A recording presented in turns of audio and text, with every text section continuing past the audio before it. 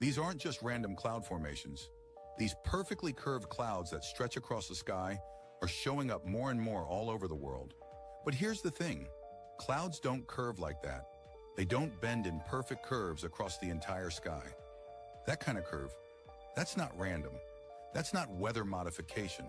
That's the shape of something huge. These are the atmospheric edges of nearby planets, massive bodies from our binary twin solar system that are passing extremely close to Earth. You're literally seeing the outline of their skies. Most people are still being told it's just clouds or geoengineering, but these formations go beyond that. This isn't just a strange cloud. It's the sky of another world overlapping with ours. Here's what's really happening.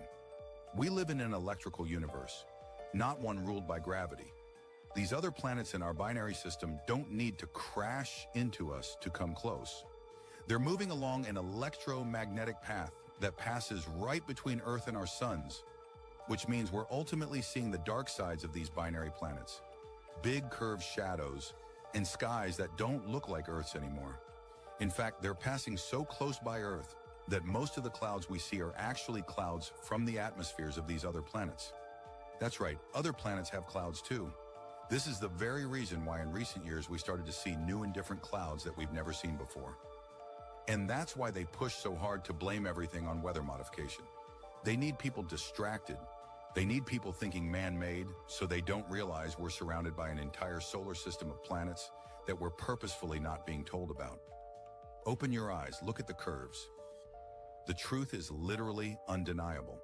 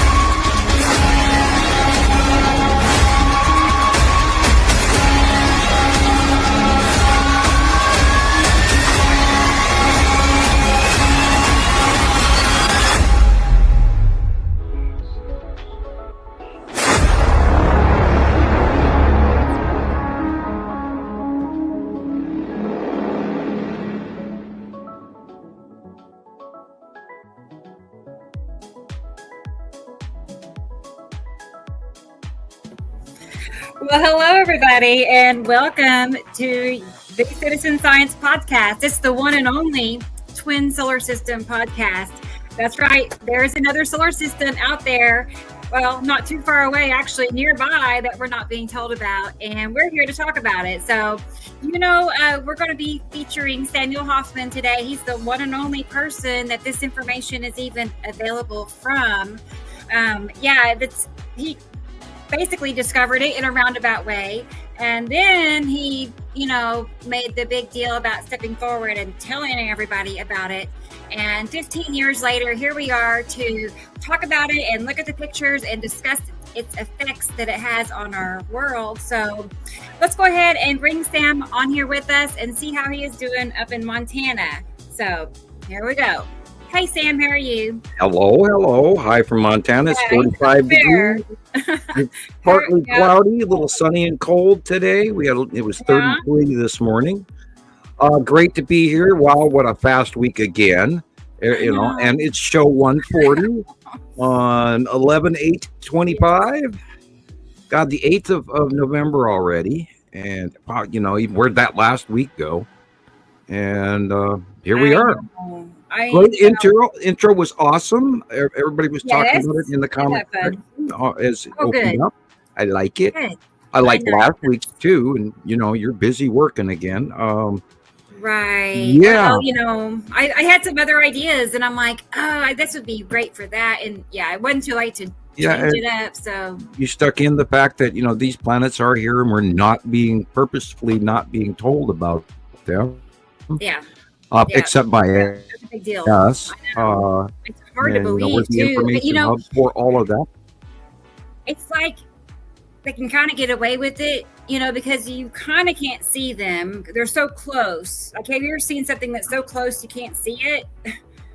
That's what it is, Yeah, they've reduced the amount of sea trails that were needed to cover this up, and lots of stuff to talk about. I noticed everybody was already mentioning 3-Eye Atlas, and we can discuss that in some further detail. Cool. There's no new information coming in yet, but we can rehash over what we do know. Yeah. Well, I was gonna say I haven't heard anything new either, so I guess that's why. Well, the Brian Cox video was most recent, and he actually goes into depth and teaches everybody at a real general level, both not too low, not too high. And so it was right in the middle, and it was a good. I hope you watched that video. I did send it to you. And toward the end, he actually, I bet you didn't. I bet I didn't. Wait, no, I did. Yeah, well. That was last week. Last week I sent it to you. I did not recognize that person, but I do remember watching a video of a man speaking about it. Yes, right. He is a formidable. I think he's an astrophysicist or a theoretical physicist. I'm not sure which. Yeah, but I think it's astrophysics. And I've watched his material over the years, and he seems pretty level-headed and calm, and he's not pulling a Tyson crap that we know. Neil deGrasse Tyson is just so full of shit. It's just amazing. And I hope he hears that he is so undercredited. I'd sooner listen to the guy from Greece. I can never remember, Giorgio something or other. I can never remember. I've tried to memorize his name, but the guy that says, I'm not going to say aliens, but it's aliens, that guy. I'd sooner believe him than I would Tyson any day of the week. And it's kind of funny because here we are. You don't have to pick any. Actually, I'm just saying you don't have to pick either one. I wouldn't. Well, I try to get multiple sources. None of the above. Yeah. Okay. Throw it all in a blender. If they're too popular and too publicized, again, that's a red flag. Yeah. In my book. Well, there's a reason why we're not being publicized. He's not selling anything. He's not a snake oil salesman, and there's no merch available on his channel or anything like that. So he's doing real science, and he's above and away from NASA and all of that. And of course, NASA's putting out nothing but garbage anymore. And they're talking about Trappist 1 and all of this here recently. And I'm going, oh God, you guys are just handing out bullshit by the truckload. And it's so, we've caught them in so many lies over the last 15 years and proven that they were lies, because that's what we do. Right. Our groups of wonderful people around the world in our coalition of sister sites, we all get together and we discuss this information. We share it amongst ourselves. When something is really cool and important, it goes like wildfire through the circle, and we're all talking about it in background and what's, and we do our homework. And I hope people realize, our 15 years under our belts is literally like we're doctorate of science here plus. Right. And I was just going to, when you said homework, I was just going to mention, multiple people actually in our groups have been, well, one of them went ahead and made their own comparison, like they matched it up with the picture and did it like I would do it practically, so I'm like, okay. And then two others I saw yesterday, I mean, they come out and just said, this is this. They had your picture by it. And I'm like, yes. I mean, so yes, people are really learning and doing their homework. Well, I was saying that they're doing that all along, just because you create the content. That doesn't mean that they can't as well. Although your job is secure. I was happy to see that you put Carol Ann in the last part of the startup there. Isn't that cool? She's our secretary. She's one of the hardest working members I know of. I mean, she's in there. She's working all the sites and playing hall monitor and secretary. And kudos to Carol Ann. And I don't think we give her enough credit. So it was nice to see her in that. Thank you, Carol Ann. Probably not. Right. She's. Here she is.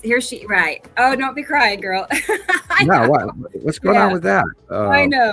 No, we've had a rough week. A lot of people have been really, really suffering from. My daughters have all had headaches all last week, and myself included. I'm still waiting to get over what I had last week, and I'm still congested, and I had sinus headaches and all that crap. And Nova came out and says, I bet you that anything there's sort of like a fall pollen season. And I went, you're probably right. Because it's worse than the spring pollen thing we had. And she got up and was blowing her nose for 5 minutes. I was like, careful, don't get a bloody nose from how many times you're blowing your nose. Yes. But and it's of course dry in our house now that the heater's running. And looking forward to paying that heating bill. It's going to go from electricity to gas. The bills are going to switch. But my electric bill from last month was still really high. Everything's going up in price. I mean, look at a can of coffee and. Look at the size of, a toilet paper roll and $10 for hamburger. Speaking of which, it is after Halloween now, and I do have to mention early, at the beginning of the show, we're putting up a collection. Every year we gather funds for the Hofman children for my daughter's Christmas, because we don't get a lot of money here. And now that our government benefits have been put on hold permanently, we're going to be even tighter for Thanksgiving and Christmas. So please send us a small donation for the girls' Christmas fund, and we'd like to get that ahead of time because last year we didn't get it even worked out until middle January. So let's get them in early. If everybody even mails me a $5 bill or a personal check or a money order or whatever, it doesn't have to be a lot, but if a lot of people do that, then it'll add up. And I'm not talking about 12 people. I'm talking about, if we get 50 people, then cool. Then we're gonna have a better Christmas for these kids. And that that's my one drive for sure. Every year we do the one holiday donation drive every year. And all those people in the past, thank you for your donations in the past, especially this year. Now that it's going to be so much tighter for so many families, and I know that there are a lot of people don't have it, but if you can, please send a donation. Thank you. And I know there's other people in the green room, so now that I got my plug in. Yeah. Okay. Well, let's go ahead and get the show rolling here. I see our friend Gillian in Scotland. Let's go ahead and see what's going on with her and bring her on with us. And I've not seen her all week. Here she is. I know. I feel like it was the longest week, and you guys are feeling like, it's awesome. I just saw you a minute ago, right? Yeah. Well, how is Scotland? Is it hot or cold, wet or dry? It is, I do believe, something like about 11 or 12 degrees, but it is rainy. It's been rainy. And oh my God, the purple skies this week. Purple. and the Yeah. bizarre moon that looked like a figure of eight. Well, And speaking of which, yeah, I saw the full moon, which was, of course, 3 days in a row. 3 days It's full not moon. normal. And I up here on the second night of the full moon, I saw the yellow object slightly askew to the left behind the white normal moon, and they again called it a super moon. And I talked to a guy at the truck stop, and I said, "Do you have any idea why they would call it the super moon?" And he went, "No, I don't." I went, "Oh, because there's an object behind the moon for the last 8 years, and it makes a very large moon bigger than normal." It's And if just you're big. It was like you know, bizarre. And how If you- often does that happen? How often does that happen? I'm curious. well, it's every full moon for literally the last 5, 6, 7, 8 years now. I'll Okay. step out on my porch and I'll look up and I see the yellow object behind the white moon, plain as day. I don't know why you guys don't see it at lower altitudes, but I see it plain as day up here. I've gone to the truck stop in the middle of the night and talked to the guy, mopping the floors at night, and he's stepped out to have a cigarette. And I said, "Do you see that yellow band?" And he's going, "Yeah." And he says, "But it's not dead center symmetrical." I said, "No, it's not, because it's an object that is slightly askew to the left, and it's behind our big white moon." Now, we're still trying to figure out what that is, because it doesn't fit into the schematic of the planets. But I have a tendency to believe that it might actually be the Norway spiral orb, or what we refer to as the Empire orb. That'd be the perfect place to hide, right behind the moon. Just park it back there. Nobody will see it. And yeah, it's a super moon. But then I can't prove that. So, I sort of avoid trying to, say that's what it is. But anyway, I know there's other people in the green room, so I'll shut up. Yeah, we'll keep. Oh, you're good. You're good. Morning stuff. Okay. Well, let's go ahead. I'm drinking coffee, so you're in trouble. Yeah. I see our friend Sharon, our newest member to our panel. So let's go ahead and bring Sharon on here and see how Australia is. So, morning from Australia. Good morning. G'day. G'day, mate.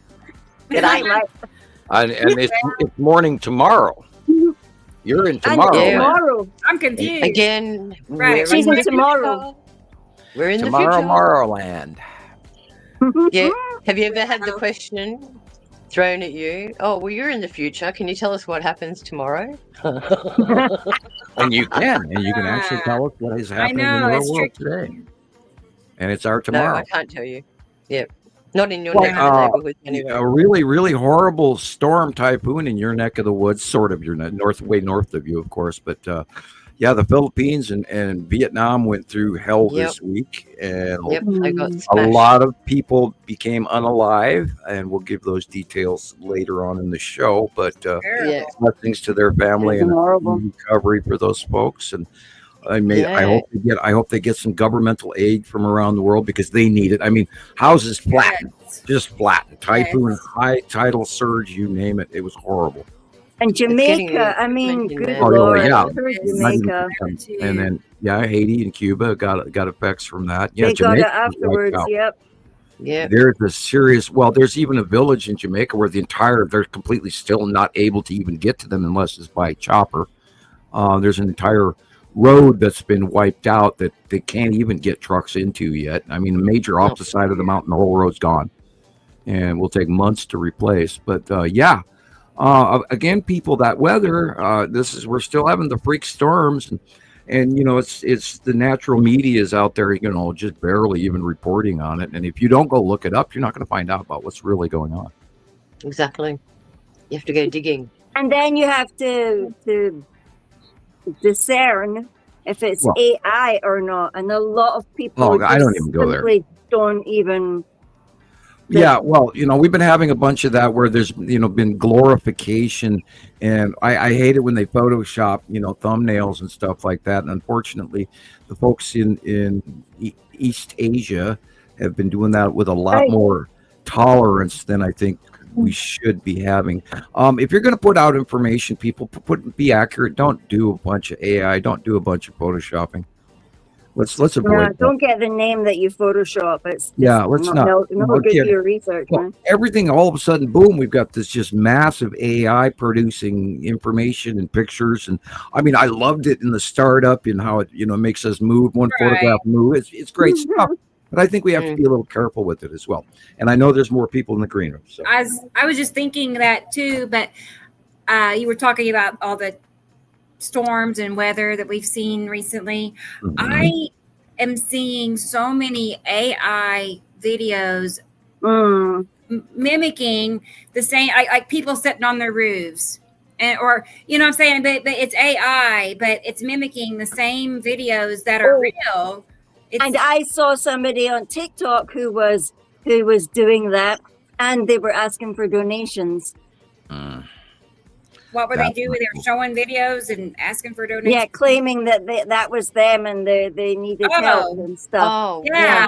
Wow. See, yeah, I know. That just gives it such a it's negative difficult, spin. isn't it? I mean, because a normal heartfelt person will look at that and go, "Oh my God, the poor soul here, have dinner or whatever." Yeah. Well, and just think, if like 100 people did that. Well, you know what happens to cheaters. Comeuppance always comes. So I don't recommend anyone cheating the system. Rebecca and I were talking about. Rebecca and I were talking about some of the things that some people are, some of the famous people out there are doing and trying to sell merch and all of that. And we refer to it as the piranha pool. You start screwing around above the piranha pool, you're going to splash in and they're going to keep you alive. So if you're out there and you're thinking about doing it, don't do it. Credible science is one thing, but if and I was thinking about this, the other day when I'm watching old videos on YouTube, the old 1939 spy thrillers or noir films, and there's people making an income off of that, but they're actually going through the effort to find these old films and put them and post them. That's worth clicking on. But if you're clickbait and you're trying to ask for money and you're just doing nothing, you're gonna karma will come and bite your ass. Anyway, I'll shut up now, and I know Jesus. Sorry, I went Yeah, I know. Well, let's karma gonna get you. Speaking of, I'm gonna get you, let's man. go ahead and bring him on here with us and see how. Is that Hey there, Jesus. Hi guys. How are you? Hi. I was like, if they take any longer, we're gonna run out of snacks back here. Yeah, sorry, man. Did I send you any of the prawn cocktails? It's very bright, DJ. Well, I'm starting with coffee, and then I was moving on to the M&Ms next. Yeah, I blame the coffee. Don't eat all my M&Ms. You know I like the M&Ms. I always blame the coffee, of course. I always blame the coffee. But how's everybody doing? How's the weather? I'm well. I was going to say, it's been a great picture day the last 2 days here for me. What about you? 2 days. I had a great week, and then yesterday and today just kind of died out. There's nothing else. Okay. I saw. I'm going to make a reel. Oh my word, I slipped it up.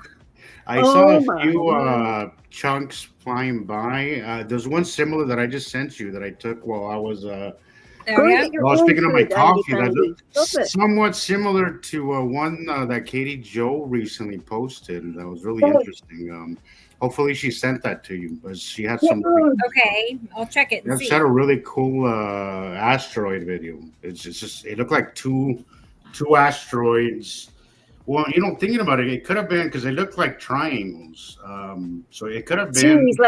It could have been. When are these things not like? I hope she sent it to you because it was really cool stuff. I don't know if she's with us today, but it was really cool stuff. So, but I had a cool sighting recently that I do want to speak about because.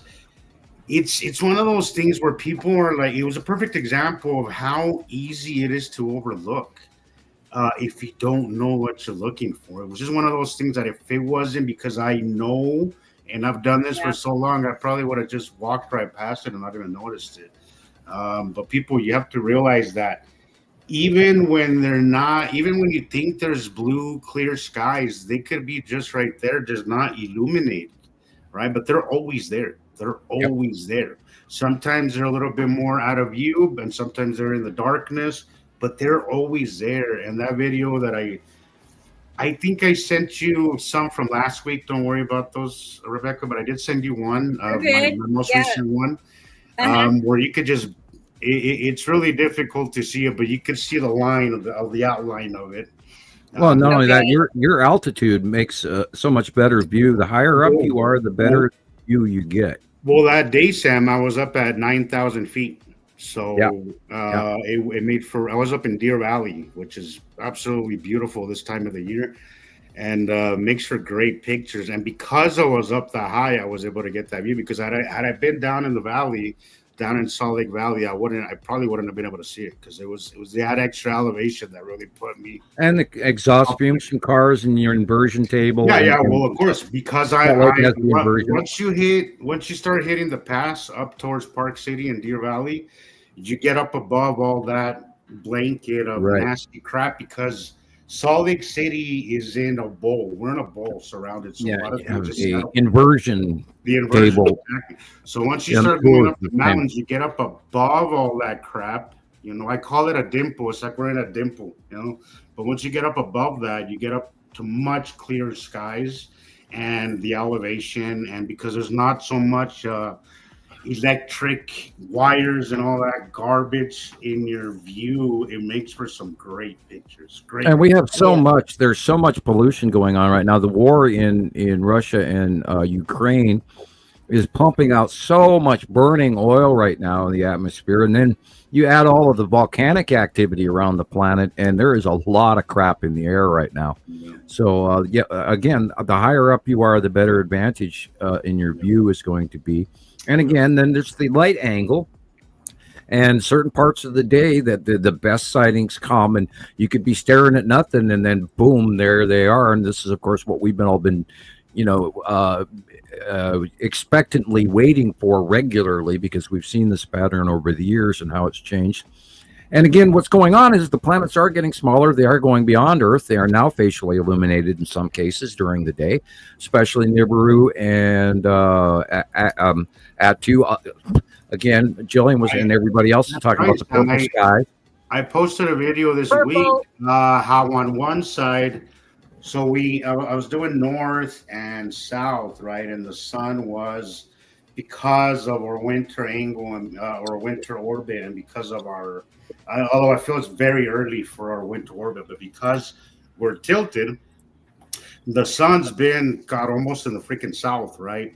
Yeah. So there was so Uri, was it left side of the sun? Yeah, Uri cutting off the sun, but you could see the difference, because you could see Atu's moon on this other side that was fully illuminated. Right, but on the opposite side, you could just see the crescent illumination, because this other side, it was past Earth, it was past the sun. And I was trying to it was on my live that I did last week on YouTube. I was trying to explain to people, this one over here is fully illuminated because it's past the sun, right? So past Earth, so we can see it rather than see the facial illumination. But the one behind me, you could only see darkness and then a small crescent illumination. The side illumination. Cool video. It was a really cool video. I still hope you guys went in. I can't wait to see it. I did post it on my Facebook as well. I had to do like a screen record because you can't just download it and post it somewhere else, you know. So on Friday afternoon here, around 2:00 in the afternoon, coming up in the southeast, we had Uri, and you could see its stripes. There was no other cloud in the sky, completely blue. And no sooner did it come up to a certain angle, they started bringing out the sky scribblers. Yep. So it was very visible here Friday. on Friday. But you can always tell, Sharon, and I'm glad that you brought it up last week, how they do fly underneath everything. They always fly. You can always see that distance between the scribbling and everything else way above it, you know. Yep. And when you see them, these are 747s, guys. These are basically cruising altitude at the top of our atmosphere. Maybe a little bit of cirrus clouds, a little bit above that, but nothing on this scale. You know, you're not supposed to see a whole atmosphere of clouds and stuff up there above that cruising altitude. And I tried to explain that to my dad the other day. What's the difference between a contrail and a chemtrail? And he said to me, oh, well, they're all contrails because they're all ice crystals coming off the wings due to shear. And I went, hang on a minute. You can see that plane up there. That one is a contrail because it goes across the sky and then in a few minutes it disappears. A chemtrail. Now look at that plane. It started its trail over there. It's now over there. It had a shooting cloud coming out of it, and now that cloud has widened and spread. Don't tell me that that's not chemicals that they're trying to block something out with. Salts and metals. Well, I mean, and also, Sharon, like, I can tell just by looking at a plane. Like, again, I live about 8 miles away from the airport, so they fly right above me. There's just something about the scribblers that just, they feel like either they're flying in, sometimes you see them flying straight up, like literally straight up, like what are they doing? You know, like that's not a normal flight pattern, right? And there's just something about it that you could just sense that they're not your average plane, that they're up to something different. Their flight pattern, the vibe, I don't know what you want to call it, but I could always tell a normal airplane from one of them.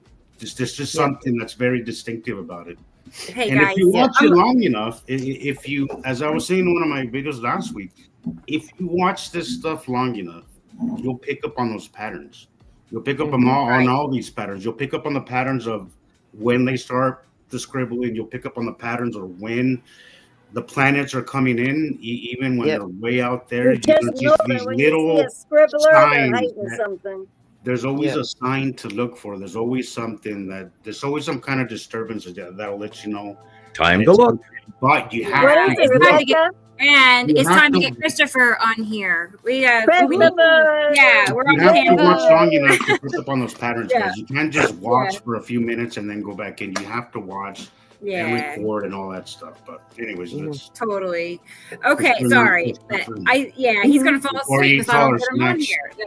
Where is he? Is he sleeping in the green room? He's getting tired. No, let's go ahead and bring Chris on here with us and see how Vegas is. There he is. Wake up, Chris. How's everyone doing? Sleeping in the green room, what's up? Yeah. How is Vegas? It's great. Sleeping on the M&Ms. It's like in the low 70s. It's perfect outside. Wow, I'm so glad summer's over. Man, yay! You survived 2025. Yeah, definitely. Yeah. You got through it, man. Well, nice. Las Vegas, the city of the $20 cheeseburger. Right? Yeah, it's gotten nuts here. You know, apparently people are complaining about. I guess there's a new hotel on the Strip, right? And it was getting built during the recession in 2008, and it just sat there for like 10 years, and they finally opened it. Is it the Fountain Blue? Yeah. Mm-hmm. That's it. And so they just opened it, and I guess like there was a news article saying that these people ordered a cup of coffee and a bottle of water. It was $69 or something like that. Well, remember back in the day, I remember Vegas was known for $5 lobster. Right? Yeah, you gotta like you gotta go into like the local areas for that kind of thing. Gordon Ramsay charges you $44.95 for a hamburger and fries. I had one of his burgers when I was there, and they're not worth $40. Like, they are good. I'm not gonna say they're not. They are good. Oh, the only difference, even the ketchup was exceptionally good. Even the the difference with Gordon Ramsay, he cooks his hamburgers with butter. I think I ended up paying like $47 for it. It wasn't worth $47. And from what I understand, he recently just increased the prices because where's he buying butter from? France? No, right, Sharon? It's like what is in that burger for $45? Mm-hmm. Did you put a magic spell on it? Like, am I going to win the lottery tomorrow with this burger? If I eat it? Does the waitress come with it, or what's going on here? You know? That Japanese beef is really, really, really expensive, and I think a lot of people And let me tell you, Sam, again, I've tried it. I have too. I go eat out with my friend once a week, and she ordered it one time, and I'm like, this was good, but it's not $120 for like 5 ounces. Good. It was insane. It was insanity. I didn't even. They bring it to you I'll on take this hot rock, and it's nice. It's thin, so you just put it on the rock and you cook it. But I was like, it's more show. You know, the showmanship was, I guess you could call it. It was great. It was a great work of art. But Isn't that why you $120 go? for 4 So ounces you can have an experience? is bananas. Right. Yeah, I guess. You know, I could have an experience for free, you know, on a Totally. post so a much better experience for free. I don't know. When was the last time you guys actually ate something and you were just like, this is the best thing I've ever had in my life? When I was camping. Yeah, see? When I was out in the mountains camping and above and away from all the car exhaust fumes, and you go up in the mountains and you're not breathing all that crap for, you know, a day or two, and you eat a bowl of chili, and it's the best bowl of chili you ever ate, or the best hot dog you ever had, because you're not breathing car fumes and you can actually taste food. Exactly. Yep. It's I wild. don't recall that. I stopped eating bread and tortillas. I'm Mexican, so giving up tortillas for me was not easy, but every now and again I'll have a sandwich, a chicken sandwich. But I did give up bread, and it's one of the best things that I could have done for my health. Like, I feel so much better. Bread just kind of, and you know, somebody told me that if you deli bread is much better, like than the store-bought crap that they give you. Go to the deli. If you're gonna buy bread, must be bread, just go to the deli that's freshly baked, right? Then the stuff that's bagged up, because no preservatives on the shelf crap. Frozen food. Are you talking about a supermarket or an actual baker? Yeah. Well, yeah, of course. Right. You know, somebody, Sharon. Because just go to like a local baker. Go to a local baker. The secret from working in a supermarket is all of their baked products come in frozen the night before. I should know. I used to work the freezer. Go to your local. Go to your local meat guy. Go to your local bread guy. I know it is a little more expensive, guys. I know, but you know, first of all, the food's gonna last you longer. It's more filling. It's more nourishing. You know, like how often do you go get a loaf of bread and it feels like you could eat the whole thing before you feel full? You know. Oh my God! Yeah, I love that bread at the fresh bakery. And here we are. Getting digestion though. Yeah, the quality. I'm blessed to have one just down the road, and you can tell the difference. They don't have any of the preservatives or fillers. Yeah. And you can tell just in the texture. And and also it goes bad faster. Like, this is why I like to buy my meat at a Mexican market. They usually tell you either freeze it within a day or two, because it will go bad, because it doesn't have all the preservatives. And I'm like, that's where I like to buy my meat, because if it doesn't go bad, something's wrong with it. Okay. You know? We are way off topic, by the way. We are a little. Yeah, let's get back on track. You look really good right now. You look good.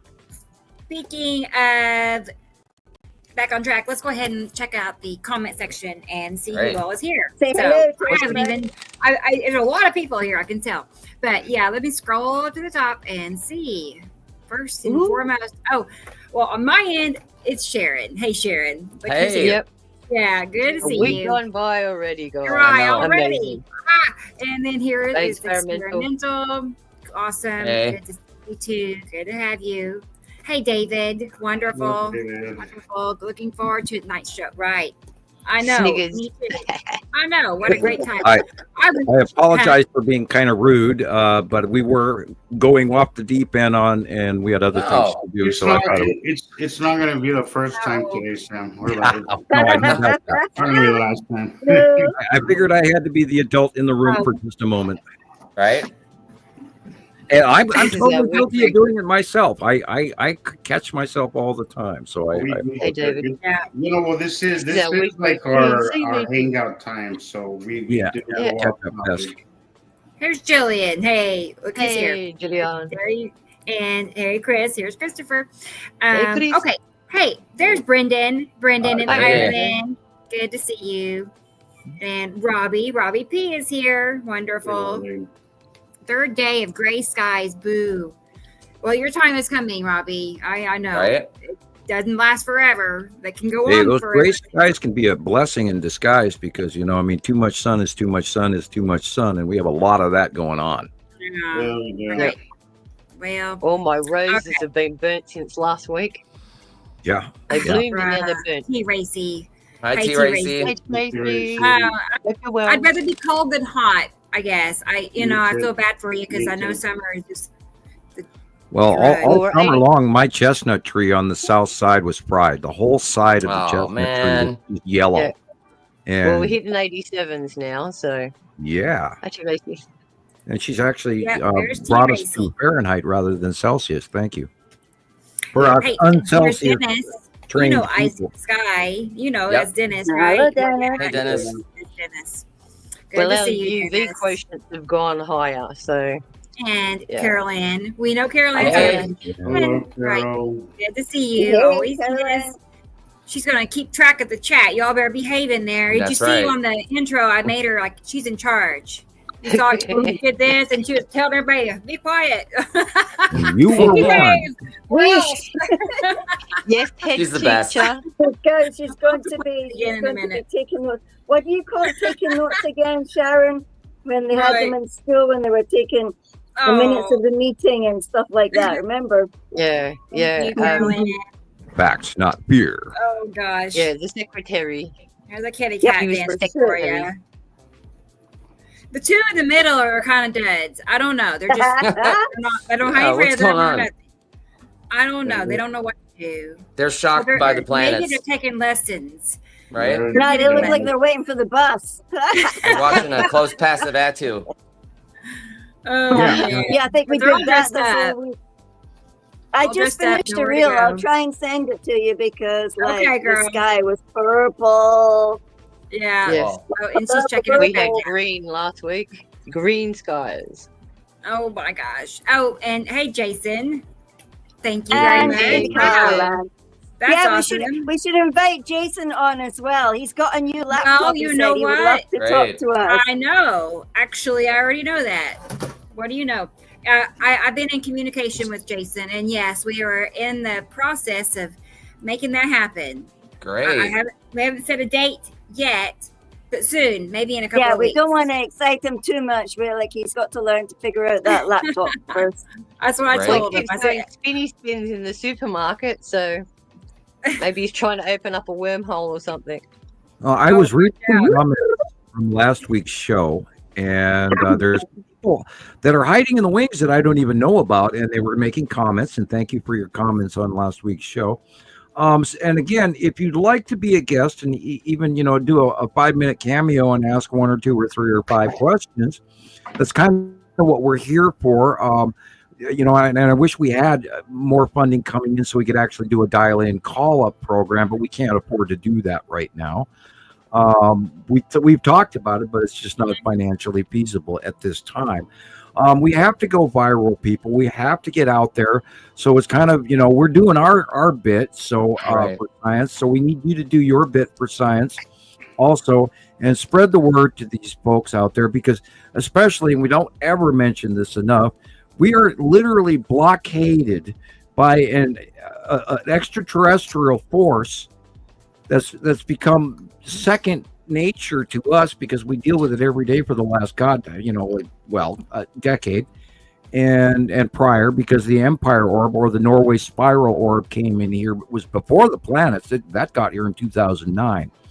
And then we keep talking about 3i Atlas and its effect, and when we know without a doubt that this is definitely a spacecraft and it has already terraformed Mars without a doubt. We've looked into the science across the board, and it all points that there's no argument, and mankind hopefully will get that cold fish in the face and slap and wake the heck up and go, okay, this is reality, and not hand us some bullshit story like we know they're going to. But everybody, there is extraterrestrials parked outside Earth. We see them every day. Get out. Our science needs to get out. We see the planets, we see the asteroids every day. It's proven. This is a fact. This is real. And for those of you out there wearing headphones, I didn't just scream in your ear. intonation, effort. I'm sorry. I'm infuriated because of the time factor and how important this is. Yeah. And how long we've been screaming the same message. People, ET is parked right outside our front door. We're in a space embargo. They're collecting commodities off of Earth, whether we like it or not. Anyway, go ahead, guys. Yeah. This week has been wild for the long box cube. The cubes were out this week, and your video pictures came in from all over the world. It was awesome. If you remember last week, I mentioned the number of supersonic jets going past. Okay. They are constant. They are at least 2 or 3 times a day now. Wow. So what are they carrying if they're going to major international airport? And there's been a serious interruption in the number of flights because of the government shutdown up here. They've cut a whole bunch of flights, and so that's going to really, and right before the holiday season, which is the most used period of the year. It's political smackdown, but anyway, yeah. So there's less air traffic, and if there's even more air traffic, what else might be up?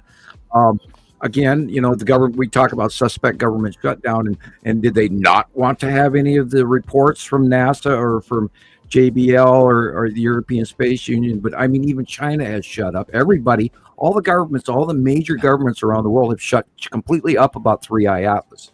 And it is absolutely, without a doubt, not fitting any of the space criteria that we know of.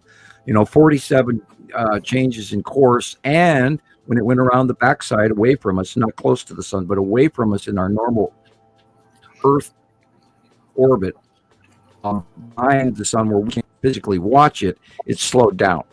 So we're, desperately waiting for the December 19th reemergence to see what it does. And again, you're going to see a ton of information about that when it starts again.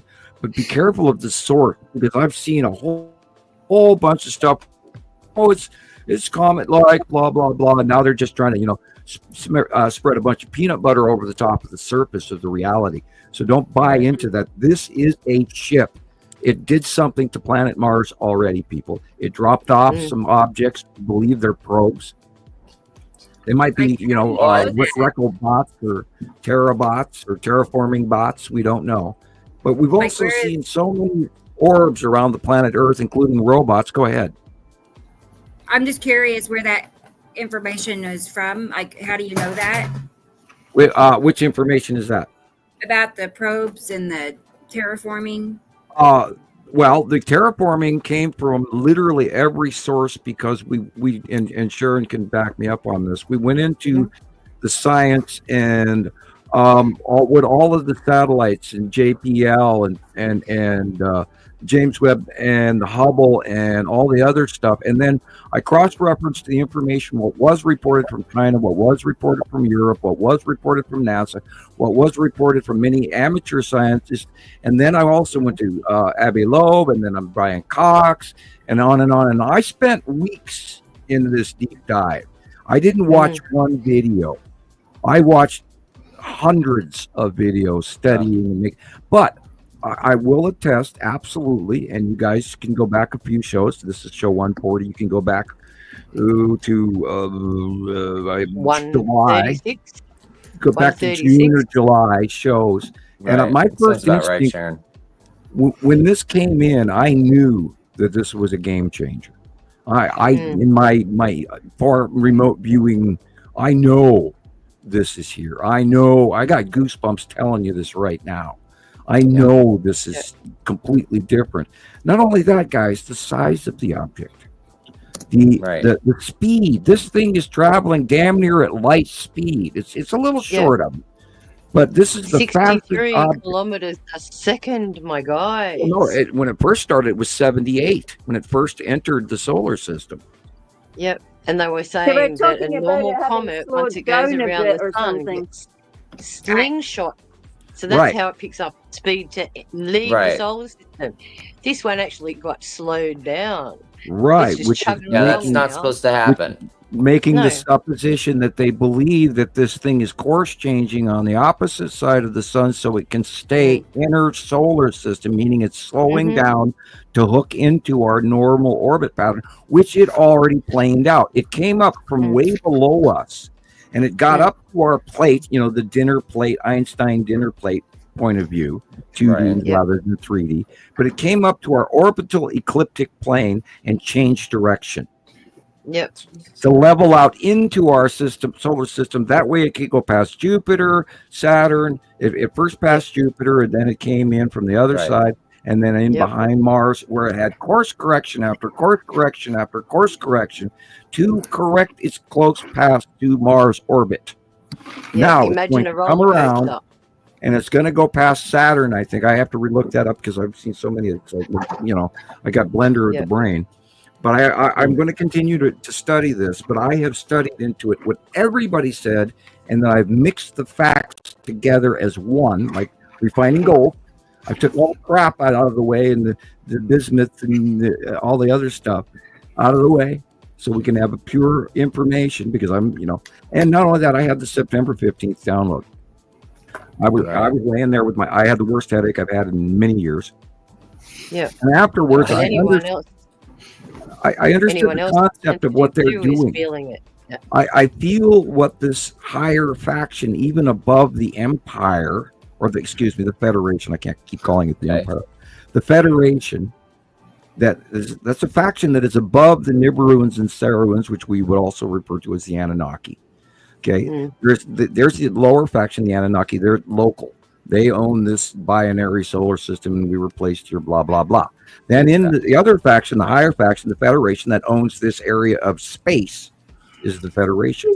Well, then on top of it, this third faction, which has been these extragalactic pass-throughs, these things coming from outside of our solar system, which we know this one, that 3i Atlas, is a machine. Now, it could be a super II or AI computer that comes in mechanically and corrects us electrically without having beings on it. But we believe, because of the information that has come through from James Webb and Hubble and all of that, where they took that there are dimensions of structuring and hollow inside to 3i Atlas. It's hollow inside.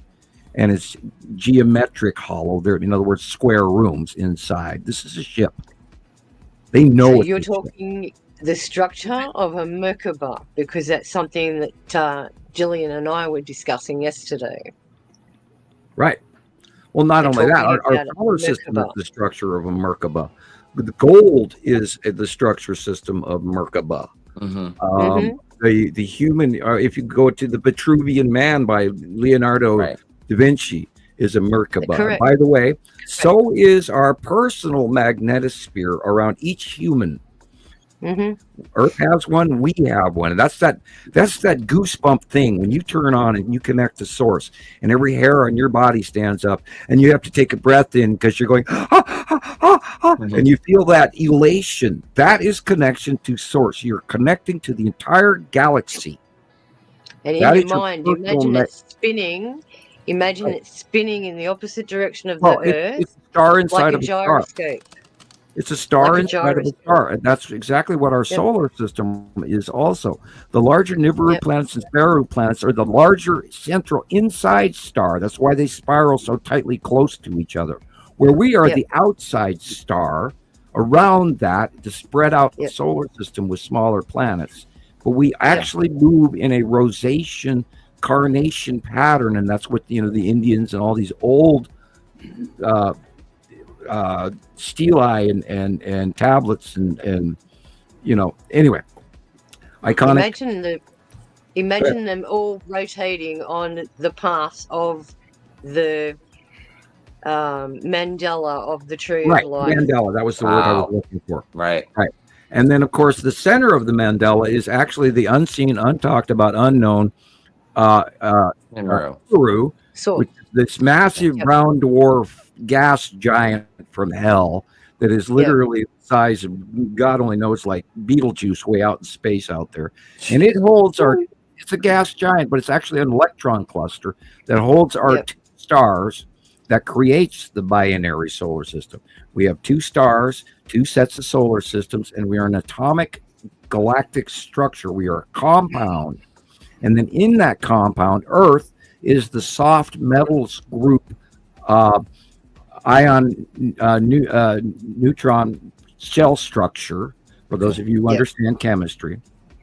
Our third ring, we are creating soft metals, lead, gold, silver, uranium, and all of that. Uranium, of course, at the other end of the decorative spectrum. And the salt products and salt, just the other end of the spectrum. The composition of our own core, yes. And it's we are forward and out. We're in that Goldilocks special place where our planet produces this metal. And that's why we are here to feed the citizens of the other larger half of our inner solar system, the Nibiruans and the Saruans and whoever else lives there. And dilithium crystals. Yes, Captain. Make it gaudy faster. I know that drawing the orbit is a whole mind screw of itself. But have you ever considered drawing just a compound? That way people can kind of wrap their mind around it. I mean, I think that would be. I don't mean to put you on the spot here, but I did that. I did that when I was 17. I put in the circumference and the area of sphere for every planet and the distance between planets, and I laid that all out in my paper. And it didn't meet proton neutron normal based scientific structure, because there's part of this that I don't fully get. Right. There's a connective small piece that I don't. But the trick with it is that I knew our solar system had to have more to it, and that boils all the way back to Velikovsky. It boils all the way back to all of the original Planet X information way back in the 70s. And anybody who was studying this was told directly by direct science that yes, this other thing was coming to us within 50 years. Well, that 50 years has gone by. And if you took in Velikovsky's act, and Velikovsky is hard to listen to because he's got so much Jewish religion intermixed into his science, it becomes a very boring lecture. Yep. I've had to listen to it like 5 different times just to even get through 3/4 of it. I lose interest when the religion part is too much. Right. If it's just a little bit, just for like reference or something, fine. But if it gets too religious, I just kind of lose interest. Right, and that's what happened. I already know that the information is biased. Well, Velikovsky was ostracized and pushed to the side because he did that. And he was more accurate than a whole bunch of other people throughout history, including Einstein. Remember, his book was Worlds in Collision. And if you haven't looked into that, I recommend that you do that as well. And then again, go to the Symbols of an Alien Sky, David Talbot, the Thunderbolts Project, which is phenomenal work. And they're as close to the reality. If they would only add that extra star and that extra solar system, they would have all the answers in the galaxy. But they haven't got there yet. And going back to the 3i Atlas part of it, I knew in my gut what this was all the way back in July. I knew that this was an electron coming in and causing a corrective change to our chemistry. Wow. I mean, this is big. The simplest way to explain that, Sam, would be like in a nuclear reaction chamber with uranium. What do they hit that with? Protons. And when they hit it with protons and its internal mass gets so much more. See, uranium is 235. They increase it by 3 protons in its cell structure, in its nucleus. Right. And because it's overloaded, to the ring it can't of handle it. So this is where you get the explosion that releases so much energy. Now, if you talk about radioactive decay, those protons and neutrons, every once in a while, as a radioactive particle, which is in paradox, will break down and it'll throw off a proton or a neutron, which can actually, in some cases, become an electron or become a burnout or an antimatter carbon something or other. Depending on how much energy and its location that it's coming from. It's a spark that flies free out of the containment, and that's why paradoxical degradation. This is why CERN is so interested in smashing particles together. They're trying to find the smallest particle that can release the most amount of light. Every time they fire that thing off, Big Bang happened. Every time they fire one of those colliders on this planet off, they are playing with the doorways of the building structure of our galaxy. Absolutely. Stupid for doing it. It's part of what the treaty. Now I'm going to really reach out here and say something I shouldn't. Part of the treaty going through the 60s on, and watch, they'll blank me out, was that these reactors could create an effect that would reach to other galaxies. Wow. When they send that proton at the speed of light free, and it comes back and then crashes into another one, and then they take a photograph of it. But what they're doing prior to it coming in to crash into that other proton, which is introduced into the ring, but these particles go faster than light, and that way back when they first started doing these tests, they would turn the machine on, and everything would fry, and they'd blow fuses, and then one time they blamed a rat for chewing on the cables, but that wasn't what happened. No. What happened is that particle that they sent faster than the speed of light time warped came back, or they sent it, and it shorted out their machine. Wow. Time warped. And they did not have containment of the other particles that were knocked in from another dimension. They have introduced particles from another dimension into our dimension, which brings a proton proximity likeness identification paradox. And we spoke about that when we have two particles resonating at the same, and you send one to the other end of space, they will always be in perfect harmony with each other. And they will always have a direct thread link between each other through time and space and galaxies. It's so like imagine the background on the back here. So if you can see the background here, they're the kind of links that link all the planets and everything together. Dust, even the smallest particles of dust. But because our eyesight is so limited to only this much of wavelength, we can't see all of the connections. That's why space appears black to us. What that means is on that thread link between, for example, the gamma quadrant, wherever the hell that would be, which is it's a Star Trek. Z plural alpha. So if that proton got knocked in from the gamma or the delta quadrant or whatever, and then popped into our Earth atmosphere, there's a direct thread link, and they can dial that thread link in electrically and travel from there to here instantly through a wormhole. Wow. Correct.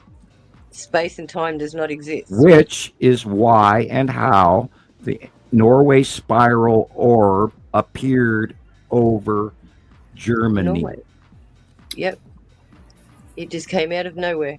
Because it had a direct link to the Hadron. And now I'm going to get killed for just saying that. No, you won't. We'll back you up. Knock on wood. Knock on wood. Yeah, okay. So I've said that. I've avoided saying that for years, but I just said it.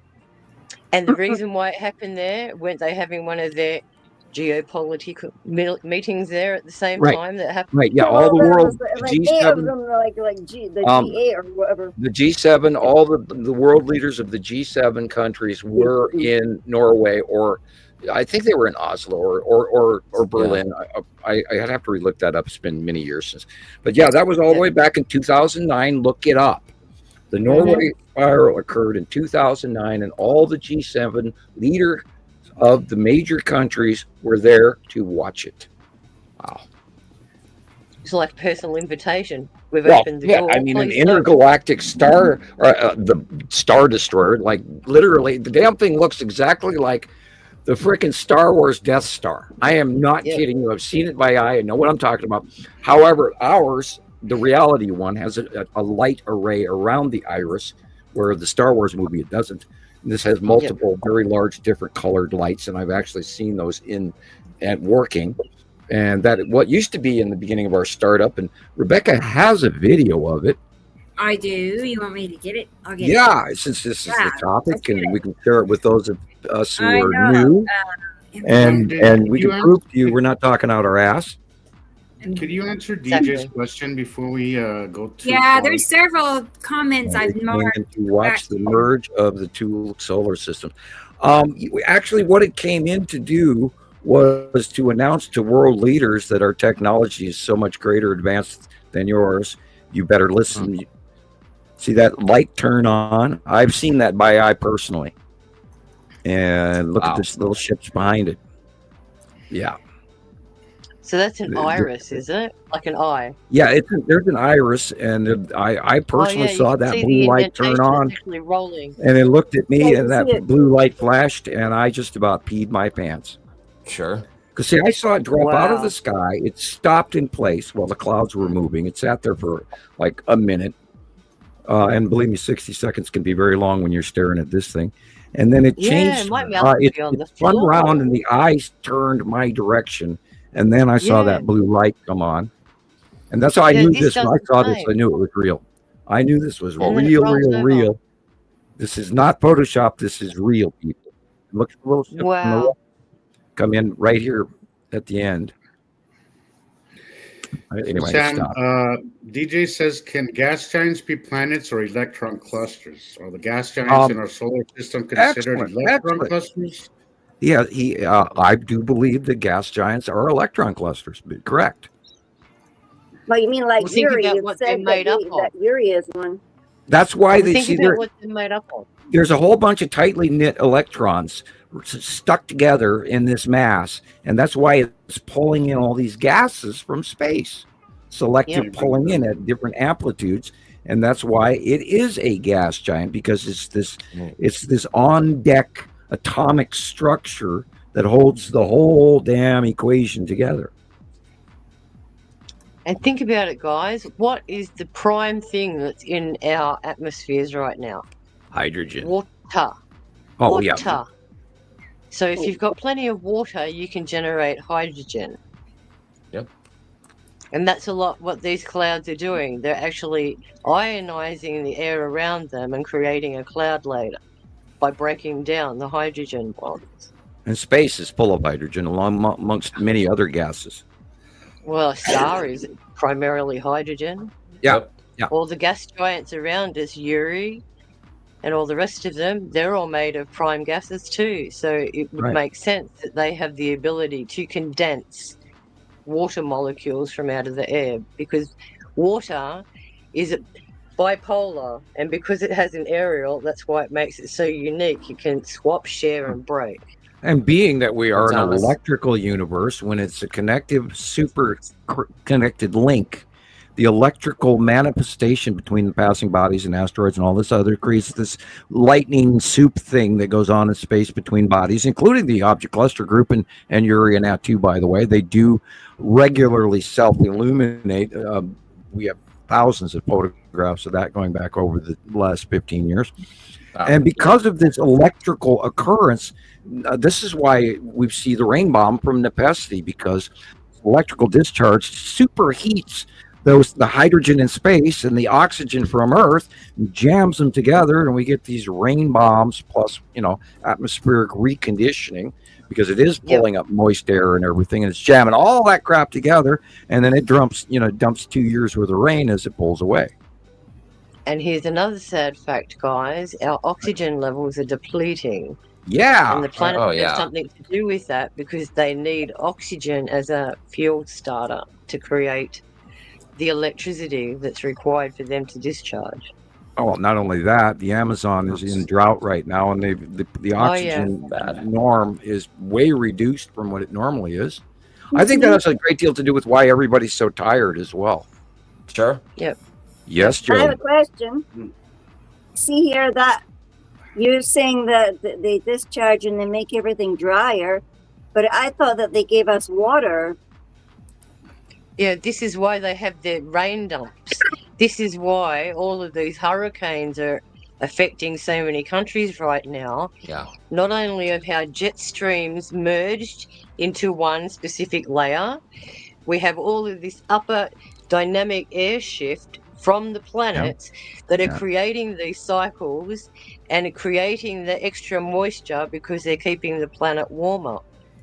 Look at the Arctic over the last couple of months. Now that we've gone had up temperatures in the 80s. Right. They're calling global warming so far at only 2 degrees, and I don't believe that. I think we're higher than that.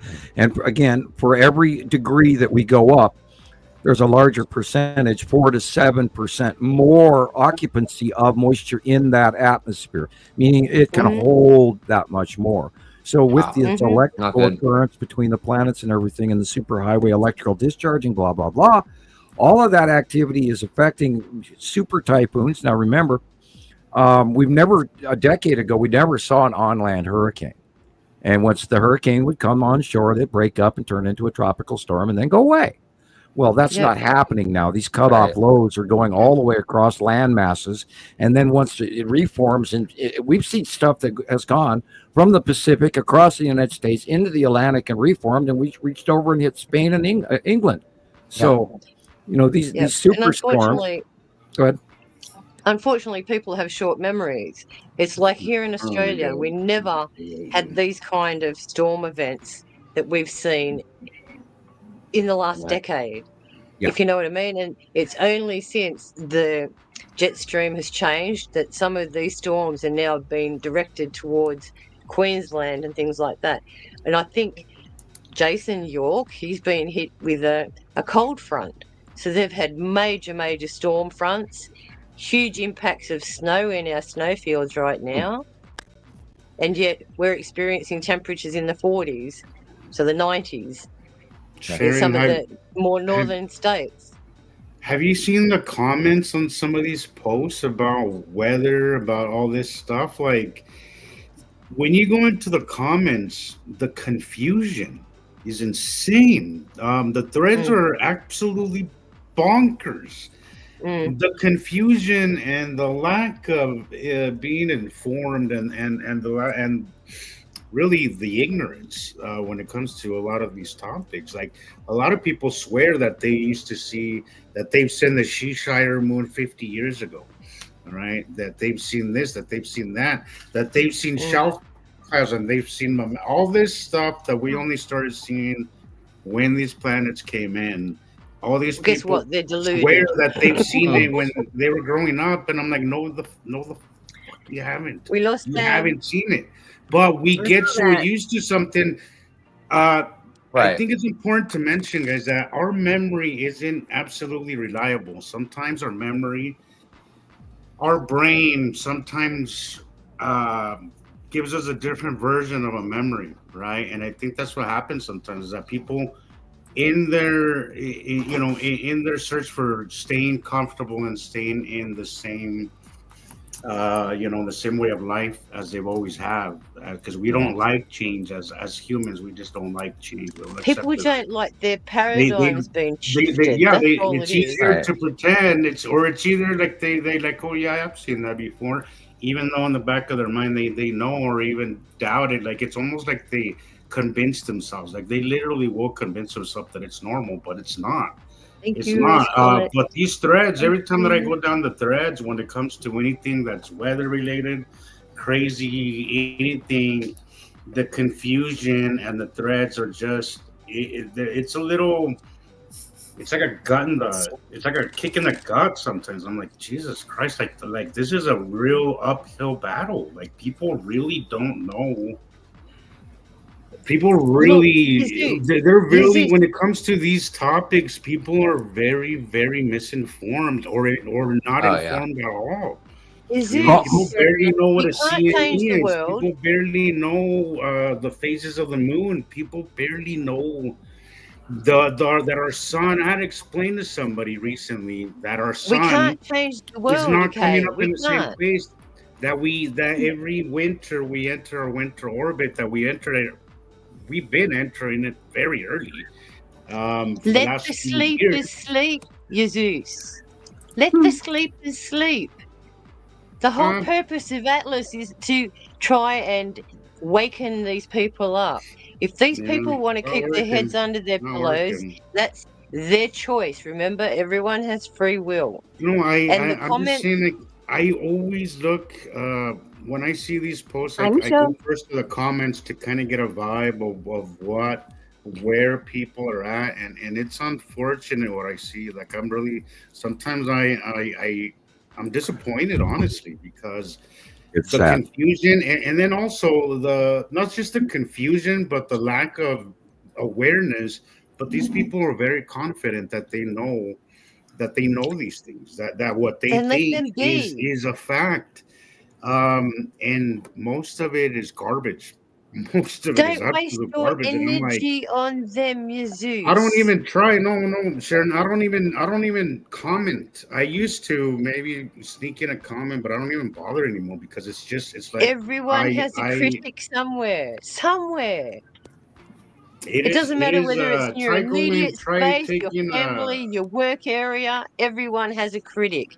You are constantly being judged. yeah. The only one that can judge you is you. My favorite statement to this day, I had a guy many years ago in Walmart. I was describing to him the rival of Nibiru and the second star.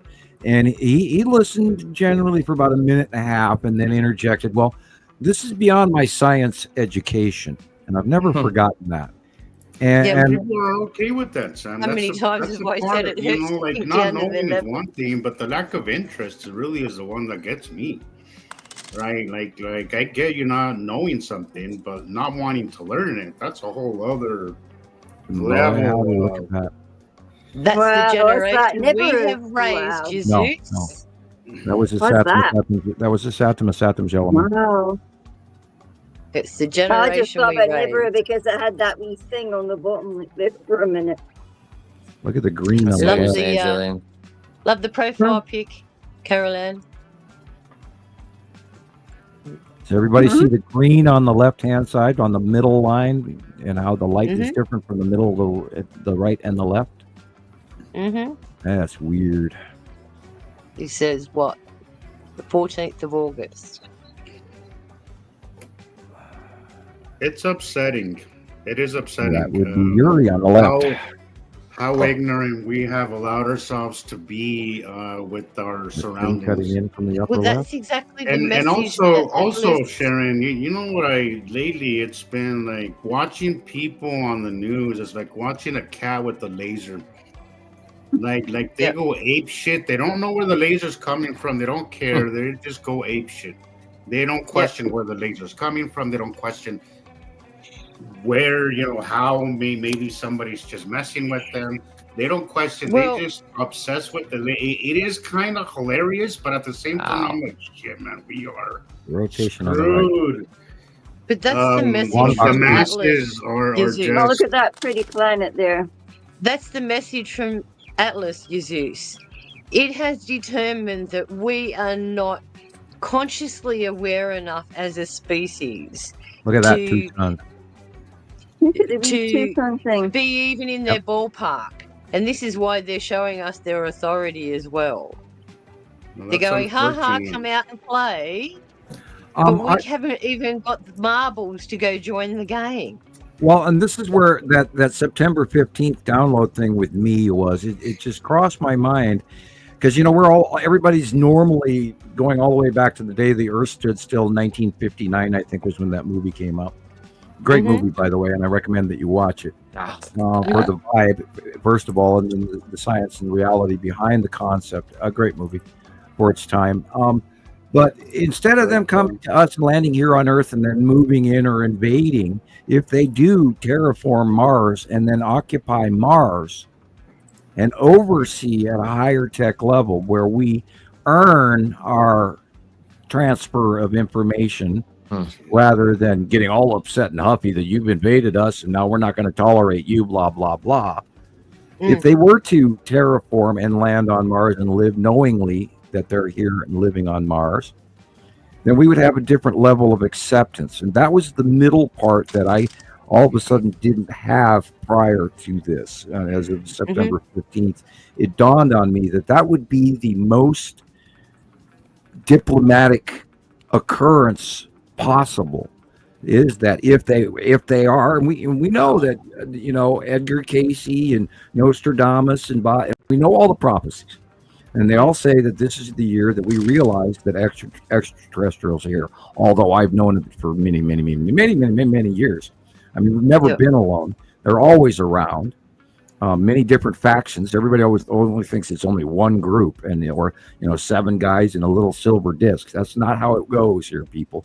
There's currently a federation of 2 major cubes and several fleets, FLEETS, fleets of ships parked above us, and they're Star Destroyers, just like in the damn Star Wars movie. I'm not kidding you. We have thousands of sightings that identify this over and over again for years. This shit is really happening. I'm sorry, Carol Ann. People, you have to wake up to this. It's far. I know it's bigger than people want to believe. My daughter even says, well, Dad, people don't want to think about that. And look at the Saturn yellow moon. And that's unfortunate. I find that very unfortunate. But she's absolutely right, son.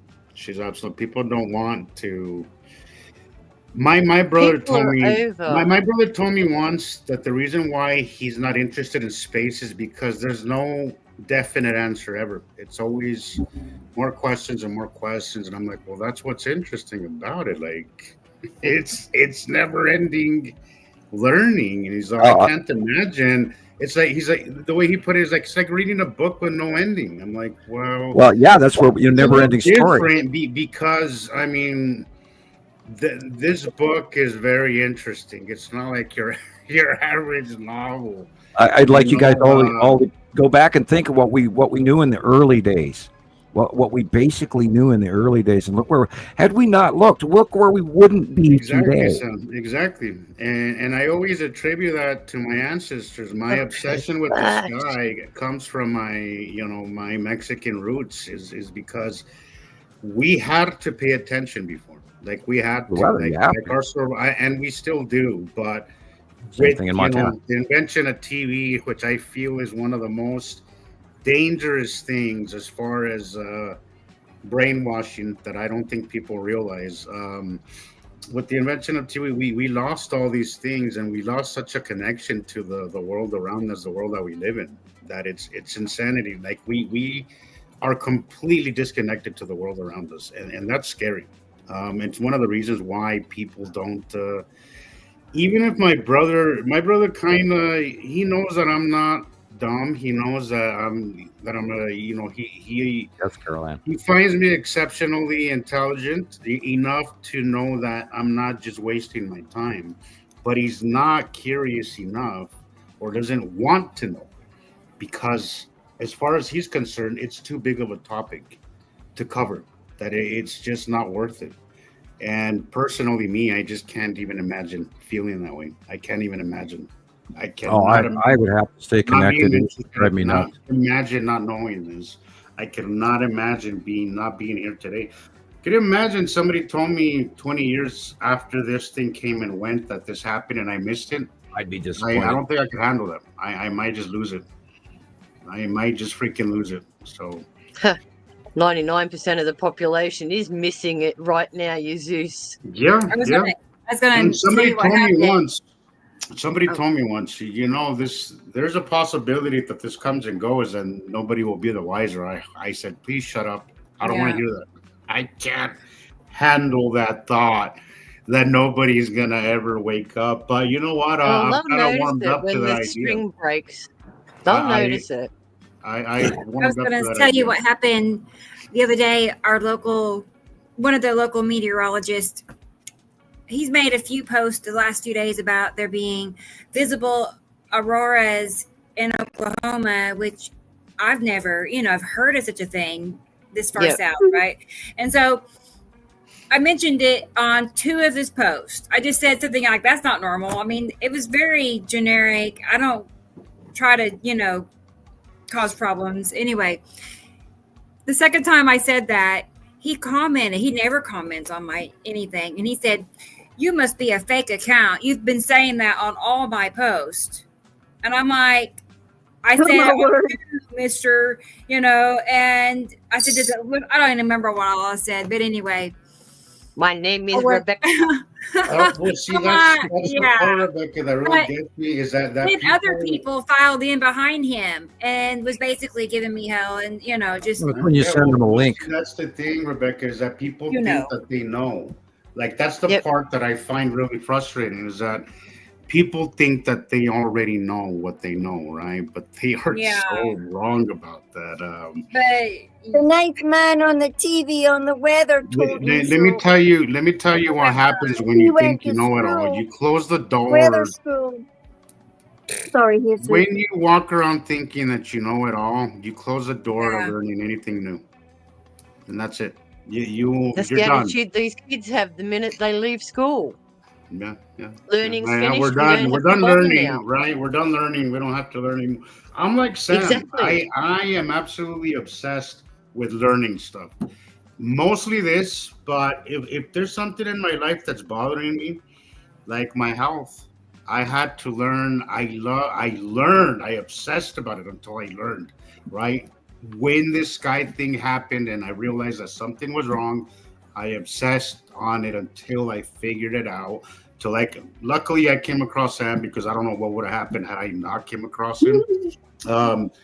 But learning is not something that you should outgrow. Learning is something that you should that should stay with you. That you should always want to learn things. Just learn the things that pique your interest. You know, it could be whatever. Just stay learning. You know, like it's not work. I love it. I love learning new stuff all the time. Yeah. Well, when was the last time you spoke to a person in the early to mid 20s and asked them, what do you hope for the future? Oh boy. What are your dreams, goals, and ambitions? And they'll tell you, we just want to be rich, and we want all of these material things, no matter how we get them. Yeah. And they actually think that's going to make them happy. But I'll tell you from personal experience, some of the most miserable people I've met are rich, and some of the happiest people I've met are as broke as I am. You know?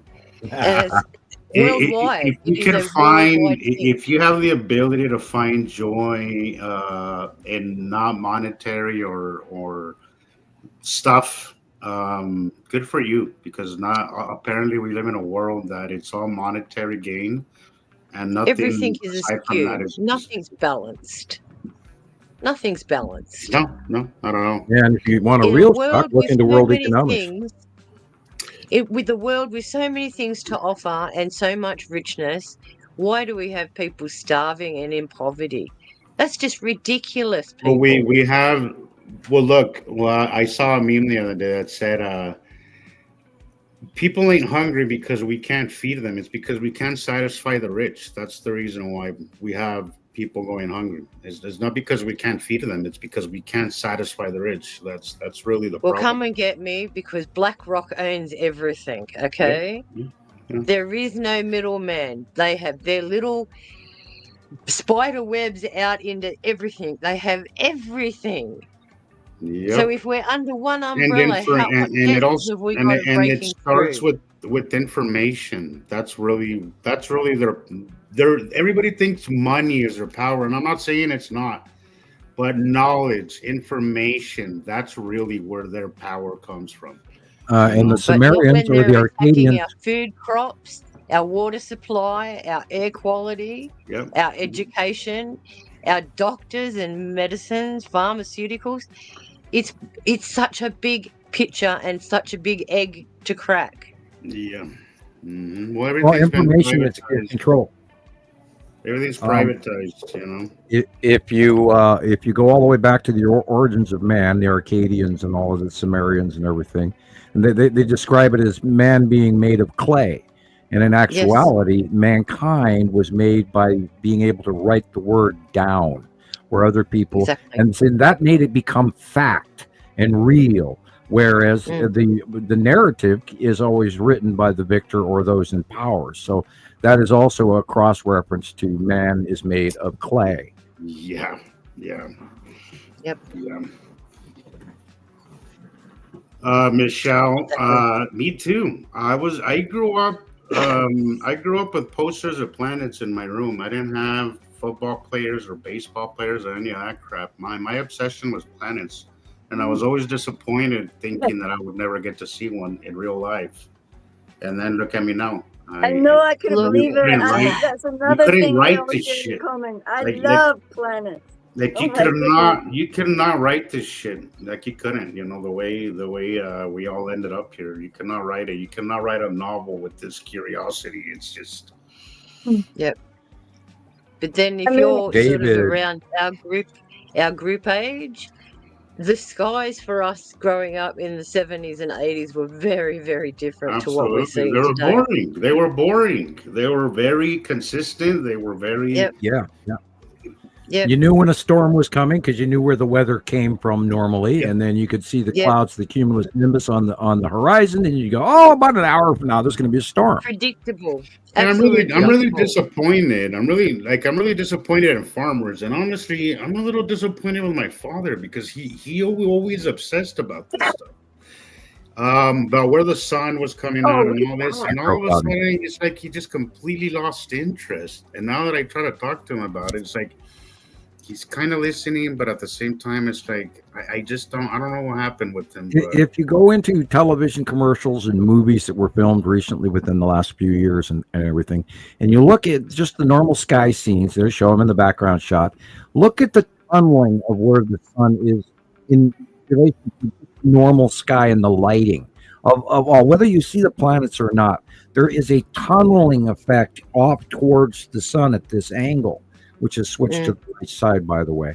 And that alone shows you that there's objects in front of us and beside us and beyond us that we're looking through this tunnel of light. This right there is the bottom of Saru. That's the open core of Saru. It's been around a lot recently, Saru. Like I've been seeing. She's right up on it. She's right up on us now, and she's going to be going overhead next. And God only knows what she's been crossing. I mean, from one horizon to the other, right over the sun. It's crazy. And that light, you have a look at the opening scene of Farscape season 1, episode 1. It was filmed in 1999, so you can actually see the first image is the sun, and they're launching the space shuttle. That's what the sun used to look like in 1999. Right. And I think Rebecca's got a screenshot of it. If she comes back, she can actually show you what the sun looked like prior to 2000. Yeah, and everybody... Most people here are going to be looking at the rainbow, which I'm everybody not literally from their 20s to their 30s thinks that this is normal skies up above them, since they've been old enough to look up and wonder if they do at all. Even and everybody's walking around with a computer in their hand, and they don't study, but yet they occupy their time. And I've noticed people aren't coming either when you're on a bike. They're like, well, everybody's so connected to that damn phone, it amazes me because I don't have one. Yeah. And as I said, I like playing bumper cushions with people in my daughter's wheelchair. Bump, bump. Yeah, walking around not looking. What do you before? Get your face out of the phone. My phone, my laptop. They use 80%, if not higher, for this stuff. I bought my laptop strictly for this show. And it's the only thing that I use it for. My phone, it's pictures, it's videos that I make. That's really, Facebook, whatever I'm posting, it's planet related. Let's just put it that way. Everything I do on my phone. That looks like a cute movie. Aside from the family stuff and that kind of stuff. More spectacular now. They're moving away from us. Yeah, well, we're underneath them now more, and they are actually getting smaller, with the exception of Saru. It's getting bigger, and then of course Saturn is going to go over the top of us all through the winter, and it's going to get huge. Well, all week since last Sunday, we've had the planets going over us. Rebecca's got probably about 100 photos from this week alone, what it's been like down here. And of course, the Longbox Cube has been starring all week in everything again. And DJ, I don't think Rodney Marks has anything to do with the binary. And if he was in Antarctica in the year 2000, you wouldn't visually be able to see them yet. So I don't think so. Well, apparently a lot of that was set up too, with all the lighting systems and all that kind of stuff, and the way they had their cameras set up, it was very, we'll say, orchestrated. So people like that, I don't take a lot of trust with. Yeah, and not only that, anything in all tech, everything, all science, everything gets vetted through the government before anything is ever released. I mean, they are scrubbed and doctored and you name it before they ever release But not only that, he claims to be in the middle of Antarctica watching the sun, right? You're not allowed to be anywhere near Antarctica right now. They've even evacuated most of the bases and things. So how can he get prime land in Antarctica to film this stuff if he isn't backed by somebody? Benzos? I just looked a few minutes ago. There's 3 jet streams going on Antarctica. I'll look right now again, so I can describe it to you. Look at that. Amazing. Antarctica. It's like guys on a raft. Okay, I take it back. There is one. Let me. Sorry. Okay, bring Australia around on the bottom of the planet. There are currently 2/3 jet streams enveloping the southern hemisphere of the planet. There was 3 at one stage. The lower there was one 3 down the bottom. Over the last 6 months, it's been 3, but it's now down to 2 big ones and a branched off one that is blending in. So that's why I go 2/3. But it is currently enveloping and going from west to east over the top of Australia, and it never used to do that. There used to be a centralized jet stream on the southern pole of the planet, but it was completely circular and it went over only the main ice sheet and the main land mass. It never extended it as far as it does now. Not only that, I will reiterate the fact that both hemispheres' weather directions in the northern hemisphere and the southern hemisphere are going the same directions. And those never happened before. The jet stream. No, it was going different ways. We've also seen, and we've also counterclockwise. We've seen that kind of depressed that like something's pushing into that ring, that stream. Like sometimes it's not even a circular thing. It feels like something's pushing into it. It's got a lot to do with the magnetics too. Right. Yeah, I was just going to say the magnetic sphere. Because as they buffer against us, they kind of make our jet stream a little wonky. There's the strong wave properties at the North Pole and the South Pole of our magnetosphere, and there's a flow. It flows out the top, it goes out and around, and then comes back in the bottom. That's the circle of the magnetosphere. There's more to it, but that's the basic nutshell. So, and then the center is the weak wave property. South, north, south. Right, and that's what keeps our inside of Earth that holds our oxygen, which is why we're alive. If we didn't have that electrical flow, but since the arrival of the second star and all the other planets included in our normal solar system, that magnetic interaction with the ions, and Rebecca was mentioning the aurora borealis, that illuminates on our poles more because we are highly more electrical than we were, and we're also in a new area of the galaxy. Basically, what we saw around 2011 with all the other planets when their poles started lighting up. That's basically what the aurora borealis that we see here. That's the same effect. Only and remember, we saw it from a distance in Saturn and all these other planets. But remember the different colors are the different elements that have been lit up. Like remember all of those ions that get highly energized, just like neons. And I will point out that on arrival in 2011, all the normal planets' axes, the angle of which they normally rotate around in our thing, all of that changed to tip toward that second star that got here. Yeah. Didn't I post something about the angles of all of the current planets and how all of the trajectories have changed? Yeah, I'll have to find including it. Earth. I can show it to you. And that's partially why our major jet stream weather changes have happened around the planet since 2018 even. We don't even have the same jet stream patterns normally that Earth used to have. We're in a whole new ballgame. The weather's not predictable anymore, Sam. Like, it's not predictable. They predicted that we were supposed to be warm all week. I had to turn the heater on last night, and we were supposed to be warm. By the way, there is going to be an Arctic blast that is going to come down the Midwest. Right now, it's currently at the edge of North Dakota, South Dakota, and Kansas and Nebraska. And that is going to come down on Sunday and Monday, and it's going to hit the country. And everybody be ready for frost. You're going to have to pull in your harvest because there's a big deep freeze coming all the way down to probably Kentucky. I don't care for the deep freeze. I hope snow comes. That's what I want this year. Winter is here I'm for you pretty guys. certain they said that the snow dumps are going to be a lot higher for you guys too. Yeah. Judging about the snow dumps in Japan, 8-9 feet tall. Right. Jeez. I hope you get some snow this year. We really need it here. We did break a 44-year rain record this year, so I'm hoping that translates into snow this year. So snow is better because it lasts longer and it takes longer to actually evaporate and sink into and actually cure. It's easier to cure a drought. And when you're a winter destination like we are, the economy here is tourism. These last few years, usually my winters, as far as my work goes, I do much better during the winter. But these last few years, it's been nothing. Like even Sundance, I think maybe that's one of the reasons why Sundance is leaving to Colorado now.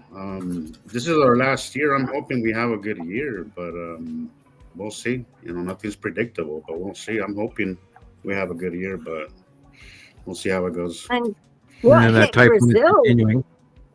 Yeah, the Philippines is still getting bombed by this typhoon. It's just to the northeast of central Philippines. And Brazil got whacked as well. 155 miles an hour winds. Yeah. Off roofs. I'll have a look at Brazil real quick. Brazil? Guys, I gotta go get my Jamaica, Philippines, Brazil. We'll be back. Parts of Mexico were flooded. Yep. I don't want to be next, geez, but they said that we might get snow. There's several cutoff lows anticyclonic at the tip of South America right now, and God, I can't even imagine trying to go around the Horn right now. I wouldn't recommend it because the jet stream's hooking straight through the passage. I don't think any ships are traveling around South America right now. I think they've cancelled all of those ships going around there at the moment because it's just been phenomenal. They had reports of cruise ships coming down the coast of Mexico getting struck by huge waves that they had to divert them all. And you're getting on a cruise ship in a couple of weeks. Yeah, in a month from now, I'll be saying hi from Caribbean. The jet stream is snaking out of the Caribbean and going down the southern face of Africa and over South Africa and Madagascar. Now that's new. Oh yeah. Yeah. South Africa was saying that they're cold. They're cold. I mean, I just got something on one of the new things that I've joined. It said you want to join about rainfall in South Africa, and they are cold again. How can they be cold again when they're meant to be warming up?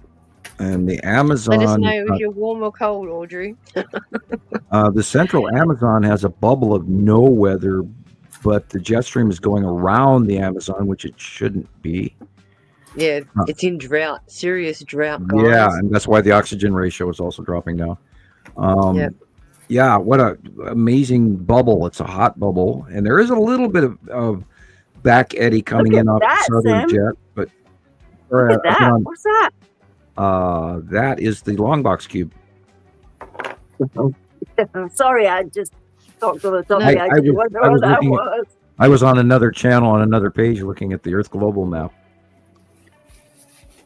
I hadn't looked at it in a couple of days. It's really. Oh, look, you can see the circle in the middle. Yep, they're all up there at the moment. Jilly Baines. That is Matim right there. Wow. Audrey says she's got rain in South Africa right now. Good. Yeah, they've got the jet stream going off, and it's coming down all the way out of the Caribbean. Excuse me. Yep. Yeah, So it's full somebody of sent moisture. me pictures of hail, like it looked like snow. You got Hail. 90-degree water in the Caribbean, and it's going all the way down the western face of Africa, and then the jet stream is crossing over the southern tip of Africa, and they're getting a lot of Caribbean moisture. So yeah, you're gonna have a lot of rain for a while, and it's continuous. It's not just a burp. It's a full pathway. It's an amazing. It's the northern half. It's all it's more equator going south, but it's amazing because I've never seen that before. Well, it sort of makes you think, if that's what the weather was like at the equator, and we've tipped even more. Right, that it's going to be means different. The equator's right. still doing this, but everybody else is trying to catch up. I wonder if we could actually talk to some deep ocean trade wind sailors, who actually use the trade winds to route their courses, because it does speed up their travel, even though they were mostly engine run now. But back then, it was always using the sails to get, the wind, the trade winds to actually push the sails. But I wonder if, wow, look at that. I wonder if there is a noticeable complete change in our trade winds from what it used to be even 20 years ago. And I'm sure it's the case because, the oceans are moving differently, and the El Nino, La Nina, all of that. Yeah. And we know that the weather patterns have changed, the ground-based air direction, everything has changed. Both hemispheres are going the same direction, which is completely not normal. I wonder if their toilet flushing has changed down in South America. Because remember, if up here in Montana, if I flush the toilet water goes one direction. And if you're in South America all the way at the tip and you flush it, or if you're flushing a toilet in Sharon's house, the water goes the other way. The Coriolis effect. Right. And their water goes. What do we see in the sky when we observe the planets?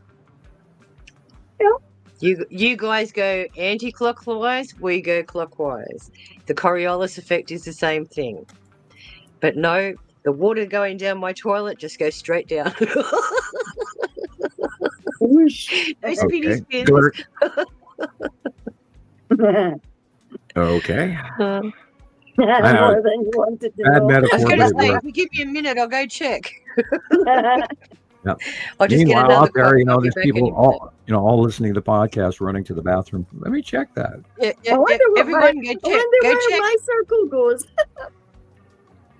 Yeah. The funny thing is, if we go back all the way back to the early science, when Montana Skywatcher first started doing this, and we go back to the early digital cameras, and you could see stuff in the sky, and then you pull the camera away and you look with your human eye, and you couldn't see anything.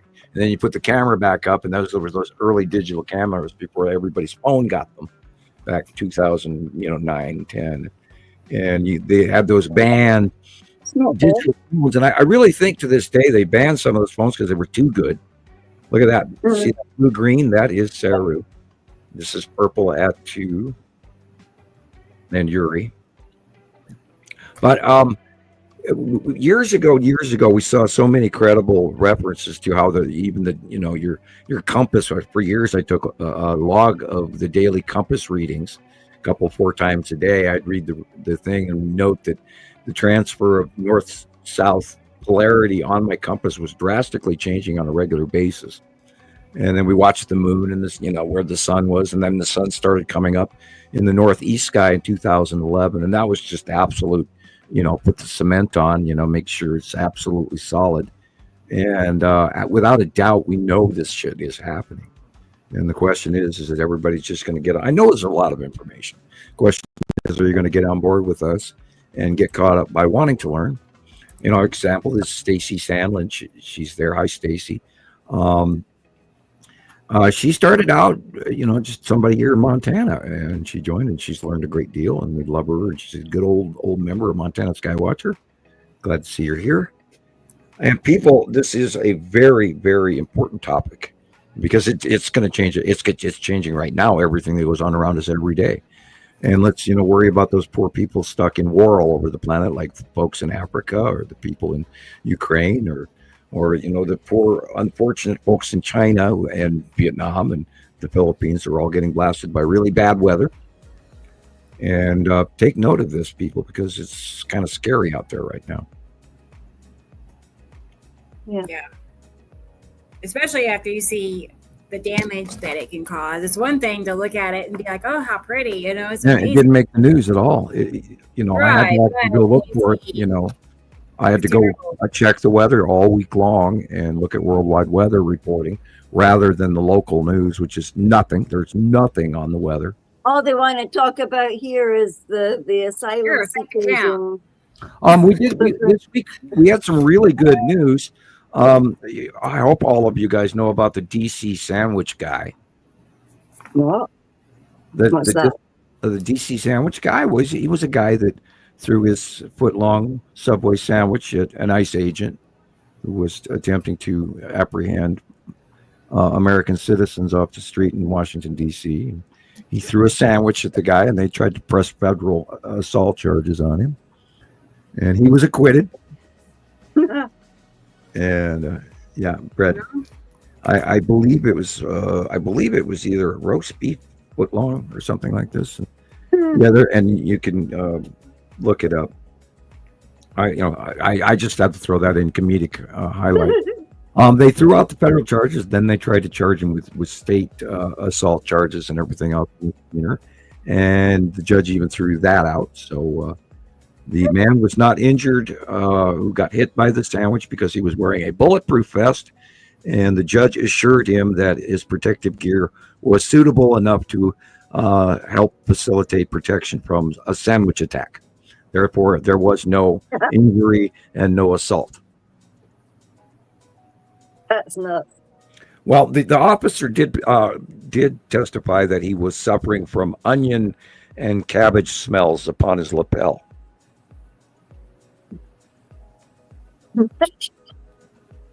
Oh, what a story! Yeah, I got a million of them, and I don't go into but I do study all the politics, and I do study economics, and I took a deep dive into Rome and a whole bunch of I don't know how many time teams I watched this week. That's archaeology, and I'm an absolute archaeology addict.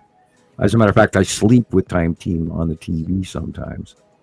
I don't know. I get comfortable and I go to sleep well, and it'll just keep playing all night. But to wake up and to turn it off. Really freaky dreams all week. We're having issues with the pine beetles here in Montana, and they're flying around in my house. How they're getting in, I don't know. They sneak in little holes everywhere, because I do have roof venting and a bathroom fan and all of that. So anyway, crazy week and freaky ass dreams. And I'm sure it's planetary. I'm sure it's 3i Atlas related. I think we're being downloaded, and everything. Our entire reality has changed, I think, since September, since July, since February, depending on how far back you want to go, to the arrival of 3i Atlas and its electrical cosmic effects. Everybody's so quiet, and Christopher's gone, and Bruce is gone, and Sharon's gone, and you guys talk well. I'm here. So I'm here. We're here. Let's play another video. That's what we do. Oh well, first of all, I gotta show everybody Mittens for a second. She's taking a little spit bath. Washing her face. I just thought that was too cute. Look at her. She's doing really good. Everything's fine, and this is about the time of day when she really comes alive. She's like, gets really playful at night. Here she goes. Better now. She actually eating now. Yeah. Is she eating now? Oh yeah. Yes. Yeah. She had 3 of those Chewies sticks last night. Like right before bedtime. Like it was her midnight snack or something. I can confirm the water is still going anti-clockwise. I tested it 3 times like a good scientist would. There you go. Yes, always 3 examples. Did you take a video? Did you get a video, teacher? No, not this Sam time. will be gutted. He wants evidence. And remember, in steps 1 through 3, you cannot have a pre-prejudice determination. You have to have straight results for every occasion. Yep. And then come to information. And stand back and watch. I'm gonna play. Sharon sent me some wonderful pictures last night So let's look at her slides. These are from, I believe she said from the 1st of November to current. So they're current. Yesterday. Yep. Right. Okay. Right. The past week. I have to look at the calendar and see where in the year am I? I don't even. Yeah, you try to figure out what day it is. It's really bad. Oh, it's really bad. Yep. What is wrong with us? What is wrong with us? All I want to do is sleep. Well, I really think that while the sun is burping a whole bunch of solar eject our direction, way more than normal, and we're turning into the solar maximum, and then of course, 3I Atlas has gone on the backside of the sun and got hit with a big blast of CME, and it's still there. Has it not melted yet? No, it's not. There are a certain amount of ice material around it, but I don't believe it's a comet for 1 second. Everybody's saying it melted. It doesn't have a tail anymore. It's getting. It never had a tail because only comets have tails.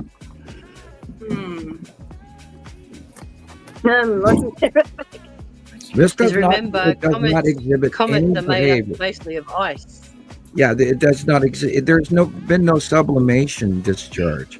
This has been an interior to exterior exaltation from the inside of the nickel. Carbon dioxide bubble around it comes from the inside of this thing. This is not an exterior sublimation of ice venting gases from a ball of ice. This is not what's going on. And it's had an anti-tail, which I believe is sort of like shielding or something. And it doesn't display any solar gravitational course adjustments that any normal comet or asteroid would go on, because it's changed direction 47 times, people, and slowed down, which asteroids and comets speed up from the slingshot. So this is completely not normal. And when that thing comes around in December 19th, and we see that it's still there after being hit by a CME and everything else, we'll judge the rate of speed. We know it's got compartmentation inside. We know it's causing some industrial output, which is why the nickel without the iron, which is completely against everything that exists in our solar system. Yes, this is an intergalactic formed object, but it completely breaks down quantum physics as we know it. So it's giving us a whole new idea of what reality is, which is good. It's about time arrogant man got slapped across the face to realize they're full of shit. And I've been telling them that since 1980, that there's so much more going on, because we are a chemistry equation in space, a binary solar system, 2 stars, 2 sets of planets, and that's the truth. And then all the fixings and the candy striped sprinkles on top of the ice cream with the cherry. Yeah, I tried to tell somebody about it. I said the word binary solar system today, and the person just went, "Oh." Well, they don't even know what binary. A lot of people don't know what binary means. Binary. Gillian, I don't think it's a lack of interest. I think it's just a lack of knowing what the hell you were talking about. Okay, nice. Well, and people aren't going to point out to you that they don't know. So much, People are not going to admit they don't know what you're talking about. Yeah. No, they'd much rather stand there and act dumb than actually know what you're talking about. I didn't know when I found Sam and his group, and it was a long time before I understood. You said it wasn't like I just figured it out all of a sudden. The binary nature of the solar system, and he went, okay. Here's your bag. I know. It took a long time to figure that out. I'm like, what? Another solar system. Long box cube. Well, as I look there. You can see. Oh, long box cube. There, Shaz. Yeah. What? As I told you, Gillian, I did 3rd level organic chemistry, so all of that stuff is always in my head. How do molecules bind? How do things come apart? What are the interactions? How do they line up? And a single solar system with 1 star is such a basic building block that it's almost unheard of. I mean, there's so many things out there that have 2 and 3 and 5 and 8 atoms all, connected together to create these compounds in space. And that's the part where Einstein missed the reality of the solar system.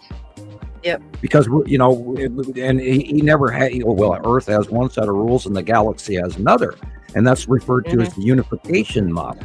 And he never had a unified reality to it. Wow. And the fact of it is we do live in a binary chemistry equation, electrically chemically equated, because you can't separate chemistry from electricity because those two are connected.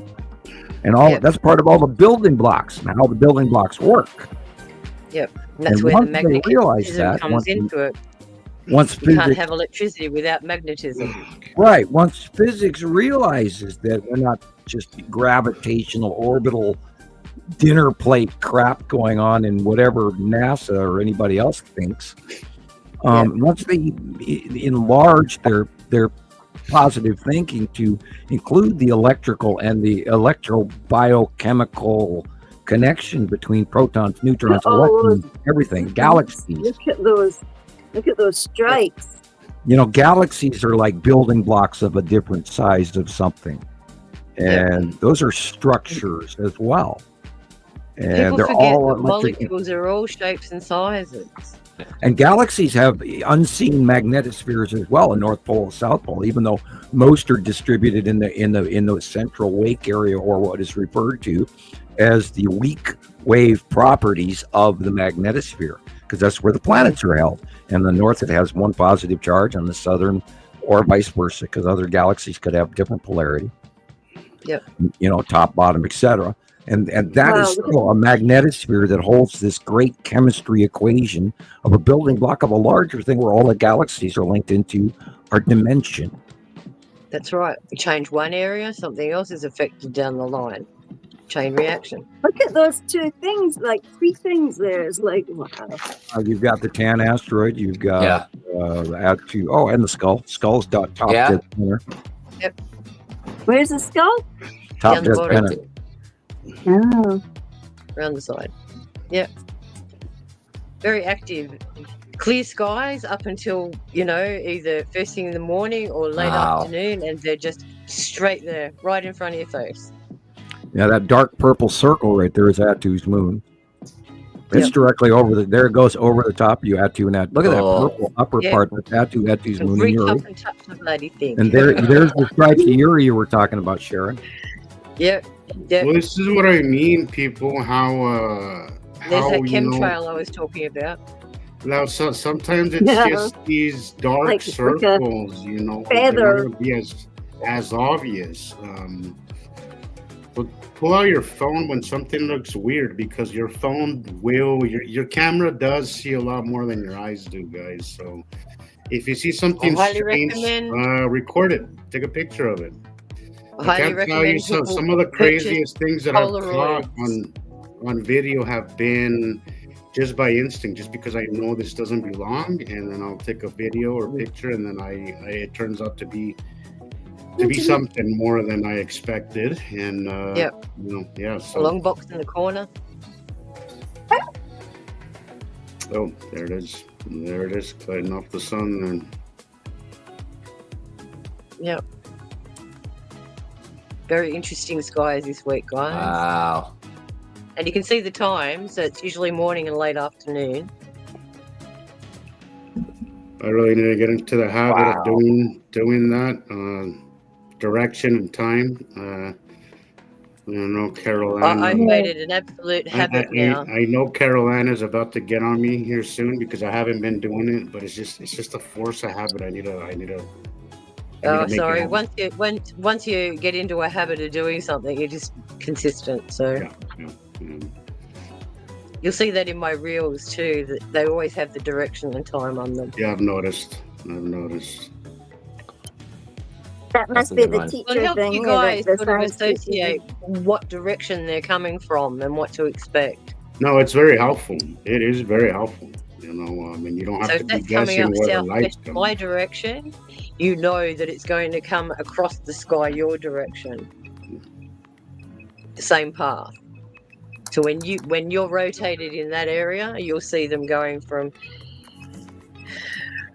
southeast to north, if that's the case. So everything's reversed, remember? That's the Yeah, brain that sounds. squeeze. It makes my head hurt. Yeah, no, that sounds about right. Yeah. That's the brain Anybody squeeze. Yeah, that's why I don't think in 3D motion. I just try to think in 3D, still capture. Makes it a lot easier. Oh, it's there. It's there. And it's not moving from there to there. It's just there at, such and such time. If you overthink it, it'll eat your brain out, man. Like a brain worm. It is. I tried to do that, Sam, and then I end up giving Someone myself posted a that headache. picture, I think it was Thomas yesterday, had that on his live. And I thought, wow, I caught the same picture, Thomas. And I think his picture was from a year or so ago. Yeah. Yeah, that's always a fun thing too, and you always have to double check yourself on what you're looking at and when was this capture. And Christopher does a far deeper research from people where he actually goes and talks to them and goes, tell me about this photograph. Whereas, I save copies of it and I look at who sent it, but beyond that, I don't investigate because my eyes. Just got something clever on Facebook that said, compare a picture from today, 2023, and one other date, and the same day in each one was all like the 8th of November, 8th of November, 8th of November, and it was like, wow, like one had the curve of the planet, the next one had like different little ships or something. Yeah, this is why on the website we can actually have an avenue where we can do change. So pick out photos of the same date by year and have it drawn out so you can actually see what happened on the same day. And the cross-reference of the monthly site drawing. That's what I like about the monthly site drawings is, we can pull one out of an old file from, 2015, 2017, 2018, and then you compare that pic from anyone around the world, and they still to this day match. And long box up the corner. Yeah. Look at this view. This is like the third or fourth picture that is exactly the same. You got the big one behind and the smaller one in the front. Same on the top right. Same Look picture at that one. over and over again. My goodness. Tan asteroid. Yep. And, that just took up the whole sky. Took up the whole sky. Atu's moon and the red asteroid. Red asteroid is coming above the tree on the left. Yep. Punching way through. Yeah. Wow. And again, same thing, just different. You can see the illuminated upper left corner. That's the red asteroid in front of Atu and Atu's moon. Oh. Remember, the sun is on the right-hand side. Wow, that's a good one. And this is the tan asteroid in front of Uri. Wow. Yep. Well, Uri really is getting smaller. Wow, look at the This color is difference. the lead asteroid underneath, and this is the crossover. This is the lead asteroid underneath the Septim Java moon. Yep. It's crossing over from right at sunset still, and of course a week or a month from now it'll be different. Right. But it's crossing from it. It used to go in the north sky and then all the way to the northeast, but now it's coming at us right at 5 p.m.-ish, and then going over the top of our heads and then crossing the view to the other side of the sun, which had me spun, put a tie in my britches, as they say, over what the hell I was looking at. But it's changing again, and this, of course, is look at the pizza in the corner. Texas Cube. Wow. Yeah. I was wondering if that was what I was Tan looking at. asteroid Uri. Just look at the shape. It's always the same shapes over and over again, and the illumination and the lighting. Yep. This is the red asteroid in front of Atu's moon. You can see the thing coming in from the upper left, swooping down in front of you. That's the red asteroid. Yep. This is Uri illuminating. Now remember, Uri gets really bright at the bottom. Yep. And look at the time, guys, 7:30, and it says our sun goes down at 7:05. Right.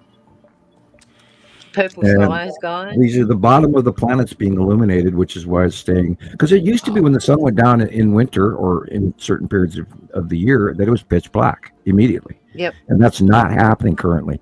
If you up here in Montana, when the sun goes down, it gets pitch black in the western sky, but in the southeastern sky, you see the face of Uri. Yeah. And it's illuminated that direction when it's absolutely the opposite direction of where the sun is.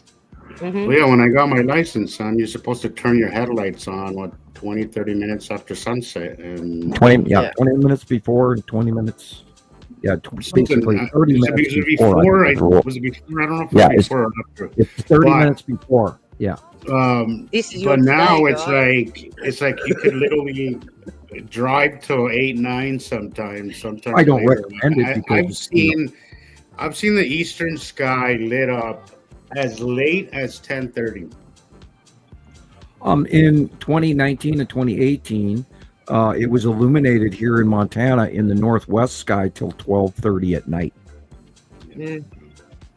Because it was shining at that time. It was shining off the bottom of Nibiru. Mm. And I mean, it was the sky was just today, lit. You could walk through. You could walk through the forest at night because you could see. And that's what the thing is. You used to be able to do that under a full moon. Only.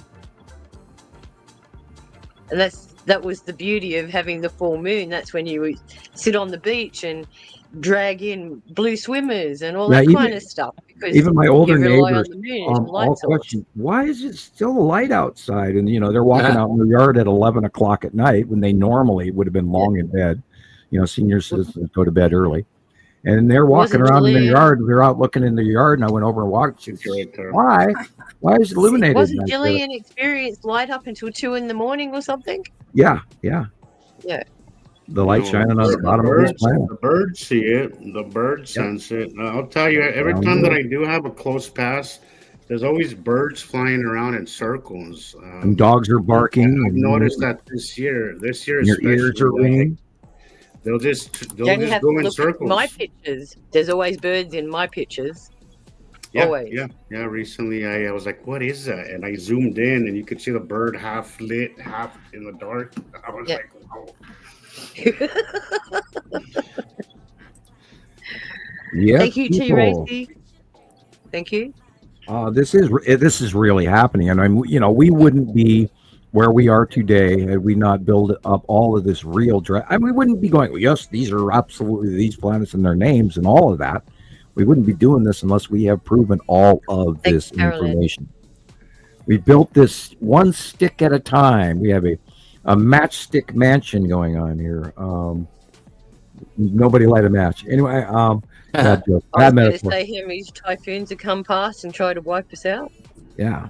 Well, the 3 little pigs and the big bad wolf, and let's build our house in stone here. We've had rules throughout the years to make sure that we didn't fabricate any of this, and so we could say, Joe. Hey, Katie Joe. She made it. House built to home. You had some crazy stuff here. Great work this week. Thank you. You had an asteroid. You had an asteroid post recently, Katie. I don't know if you sent that to Rebecca, but you should because it was interesting. I don't know if she did or not. I haven't seen anything. I think we're in the middle of the 80s going up. Yeah, it's really good stuff. It was really interesting. It was either asteroids or star destroyers. I'm guessing asteroids, honestly, but there was everybody from the Midwest. I don't see it. Everybody from Texas to North Dakota to Maine to Florida, get ready for the cold front coming. Winter's coming tonight. Sunday and Monday. Yep, coming in your area definitely tonight, Rebecca. And then by Monday it's going to be all the way into Georgia. So there goes the fruit prices. And so if you got fruit to pick, better pick it now. We don't have any leaves on our trees anymore. We had a hard freeze the other night and then we had a wind event, so it blew all the frozen dead leaves off. And so that was a nightmare. Everything kept hitting the house. It's supposed to only be in the 40s tomorrow. I was going to see that yesterday and backed out. The new Predator film. I was going to see that yesterday and backed out. So I thought I don't need those kind of nightmares right You know, now. I've been amazed at That what looks scary. That looks the scary. feed like that YouTube has been handing on my smart TV is just amazing. The amount of alien invasion and ghost stories. And it wasn't me watching. It's not like it's feeding me for something I selected, but it's we amazing. just talked about that today, or I think it was your young James that was talking about. Yes, he was asking me yesterday. Remember, he was asking me about all the scary movies that came out. Yeah. That kind of gives me brain burn. Like you're saying you're yesterday and it's my today. It was like just earlier today. The future has caught up with you. Am I living in the middle, Sam? And through the magic of technology, we are speaking to the future. Right? Yes, it's going around the earth, and we're talking into tomorrow in Sharon's living room. Because we're in Sharon's past. You're all welcome. We're in her yesterday. Yeah. We're in her. Oh, don't do this to me. My brain. I know, right? Jeez. Do you know how late it is? Like it's not bad enough. We're mind screwed enough with all this. I'm confused. Explain that, Sharon's. Every time I look at Sharon's pictures, it kind of it's a little different and familiar. But have you got my pictures there, Rebecca? I sent you a reel. I just sent you. Oh, okay. Let me look and see. Sorry. I did my homework, but I was late because so Caroline could smack me with a ruler. Hey, speaking of homework, Jesus and Rebecca, how is your Jedi Knight training? I would ask that because I haven't. I knew it. I haven't. I got a DVD player that hasn't. I have not yet to go get another DVD player. I just haven't gone. I don't have that reason. But I will. I promise I will. This is the week, Jesus. It has to because I'm running out of. I have nothing to watch. I just reran. Actually, Jesus. I just reran Seinfeld like for the third time. That's so I need to watch something new. I know. Jesus, go to Target. Get the Sony basic DVD player. They last a really long time. They're like $30 at Target. Really? And I'm gonna miss you. Yeah, and I'm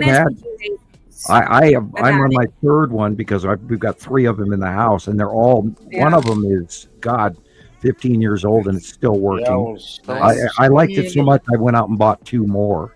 Sony used to make a lot more electronics than they do now. But it's also Vizio. Vizio and Sony are one of the same company.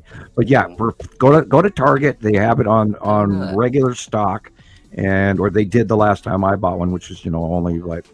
So it's the one I sent Rebecca, and Rebecca, have you? She's gone. Just when I in her. But I sent Rebecca, and it's in that photograph. I have a copy of that picture. If she does not, of the DVD player model and all of that. It's excellent for $30. Yeah. My brother gave me one, but there's no remote, and I can't watch a movie. I can't watch a movie if I can't rewind it. It'll just drive me nuts. Yeah, and I'll get too caught up on one thing because I didn't hear right. You can get a universal remote for it. That's always a pain in the ass. Maybe that's what I instead. Yeah, I didn't. Programming can be. Oh my God, I've done that in the past with universal remotes, and I hated every second of it. Like You have a question here, Sam. Where? It says, could this have anything to do with the arriving of Atlas? From Lenke? Is it Lenke Wenzel? Has anything to do with the arrival of I mispronounced that. I really think that there is a huge something going on because we were scanned. They scanned Jupiter, they scanned Earth, they scanned the moon like 10 days later. Something, we have all registered this brain, whatever that's going on with us, where we all of a sudden become klutzes and drop shit all over the and kick the couch or the chair. And since the arrival, literally since July, everybody has been feeling unusual. The Schumann resonance has been going crazy ever since. Yep. There's been all kinds of, we could get into some of the science, but there's been all kinds of emissions from X-ray disbursements from this 3i Atlas that are completely not on the meteor or asteroid list at all. It's been putting out signals.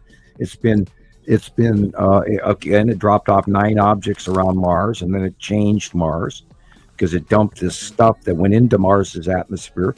There was a reactive 6-hour process behind Mars of an aurora borealis, which is completely not normal. Yeah. Because it was an electrical effect as well as a chemical spraying.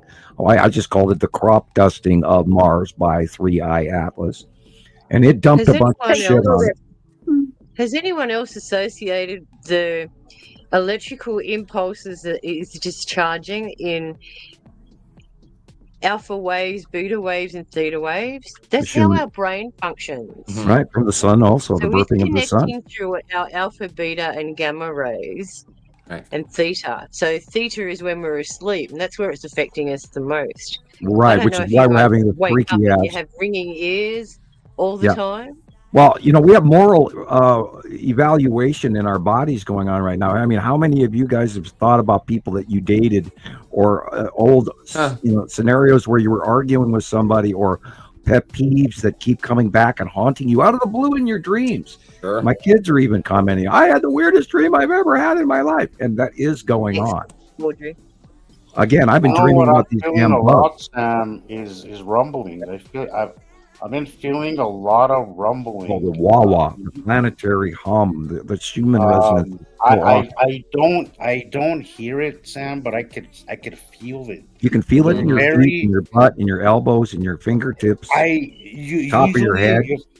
Usually if I'm here by myself and there's not a lot of noise around, it's easier for me to feel them, but I feel them full on. Last night I came home from work like at 4 a.m. and I stood outside just listening to the radio and stuff, and I just felt, all of a sudden I was like, even the car shaking. I get out of the car and I almost lost my balance. Yeah, when I feel a planet go over the top of me, the top of my head tingles up above my hairline. Yeah, I get my head actually tingles too. I don't hear the humming, but I could feel it. I could sense it. Yeah, I feel pressure. Like I hear a wow, wow. I don't feel it. But I hear rumble, rumble, rumble, rumble, rumble. We had that the other day. It's not playing. That's not thunder. Yeah. And then it'll go wah, wah, wah, wah, wah, wah, wah, wah, wah, wah, and then it goes whoa. That would drive me nuts. I don't know if I could handle it. And on the deep, slow ones, it makes your stomach fall out. You lose your balance. You get sick to your stomach, and then you feel very depressed. Yeah, and think about why that happens. Because right here, we've got these little barometers that are full of water. And this is what affects you when you go on a ship. This is why people get motion sickness, because the water drains. And once the water drains, that's where your stability comes back in. But when they're uneven, just like a ballast on the ship, if you're out of sync, you're going to feel it. And that's where you get all wobbly and dizzy. Yeah, the human body has 5 major balancing zones. Your ears, the tip of your nose, and both of your big toes. So it's definitely rumbling. I'm just... Yeah. So it's definitely something... Yeah, I'm like, for a while now, it's been getting gradually worse over the last month, where I just feel it more. Not that the rumbling is getting worse, but it's like I've become more sensitive to it, is what I feel. Well, as these keep moving up and away, it's going to get more intense. On the 29th, we hit just this huge ratio that was beyond spectrum, beyond anything we've ever even seen before in the human recorded existence. It magnified by like 100 times on the 29th. And if you look at the human resonance right now, it's still in a total white blur out zone. It's so high. It's unbelievable. And I just stopped looking at it, but I saw it this morning, and it's just, it's off the charts, people. Now, the Schumann resonance is the pressurization within our atmosphere between the outside space and the pressure inside our oxygen level of planet Earth. Now, that is highly electrically pressurized, like we've never, ever, ever, ever seen in recorded human history. And there was a huge transition as of 9-10 days ago. And that's why we're all feeling freaky weird and disconnected and seasick and headachy and blah, blah, and bad, and tired, and et cetera, confused, depressed, disoriented. Yeah. Appetite gone. Right. Trouble eating. Mood swings. Sure. Indigestion. I actually stepped on the scale today, and I lost like 8 pounds in the last 10 days. What? Awesome. I haven't been able to eat. It's not. I haven't had I have like this lack of interest. Mm-hmm. It was. I don't don't know if I would call it depression. It's just like nothing was like. Usually, if I find a good song, it'll kind of get some dopamine there, and I'll kind of get going. I could not find nothing. I called my friend. I'm like, could you send me some new music or anything? And nothing was working for me. What kind of music do you like, Jesus? I can I'm kind of a 90s guy. 90s. Carlos Santana. Anything after 2010, no thank you. All right. Right. I feel you on that. After that, every now and again some, but we were kind of going back and forth the other day with some familiar music, and I was like, yeah, all of that you brought up. I think you need some disco in your life, Jesus. Yeah. Uh-oh. You know me, I'm going to say but I could not muster up any interest, and I'm not like that. Again, it does not take much to pique my interest. I could find joy in the simplest of things, but I just had a week where I just what is going on with me? I don't want to talk. I don't want to do nothing. I don't even want to go to work, but I had to, but I was not the best at my job this week. Let's just put it that way. Well, we're in the Great Reset. This is where we start living a really new thing. Our brains are working differently. Now, we, of course, have talked about and we go back all the way back to the 2010 Mayan calendar. And that was the end of an age where we were actually transitioning from the southern hemisphere of our galaxy. And then it took, from 2010, it took 15 years for us to actually navigate to the northern part of our galaxy.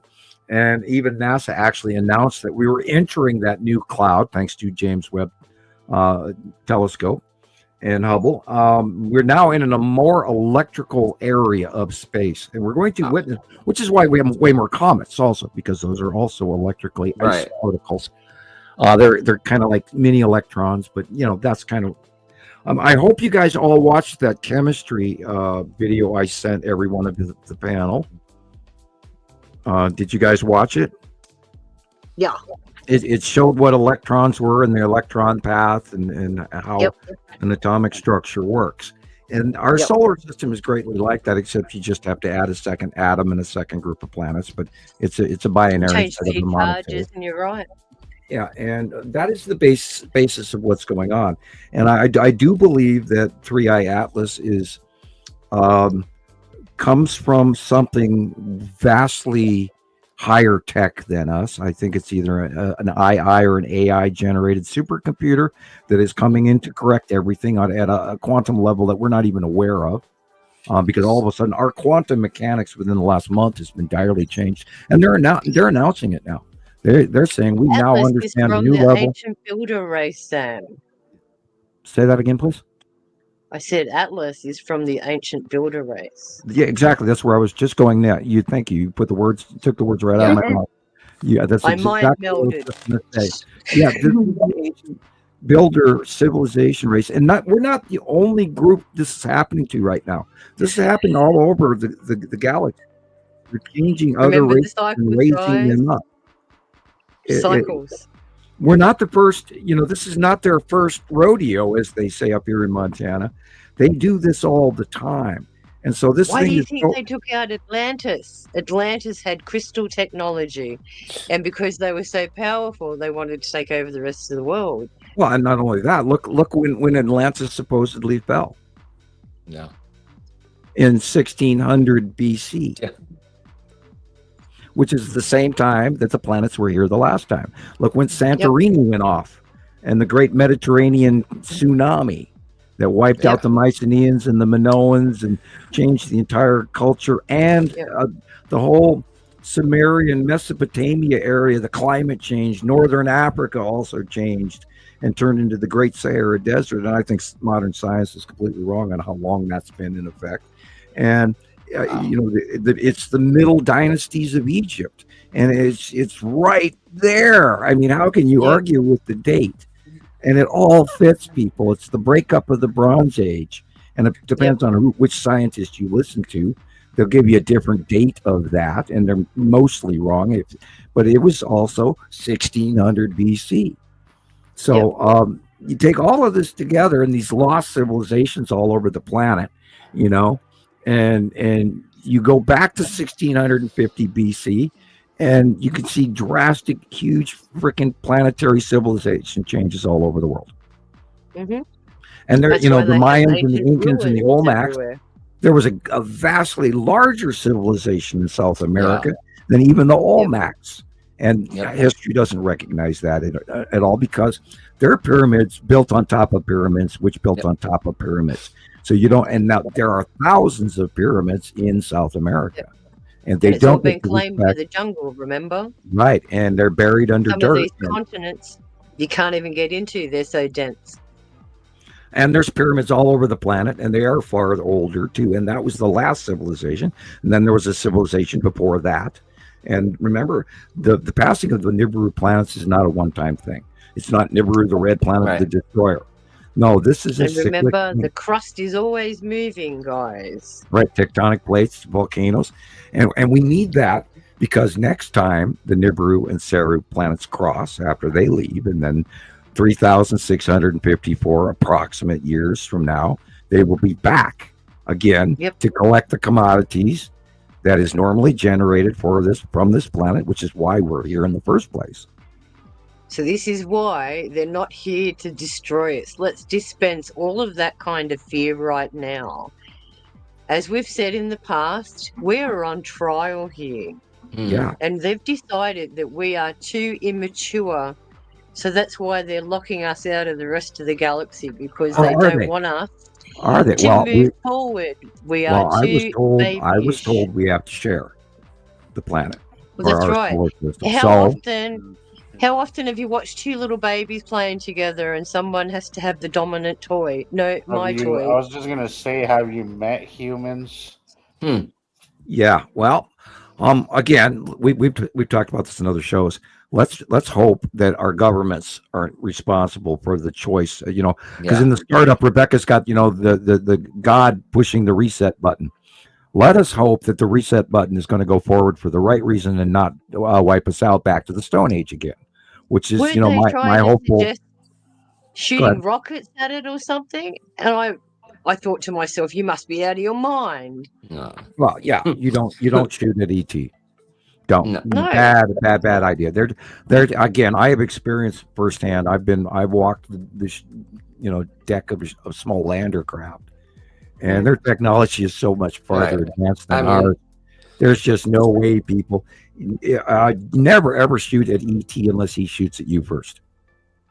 And 9 times out of 10, they are so malevolent. They don't want anything. Right. Well, again, and depending on which race, and there's multiple races. And, it's very much like Star Wars, where you have rogue people. There are good people and bad people in every race, and then there's groups of gang members, and then there's groups of saints in every race.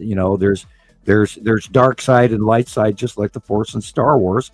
And that's why I wanted Rebecca and Jesus to watch the Star Wars series, because it will enlighten them to a larger realm of reality. Yep. And that's why my favorite, of course, is #1 movie is the bar scene. The realization that there's all these other races in one bar, and they all look weird and they're shocking, and some you like. And I mean, they've been getting us ready. Do you think we could ever get there, for Sam? Sure. Do you think that we'll ever get to that point where we already are? Starfleet Academy. I want to go to Starfleet Academy, man. Do you think that we'll be able to be accepted? I mean, look how biased we are of our own selves. Right. This guy's tall, this guy's short, this guy's dark, this guy's black, this guy's white. I assure you that there are probably that we're so concerned about. I assure you we do it every minute of every day. Could you imagine? We're always assessing each other and ourselves. Yeah. Could you imagine something that doesn't even look remotely like you? Imagine if we didn't have this headspace filled with all the unnecessary shit we've got in there now, and we could all live in harmony without the same concerns and worries that we've got now. I can tell the entire panel right here now. I have stood next to extraterrestrials for periods of time where I've stood there long enough to look at them and have that very exact thing cross my mind. How do you tolerate looking at something that is completely not human? And I went through that. I spent 25 years chewing on that. Or ruminating. I get it, Sam. Like, I get how that must be a total mind. Was it a paradigm shift? As skin color. I get it. But here's the difference. Like, some of us will do our darndest not to be rude and not to be, not to be like weird about it. Well, there's going to be other people that are going to freak the hell out, and there's people that kill just because they don't recognize something. You remember the movie Roxanne? Because it's so. I don't know. Are we ready as a whole, as a planet? Are we ready for us? I'll tell you. Me, myself, I avoid most people. Like, I don't have a big circle. I don't keep a big circle around me. I'm about quality, not quantity. Absolutely. So I avoid a lot of humans because they are so. I hate superficiality, and I feel like most of the world is like that. Most of the world is really more concerned on. I hate when people ask me, "What do you do for a living?" I'm like, "Screw you!" Like, I don't want to talk. Like, just get the hell away from me. Like they're not asking you out of curiosity. They're asking you to see how much respect you deserve in their eyes. I don't like that. I don't like people who are obsessed with stuff or obsessed with brands, and that's most of the world. I hate celebrity obsession. I just find it one of the include my Ray-Ban sunglasses, man. I just can't do it. Could you imagine? I can't stand a lot of humans. Could you imagine somebody that's much more enlightened? You will when that rug gets ripped out from underneath your feet. Yeah. And the realization that there in front of you is standing an extraterrestrial, and it's real. You go through a period of shock. And then absolutely denial, and then this is in a matter of seconds, and your brain goes through the blinking, the old cartoon soundtrack, and the springs break. Yeah, and you have a level of denial afterwards, followed by acceptance, which takes you a great deal of time to actually think that you hadn't lost your mind. Right. Cognitive dissonance. You mentioned something, I think, I don't know what show, Sam, but you said something like, it's like you mentioned that it wouldn't be out of the question to actually mention to them. I'm sorry. I'm just not used to, this, something so outside of my. Well, they can already. I mean, because let's face it, like, it's going to be weird, even for us that are a little bit more, I guess, in the know when it comes to this topic. Even for us, I think it would be hard to hide our our amazement and our shock, and as sensitive as they are, I mean, they could read you, as you say, they could read you before before you even think stuff. I mean, it would be pretty awkward. I would have to be honest and be like, "Hey, man, I'm sorry. I'm not trying to be rude here, but I'm just not used to having this bug person, in front of me. I'm not, It's interesting you immediately went to bug person. That you're not going to run into too many bugs in the bug race. We are currently our section of the solar system or galaxy, or our section of space. Not the galaxy, just a section of this area of space is actually at war with a bug race way off distant. But that was, I don't know the result, but I knew that in the 80s. No, the average. That's why they brought out your average race is Star Wars troopers or something when they go to the planet and fight bugs. Right, sort of, nasty. Yeah, well, I don't ever think of aliens as bugs. I don't, but I know some people do. Next time you see a roach, and apparently, look from at what the you say, there roach is a a bug different war out way. there. Well, first of all, let's look at one of the. I wanted to mention this even on a couple of the last shows. The elongated skulls. They're very human looking. They've got elongated skulls. Now there are a lot of those races, and they have variant different attributes and skin colors. And then there's the lizard race, and they they're green, but they're the folding of their arms, that area is pink, and their cheeks are pink, and the soft skin areas of the body on a lizard man is pink with the green lizard shelling around it. They look partially human.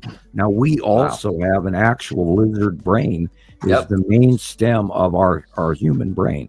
So I think we are directly related in some small way. Now, granted, we are a combination of 12 different races mixed in a petri dish to create the self-replicating. We're the weird ones, really. Well, yeah, our brain is made up of snake, bird, chicken. We're totally hybrid. We're totally hybrid. Mainly Homo sapiens, but the brain construct of us is interrelated structuring from other races, and this is why. And then, of course, our chromosomes are clipped on the 24th, and that's why we only live short periods of time. We are a controlled race, and we are miners or commodity providing worker race. We're a worker slave race, whether we like it or not. And the elongated skulls had a lot of more density in their brains because it was stretched out, and where they're actually attached to the neck, they had a different cervical structure than what we do. Instead of having those first 10 cervical units in our neck, they had actually more. They had about 15. Because this is why some of the mummies in Egypt, like King Tut, has a couple of fused sections in his brain, because that's the alien part in him mixing in, and of course that the intermixing of the bloodline and all of that. You see his bloodline.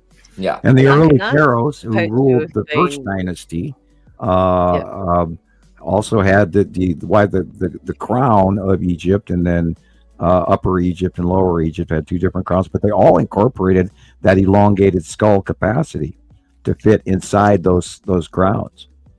Well, the Lyrians are the lion people, and the avians are the bird people.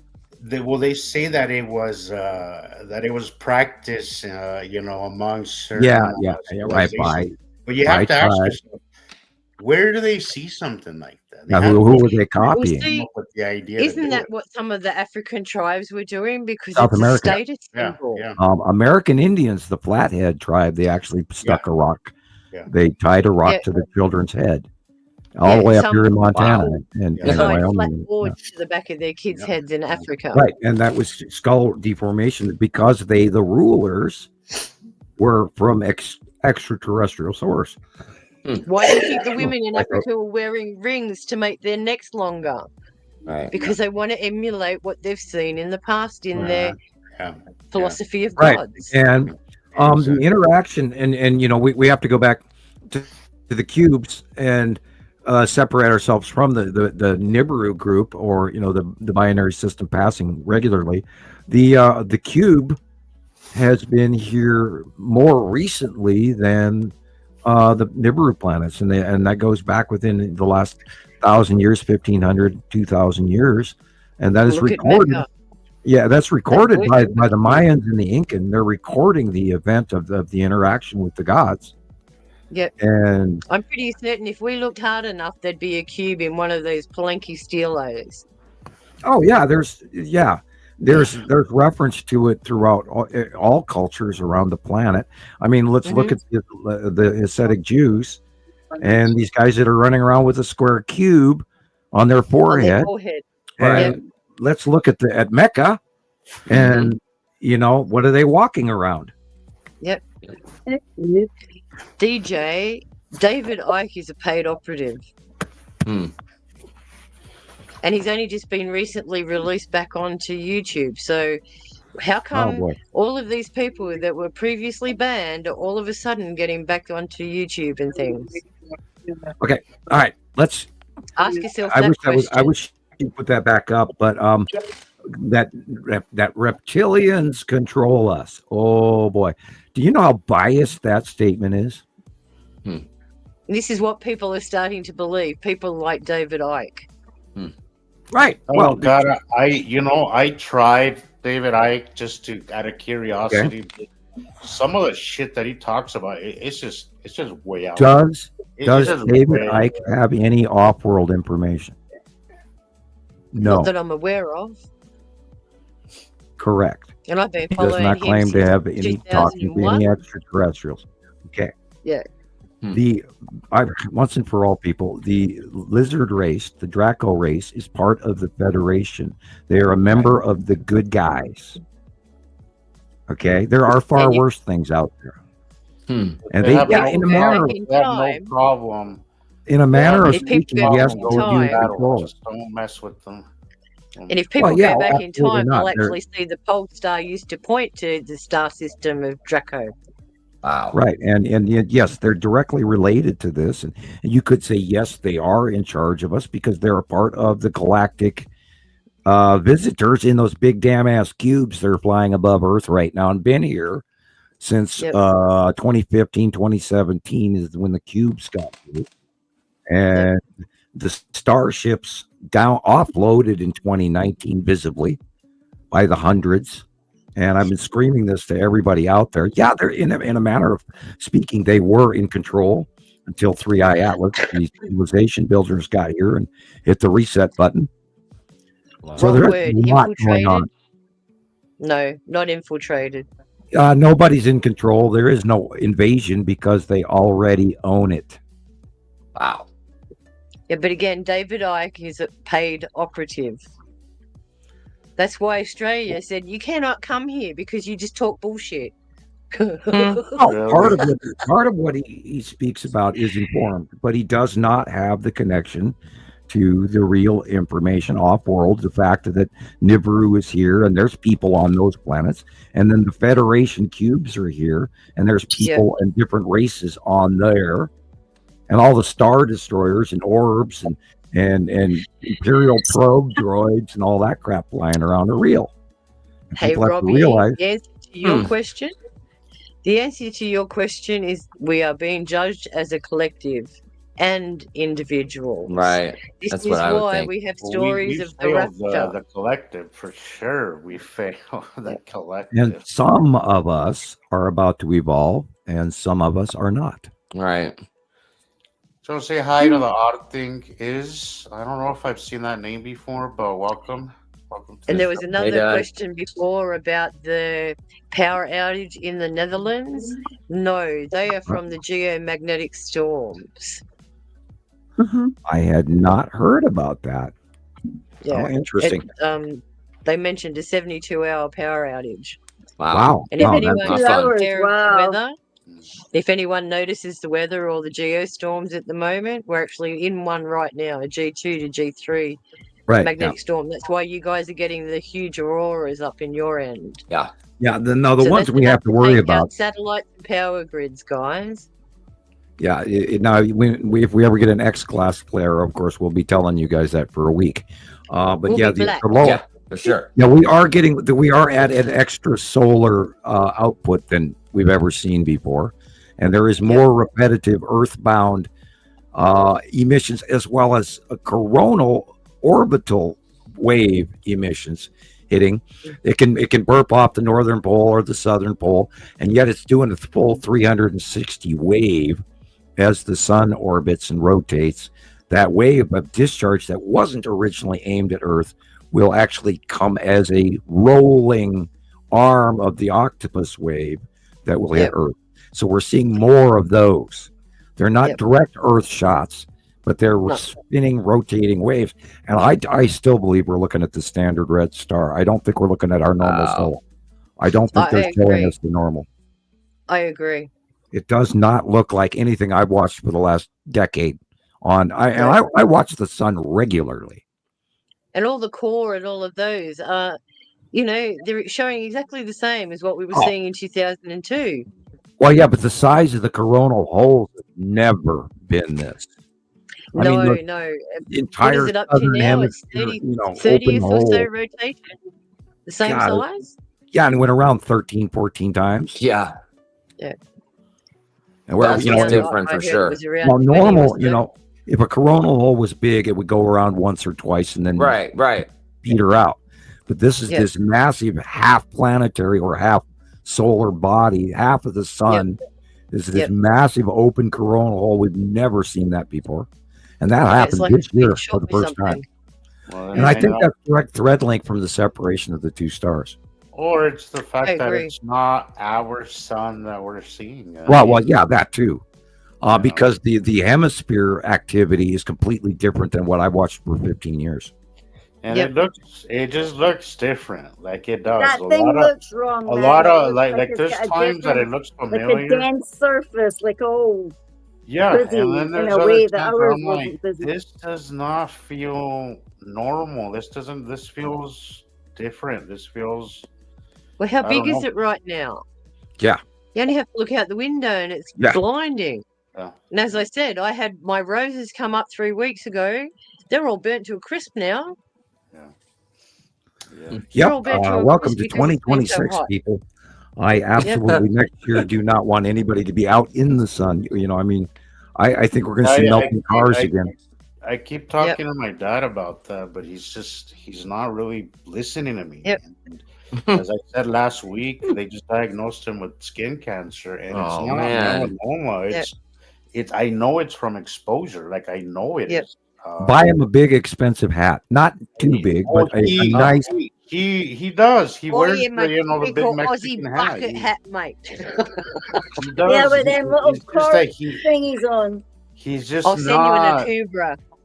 Here's the thing: is that I'm trying to meet him where he's at, and tell him that we're just, the sun is just, I try to explain how we have solar minimum, solar maximum, and I'm trying to explain that to him, but it's like he loses me halfway through, and it's like his attention span, he's 74, so his mind is starting to slow down a little bit, but I can't get him to really take me seriously, and it's really frustrating me. I don't know how to. Oh, man, I'm not sure how to deliver the message anymore because the message is stop trying.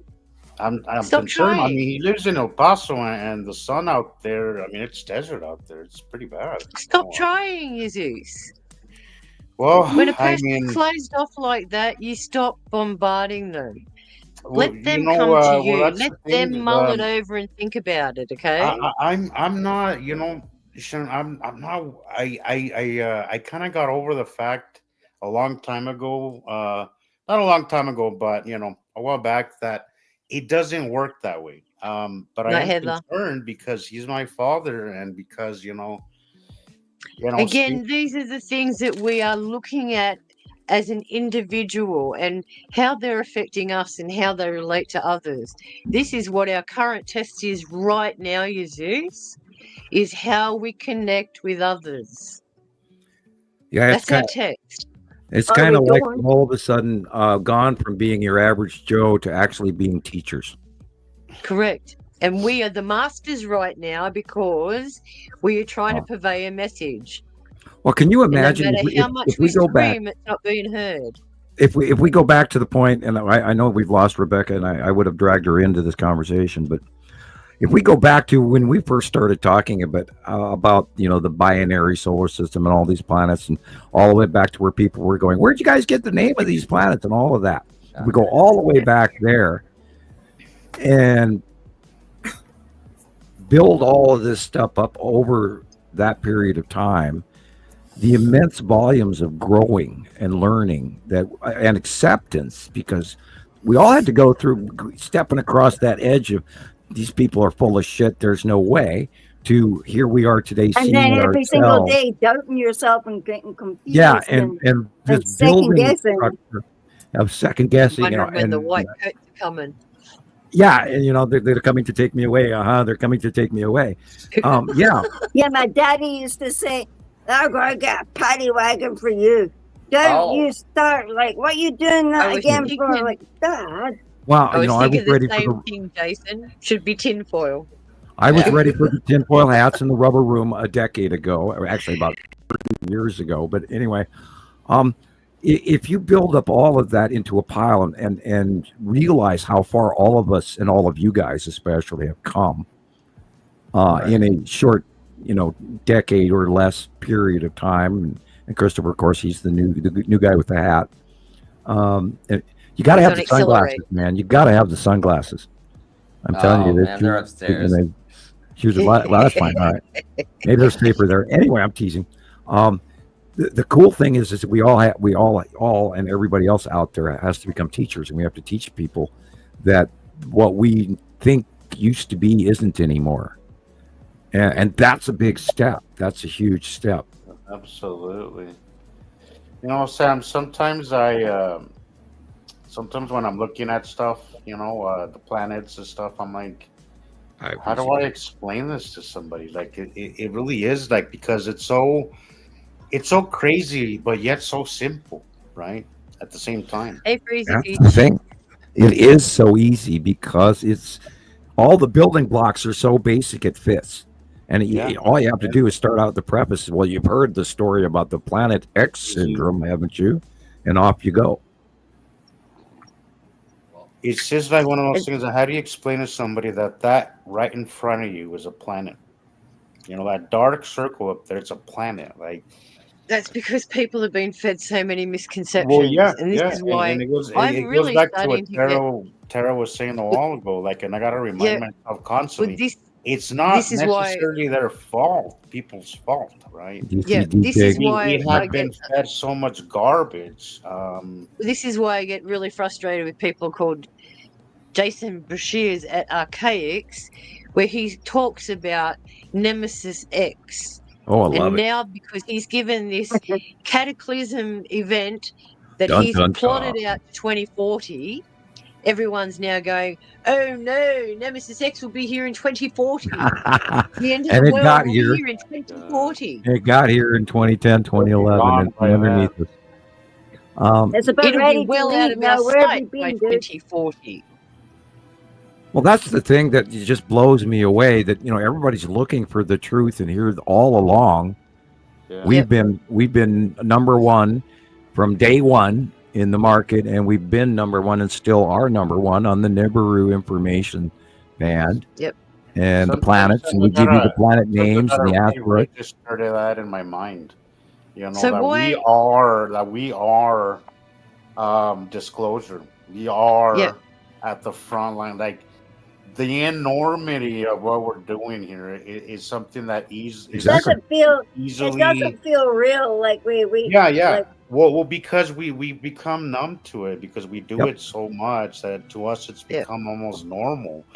But the thought, the enormity of it all sometimes really messes with my mind, and it's been like this last video that I took, for some reason that really impacted me a lot. I'm like, sometimes it'll be a certain sighting that I see that I'm just like, holy shit, like, this is just absolutely, it's like my brain starts to register it all over again, and it's insane. It's insanity. And I'm like, I remind myself sometimes the enormity of it all, and then I try to be more patient, because sometimes I do get to the point where I'm like, I'm losing patience, I'm losing it, but then I got to remember that we're not dealing with trying to convince somebody that it's going to rain tomorrow. I have a direct cure for that. Oh, completely. It is a very enormous thing to wake people up to, and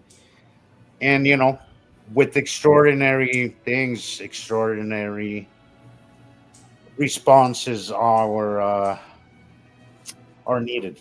And I think we have every time I run into that, Jesus, I do feel we have extraordinary evidence. We do. Every time I run into that little argument in my brain, I go to the video on YouTube by Carl Sagan, and our tiny little Earth. Look it up. Watch his video, and he will cure you of any wonder questions because of the way that man eloquently describes space in a time period when science was real before it became hushed up by the government. And he was at the tail end of the true dreamers and poets. And Carl Sagan was a wonderful man, and thank God we still have some of his material available for us to look up on a daily basis. Yep. And I recommend that. I remember waiting to watch Cosmos once a week in South Africa.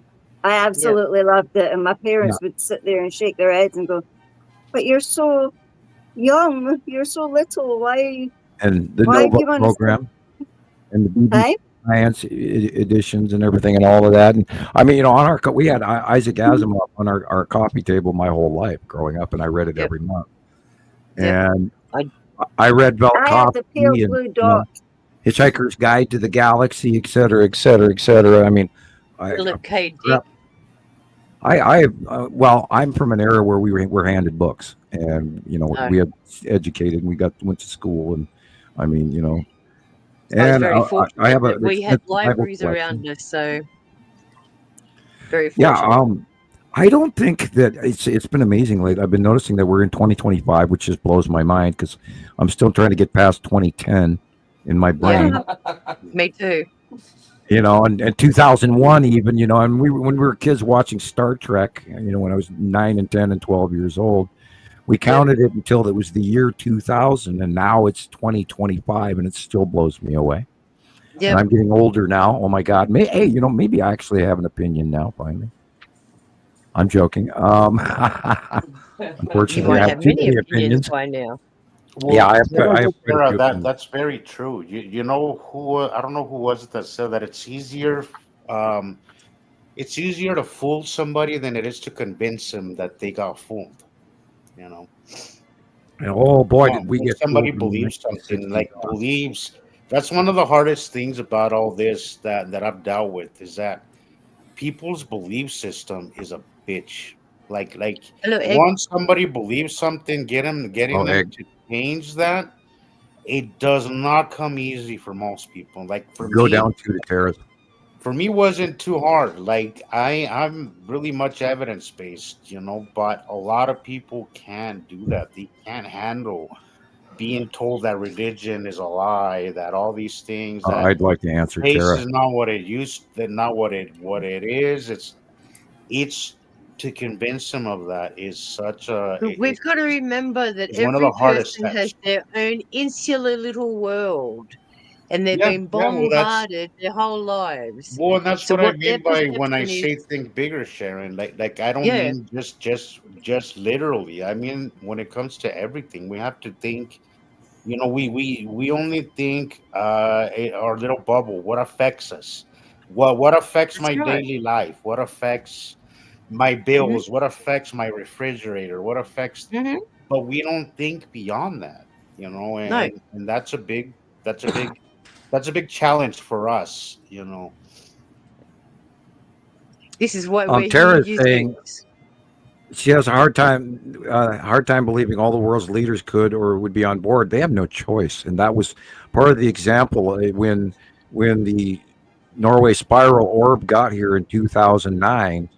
Before the planets got here, that was the hello people, we're here.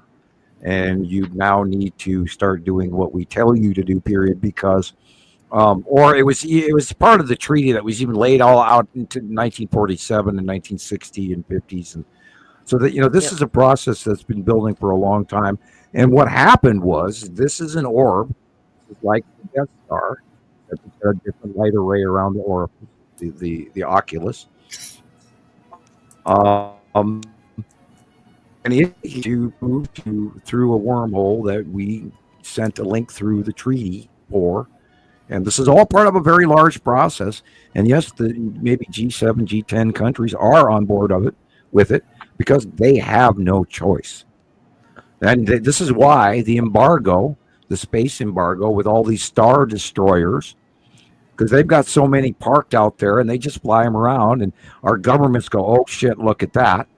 We don't have anything that can fight that. They could go around the world and flatten every. All they go worry about what they're going to fight. Yeah, they could wipe us out in a matter of hours if they wanted to. Hello, eyes to the skies. And remember, humans have an off switch. Humans have an off switch. And people don't want to hear Yes. that either. I got an opportunity to talk to one of the guys from that show, Ancient Aliens. What is that old guy? I think he's British, or I can't remember what his name is, honestly. But I even took a picture with him, and I showed them a video. They came here Andrew for a Collins? convention a couple years ago. What was that, Sharon? Andrew Collins?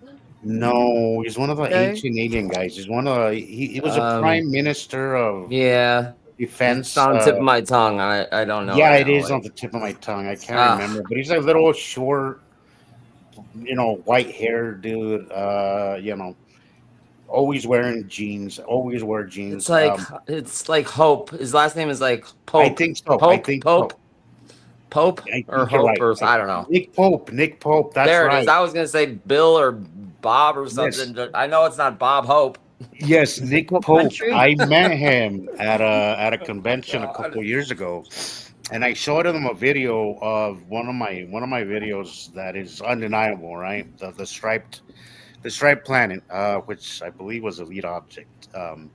I showed him that, and all he had to say was, I had like a little one-on-one time in between.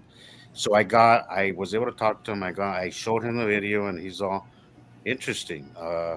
His advice. This is all he told me really was to send it to MUFON, and then he kind of went back to eating whatever snacks he was eating, But there was not. I was like, I can't imagine showing somebody a video like this and somebody not Right.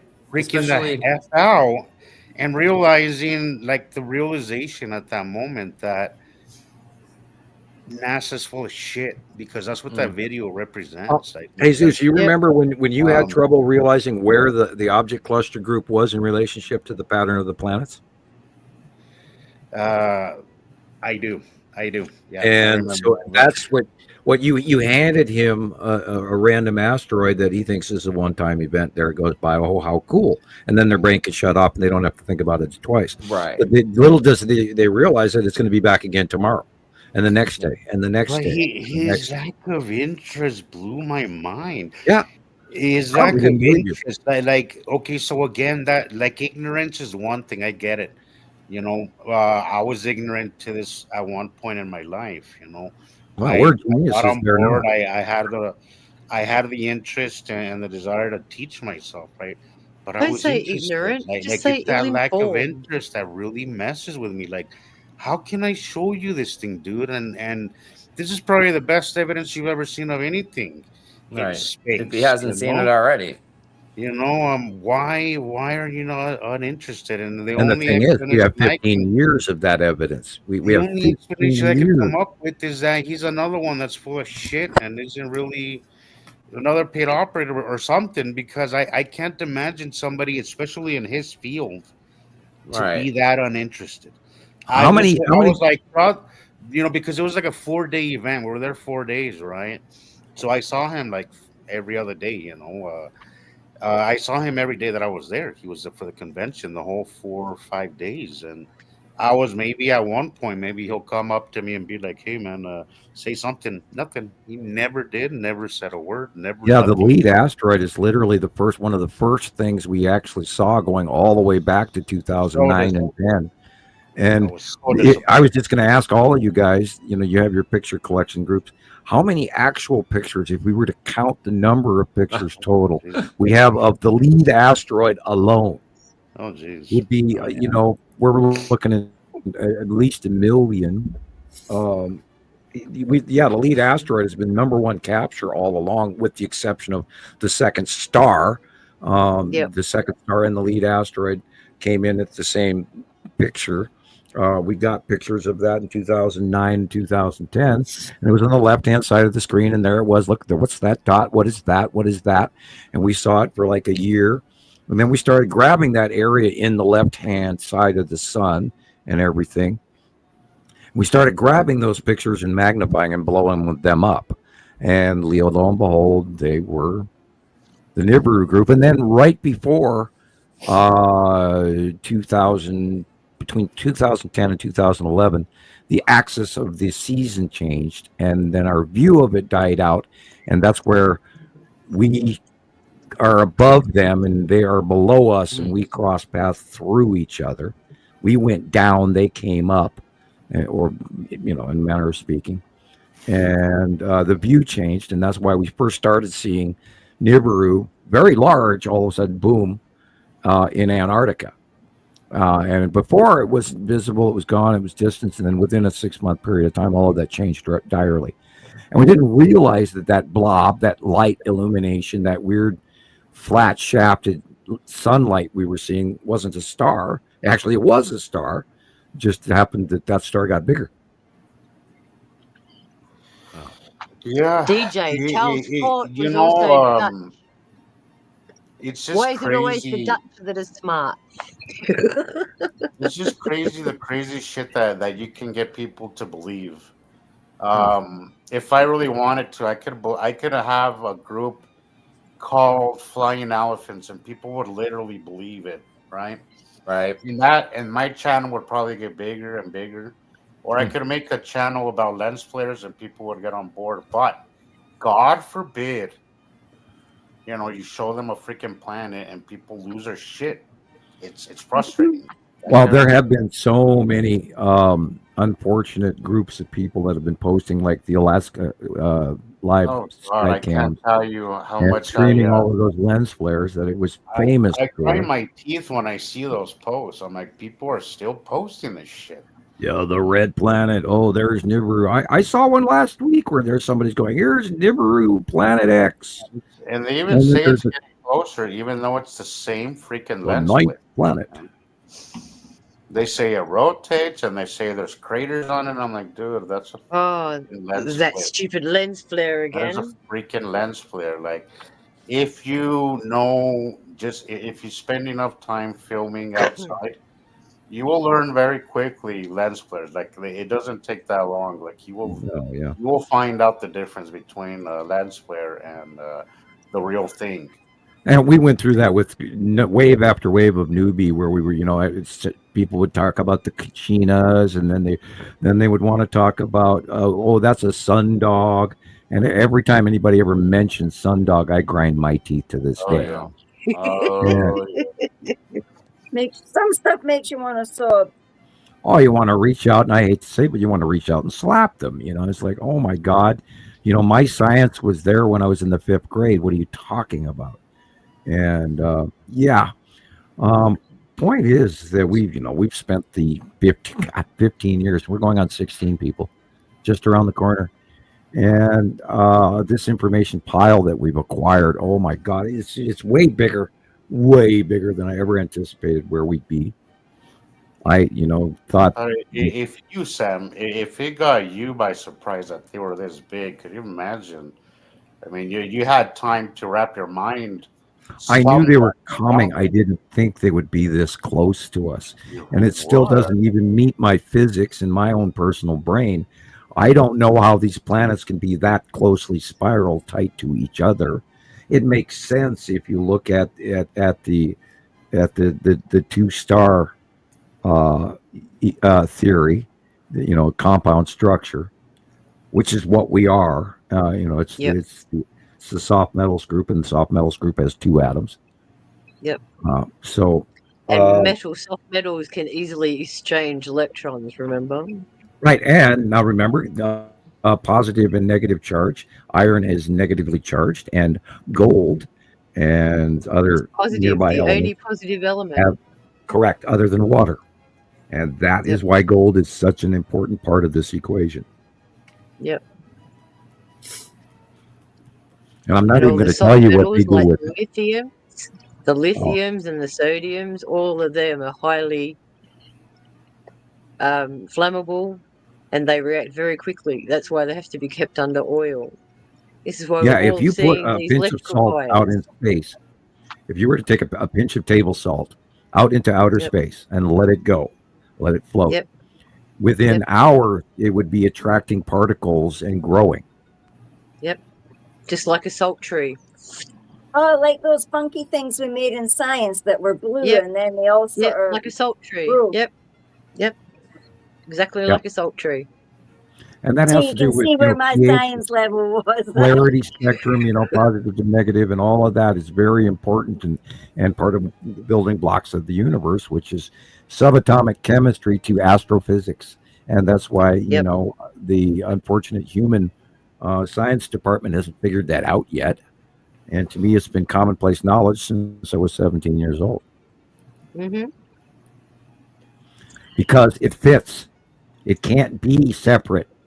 It can't. But this is probably why the physicists have so much hard time, Sam, is because they're looking at it from a physical existence and not from a chemical existence. That's where they're lacking. And don't forget the Heisenberg uncertainty principle. Right. Well, how The about greatest, we throw in Schrodinger's give me my paycheck, even though I too? haven't proven anything. 10-year equation. Yes, I still have my teaching job, even though I don't know what I'm talking about. I'm the same. I look, this is why I appreciate being here, because all the knowledge that we've gained during all of our endeavors to try and find the answers to life, the universe, and everywhere has led us to here. And it's such a shame to think that I walked away from a teaching job where I actually thought I was making an impact. But all I learned, the fact was that the government has complete control, and they set down the tasks that they want you to look at. And any child that's left behind, you have not got the time or the capacity to help them catch up. You leave them behind.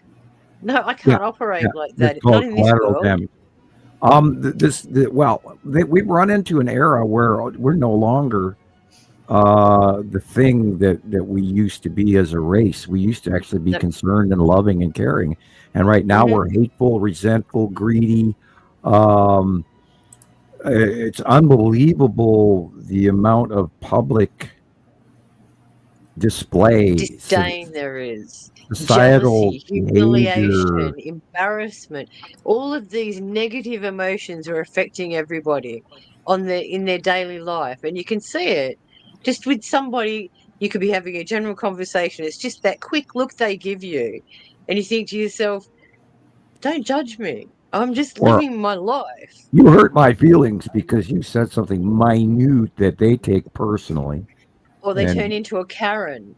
Oh, yeah. You should park your garbage can over here so it's not in my parking space. Yeah. Put your mask on. Yeah. Anyway. Well, that was part of the onset. That was part of the onset of the opening of the sixth seal. We as a society. I'm invisible. I'm the invisible. Yeah, Casper. I imagine what you're doing in the background, you naughty girl. What do you got for us, Rebecca? I actually am downloading. That was funny because I was here. I didn't know I wasn't up on the screen. I was here.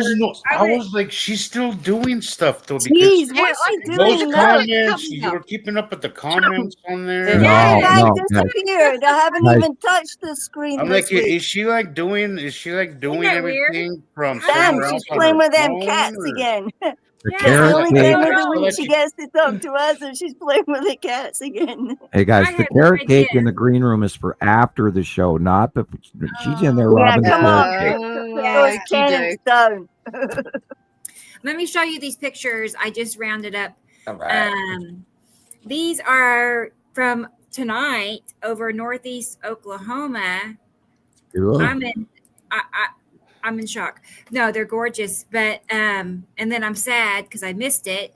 But right, it's okay. Yeah, I know you get gutted if somebody else gets something better than you in your own area. You feel like you failed. I failed your event tomorrow. That's amazing. Tomorrow, that's right, Sharon. Tomorrow will be my day again. Oh, it's supposed to be 40. I'm not there. Tomorrow. Like right now, it's 62 degrees. It's supposed to get down to like upper 30s, 40, and then tomorrow it won't get over 42 or something. So it's still going to drop another 20 degrees from right now. Anyway. Yeah. Anyway, okay. Well, here temperatures come Monday. Not what I saw. Why am I not there? What people maybe go out and come back in. Share. How about you turn the screen around? Tap it. In the different groups I'm in for I like tapped local it guys. disappeared. Yeah, look at those things. Wow. What about the button down the bottom? Have you hit camera off? No, I haven't done anything. I haven't even touched the screen. I was a good girl. I know. Maybe leave and come back. All right. Wow. Yeah. That's probably Kicking the you out answer. again. Bye. Fuck off, man. Take your reels with you. Go to I went bed. to the bottom because I got Work booted out tomorrow. early. What's that, What's that? Samuel? I went to the bottom. I'm the bottom picture now because I got booted out earlier in the show. It just flicked Oh, me look, off. I just see half of your head going bloop, bloop, bloop. Yeah. Well, that's We're okay. changing rank all the time. My little circle doesn't need to be seen. Right. I What feel time is it? rejected, but I'm going out and I'm coming back in, so you better look out Okay. for me. I've got See you in a I've got minute. pictures to show you. Did you see my pictures? Have you I got got my your pictures? reel. I Stripes got your of reel. Yuri. I Uh-huh. can't going to get exhausted anymore thinking about that. Okay. Those are the stripes of Yuri. Yeah, look at Okay. Yuri. I see Tara Okay, saying I'm coming hi back to in Egg. a wee while. Shh. I Okay. see Tara saying hi to Egg, but I don't see Egg. Where? Well, she was here a minute. She was here. Oh, I'm looking Saw her through the checking comments. in. I didn't see her. Oh, okay. Well, Yeah. let's see you, And Egg. here's No, I the don't see new you. one. The odd thing is, I don't know if they were here before, but hi. Red wine time. Oh, watch the red. It'll give you a headache. Yeah. I That's awful. Yeah, I've been getting a lot of Saru like this the last few days. Yeah. Really difficult to photograph It's because gorgeous. there's nothing. It's just green up there. Yeah, blue green, and it's blue green compared to It's not deep an blue. opacity green. It's more like a turquoise, like a Yeah, it's more blue green than green blue. very distinctive, different. And the reason that and is then it has orange underneath it all the time. right, and yellow. The reason that is because the oceans on the water type planet Saru are less deep. So therefore it's green blue, whereas Nibiru is deep, deep blue because it has very deep oceans and the normal land masses like Earth. But Saru has more patchy, small islands than I've seen by eye. I don't know for sure. I only remember all the way many years ago. Saru is the only planet that I've had dreams about. I had dreams about it being God, like the Bahamas, only nicer. Right. Right color, Caribbean blue. And I even met a few Saruian. What would it be? Saruians? Saruians? How do you? Yeah. Anyways, Peruvians, yeah, from Saru. In my dream, very beautiful, but very big, very huge, very tall. Yeah, well, they're a larger planet, so I think they're very much larger people. Thank you for the music, Rebecca. But can you turn that up just a hair? They're different, but very beautiful beings. Thank you. But I don't. That's the only planet I ever dreamed of, and that was Saru. Oh, I figure on a mega water type planet, which is like 10 times the size of little rock type tiny Earth, because their atmosphere is going to be bigger, and their barometric pressure and their Schumann resonance and all that's going to be much bigger because of the planet, and their oxygen level may be different than ours because of the size of the planet. The pressure, everything. I think they're just like the movie Gods of Egypt. I think they're giant people, and that would fit the format of Gods of Egypt. Which is an excellent soft disclosure movie, in my opinion. The Gold Blood I loved. I thought that was really awesome. That's a hint, by the way. That's a hint. It's not a reality, but it is a hint. And yeah, look at that. Let's see the green blue of where the airplane is. That in the light illuminated area. That's the bottom of Saru, and that is the side of Saturn and Saru behind it. And again, is Saturn and Saru. Lead asteroid. We're only going to get more of these red skies, aren't we? Top center's lead asteroid coming downward. What's Sharon? We're only going to get more of these red illuminated skies. Okay, right. I thought you were saying we're going to get bored of them. And I was like, no, we're going to get more and more of them now. Yeah, that's the orange-yellow bottom of Saru. Probably, right. It's crossing over the sun now, just like Saturn and Saturn's yellow moon are at the sunset. Now, it used to go from west to north sky to northeast, and now it's coming from the west at sunset and then going over the top of us. Yep. Yeah. What on earth is StreamYard doing tonight with all our pictures? There's been internet interruptions all over. It must be. There's my G2 and internet has G3 been electrostorm It's weird. knocking out satellites. Yep, and internet and phone traffic and the Schumann resonance. It's affecting everything. Yeah, if we talk about 3i Atlas, how it even affected neutrinos, that was insane. That was unbelievable. Even the muon waves have changed. The particles that go right through us all the time. Yeah, that's apparently what they were neutrinos. Yeah. new entering. Yeah. We've never seen anything like that before, where there was an actual directional change of neutrinos. Yep. And that's just, I mean, we don't even know how to affect them, let alone capture them, let alone change their direction. But I think that was during the Earth scan when 3i Atlas scanned Earth. I think that's what occurred. I took it with a grain of salt when I first heard it, but I heard it from more than one source. And then I'm going, and I'm, continuing to ponder it. And again, I absolutely believe this is a ship.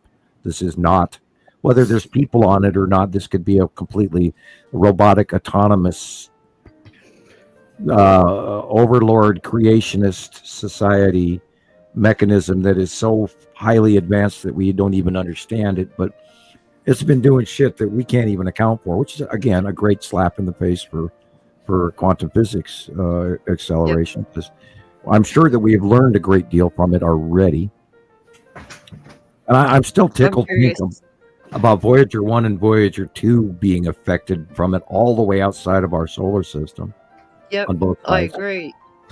I'm curious how it's still running on 65 megabytes of memory. Well, it has been reported that it is subwriting new subcommands and turning on old systems that were long ago vented out by the normal programming, and they were returned back on without the control. And again, old military bases all around the world that were just shut down and equipment left in place turned back on. And there was a crate of Tesla's old equipment this week that turned on this month that turned last month that turned on inside the box. Yep. The pyramids are emitting higher frequencies. Yeah, everything. Yeah. They're electrified. The Lee lines are all humming, and Schumann resonance is off the charts. Mm-hmm. Okay, I'm gonna play Gillian's reel. So yep. Here we go. So she can go to bed. If 3i Atlas comes around the sun and heads toward Earth, yeah, I love it. You like Plato. There you go.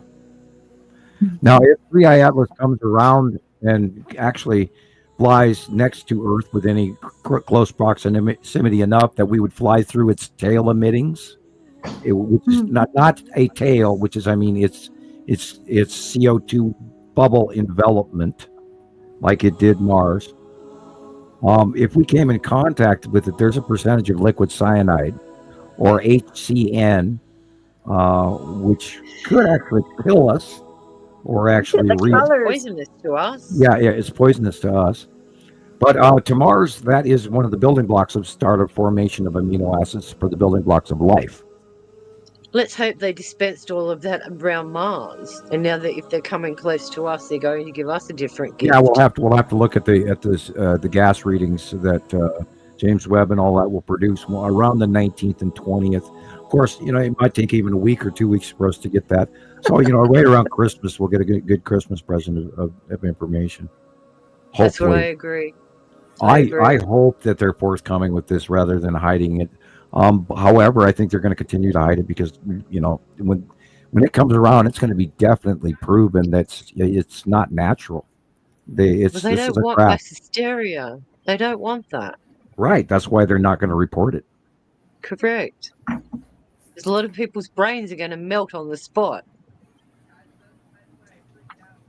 Well, that is exactly, as I sip off my pop here so I can talk. That's exactly why I'm telling you this is a ship.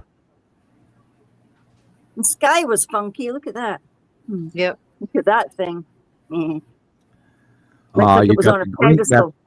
The green asteroid and the spiral asteroid. Green asteroid and spiral asteroid in front. Look at the changing shape of the sun there. I love watching the Ring doorbell. Look, it was almost like two things were there. It was the bottom. It was the sun, and then the refractum of the bottom of the Saru. Yep. That's what's going on there? It's shining on the bottom of Saru. Hey, Sam. The odd thing is, has a question, and Egg has a question for you. Are the planets moving to heat another planet? The whole solar system is heating up. Every planet is warming. All of the normal planets are getting warmer because of this second star ad. And that started way back in 2010, 2011, 2012.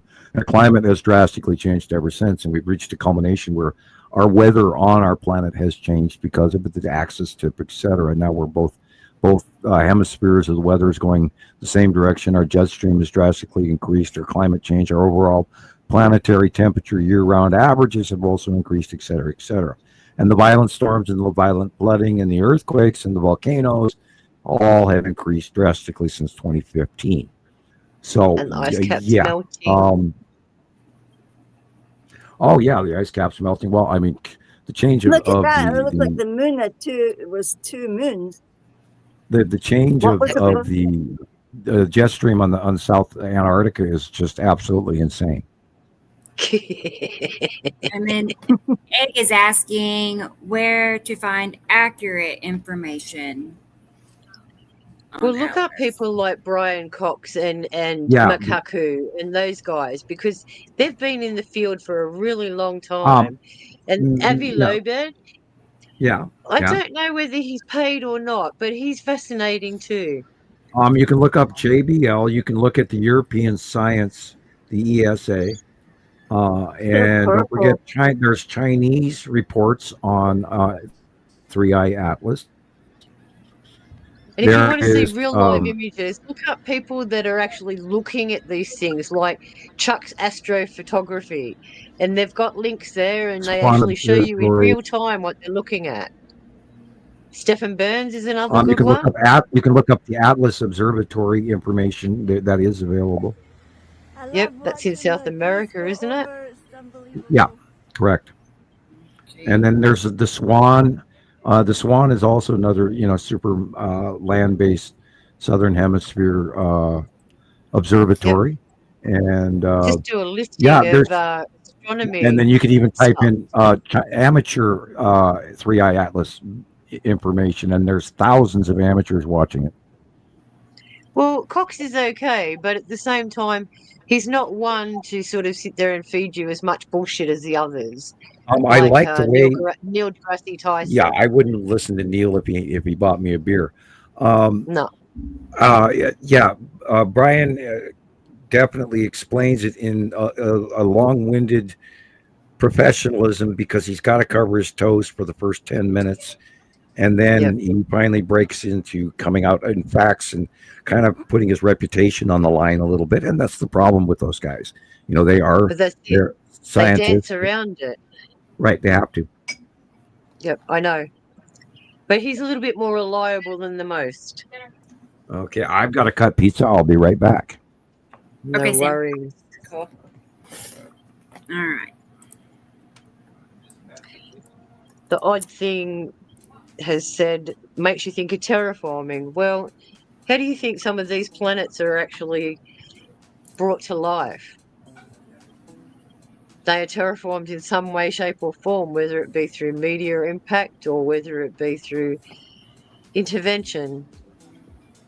So, and you only have to look at some of our science fiction films that are out there. I keep mentioning Star Trek. The Search for Spock. Just look at the clip where they're talking about the Genesis probe, and that's where the Klingons want the probe, and they'll do anything to get it. because they know that this particular probe can terraform a planet within a couple of months. This is what we're looking at when we're talking about Atlas terraforming Mars. There's, on the backside of Mars that we aren't seeing right now, it's actually turning green, and that's from the crystals that have been deposited on the surface. And when they're activated in the atmosphere, they release the chemicals that we're talking about that can what they call conglomerate and create other molecules, and they're what we call the building blocks of life. I hope that helps with your terraforming. Yes, teacher. That I know. I'll go terraform a planet for you, right, Spotty? Sounds like professional. I'll go Right. Spotty one for you. Yeah. I'll get one and I'll just Right. like, what should we do? Like terraform the moon? Come on, Rebecca. Which one do you want to terraform? Matum. Well, the Can't we moon, borrow the one moon's a of dead theirs? rock. Can't they practice on one of theirs? Why isn't But Atlas going to practice on one of theirs? We'll put it this way. Mars had a civilization on it already. We know this because look at the evidence, like the face on Mars. Well, you know about the DNM pyramid and all that stuff in the Cydonia region. And that they hid all that stuff. There is so much up there. And think about it. Mars has one of the largest volcanoes in the universe. The Mars Pons volcano. Olympus Mons. I knew all that stuff. I don't even know why it falls out my head. It just does. Then think about the ring makers of Saturn. What are making these rings? So where are they collecting all the material for to make the rings? If the scientists keep telling us they're made up of ice crystals and very fine dust particles and rocks and all that sort of stuff, then how come it's specifically in an ecliptic ring around Saturn, around its equator, nowhere else, and the rings are growing constantly all the time? Who's making these rings? Planet, man. It makes you wonder. There's things in this universe we have no clue about. And that's the sad fact, is that we've been misled to think that we are so isolated and so confined, and yet these things have been going on since the Earth existed. And yet, even though we may not have proof of it, we know somewhere instinctively that's what's happening. We can feel it. I don't know if you guys notice how elevated sensitivities have gone up. This is probably why we're having so much trouble with sleeping. Our systems are wrong. Even our taste. You go to taste something, it doesn't taste like we anticipated it anymore. Well, I just could prove that because I thought I wanted salmon, but as soon as I smelled it, and now it's sitting in the pot and I've made it and the dogs are going, yeah, like, give us that, no problem. Yeah, I'm like, exactly. No, but I'm hungry and I don't want that now. I don't know what I want. I made liver as well. I'm like, I thought I wanted that. It's so confusing this week, and yet I feel full. But I was hungry. I'll be hungry as soon as my head hits the pillow. I'll be lying in there just nodding off and I'm hungry. Have you become thirstier too? Are you noticing that you're drinking more water as well? Yeah, I want more water. I love my tea, but I'm drinking lots of water. Yeah, because we've been electrified, and all that electrolysis going on in our system is using all these chemicals to run our functions. And we've got to remember that if we're getting zapped, radiated, it's heating up the water molecules in us too, which slows down or increases processes. Potassium, magnesium. Ion exchange, ion salt channels. Salt. Plasma thickness. Yeah, well, I mean, how many of us have been seasick for months because, the planetary change is going on? I know, Audrey. I'm just having a fantasy about. Remember that pretty little book when we were little kids, and they'd hand you the Little Prince, and the Little Prince was walking about in his gown on the moon, and it had like that single little flower, and to me it just seemed like the most tragic little story ever. I wanted to make it into a living thing, so it's just always been in my head like that. Well, that's, we are like that. We're individuals with individual brains connected to the galaxy and very much alone in our own environment. Yep. As I said, Alone we're in in our our own own little bubble. heads. Because no one is just like you, so no one really connects. With the old "we're born alone, we die alone" thing. I always chuckle over the saying that we're all skeletons, and that's scary. Well, Think that we're all it's going to turn true. in. One day we're all going to be skeletons. That's what we're going to. I was chuckling over that the other day, and I was going, "Yeah, we evolve into skeletons." One of these That's all days. that remains, isn't it? That Afterwards. of course, was a Halloween concept. Right. It's like, yeah, we all become skeletons and walk around. Yep. And then we could go into ghosts and all of that stuff, and I could talk for hours. But anyway, what do you got for us, Rebecca? I'm back. Yeah. The Welcome pizza back. looked good, but I didn't want to eat any. Okay. You didn't want to eat any? No, I think I'll have the meatloaf. Meatloaf. It's probably better I for you. make a pretty good meatloaf. Dang it. Keep you Okay. full a little longer. And I did use McDonald's ketchup for a topping on it, and out of the little packets that I didn't normally. We were talking about that before the show, and I normally throw those away, and because of the price of ketchup and everything, I actually was squeezing the ketchup packages, because we got that with Rebecca, Yeah. our color's almost the same tonight. A what? Oh, you what? can't even see me. No. I'm fucking invisible. Sorry, but Caroline. Yeah. Oh. You're in trouble, Carol Ann's Gillian. listening. I think Carol Ann's having dinner. lucky I might have escaped lucky. because but Doesn't she'll matter. get me on the rerun. She'll get me on the Penalty rerun and corner. then charge Yeah, me her for ears the are whole- ringing as we speak. Go ahead and play Christopher's video. And then after that, Jesus's. Okay, so Okay. yeah, let me go ahead and get his pulled up. 3 hours, 42 minutes, and 7 seconds. Not bad. Mine says exactly 4. But I'm in the future, remember? Right? That's a lot of cubes. That's a lot of cubes.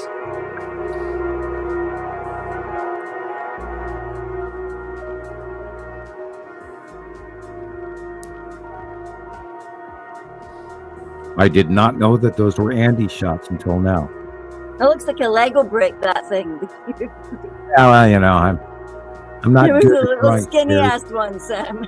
I need my drafting table to draw decent Yeah, squares. these are these are Andy's from England. Yeah. Very This one's similar really to here. cool. Yep.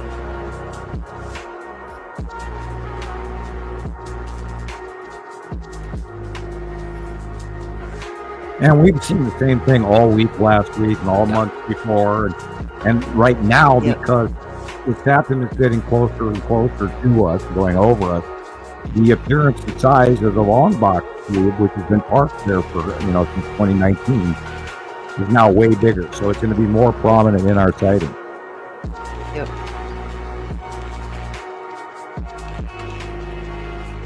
Floating shoebox. Wonder what kind of shoes they wear. It's one thing I drew that drawing because somebody asked me to do that because they were saying, how come you don't include it in the monthly drawings? And I said, well, because I'd have to, in order to show it properly, I'd actually have to draw it at a different angle. And then I draw it, and literally, like within a week or so, that angle changed to match that one. Right. And I went, oh boy. I was like, oh, I did it Now, again. Chris, Right, with with variations, right? In angle, Yeah, yeah. I mean- Depending on where on the planet you are. are these yours, Chris? Yeah. And yeah, you can see it right there. There's the side orb and the cube. Right. Yeah. I mean, you Wow. Big it can, is. just like Andy's, it's the same thing. Look at that, and it's so You just know what you're there. looking at. That's the minute you insane. see it. Yeah, that white blotchy side orb, and then the cube is behind it. Or wait a minute, is that blotchy the green asteroid? Ooh. I think you told me it was the green asteroid the Yeah, other it's the night. green asteroid. I marked this little spot right here on the left I thought that was a bunch of like Star Destroyers, so that's what I'm. Yeah, I agree. The side orb is a little harder to see, but it is there. But yeah, right there, those might it's stalling, but those right there on the right are the Star Right, look Destroyers. at them. Look at That's all the of green. them. That's the green asteroid. Okay, I marked it wrong, but Yeah, that's the green asteroid. okay, I can fix that. Yeah, the But Star you can Destroyers see- are you can to see the them. right. If we could get For Rebecca to go back on that.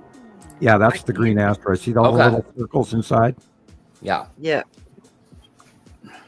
Okay, if you could back it to Rebecca, if you could back it up to and go where it goes to the right, because it panned from right to left. Yeah, Look at that. There was a triangular thing up right there. there, too. right, just his Yeah. skull. See those white things right there at dead center?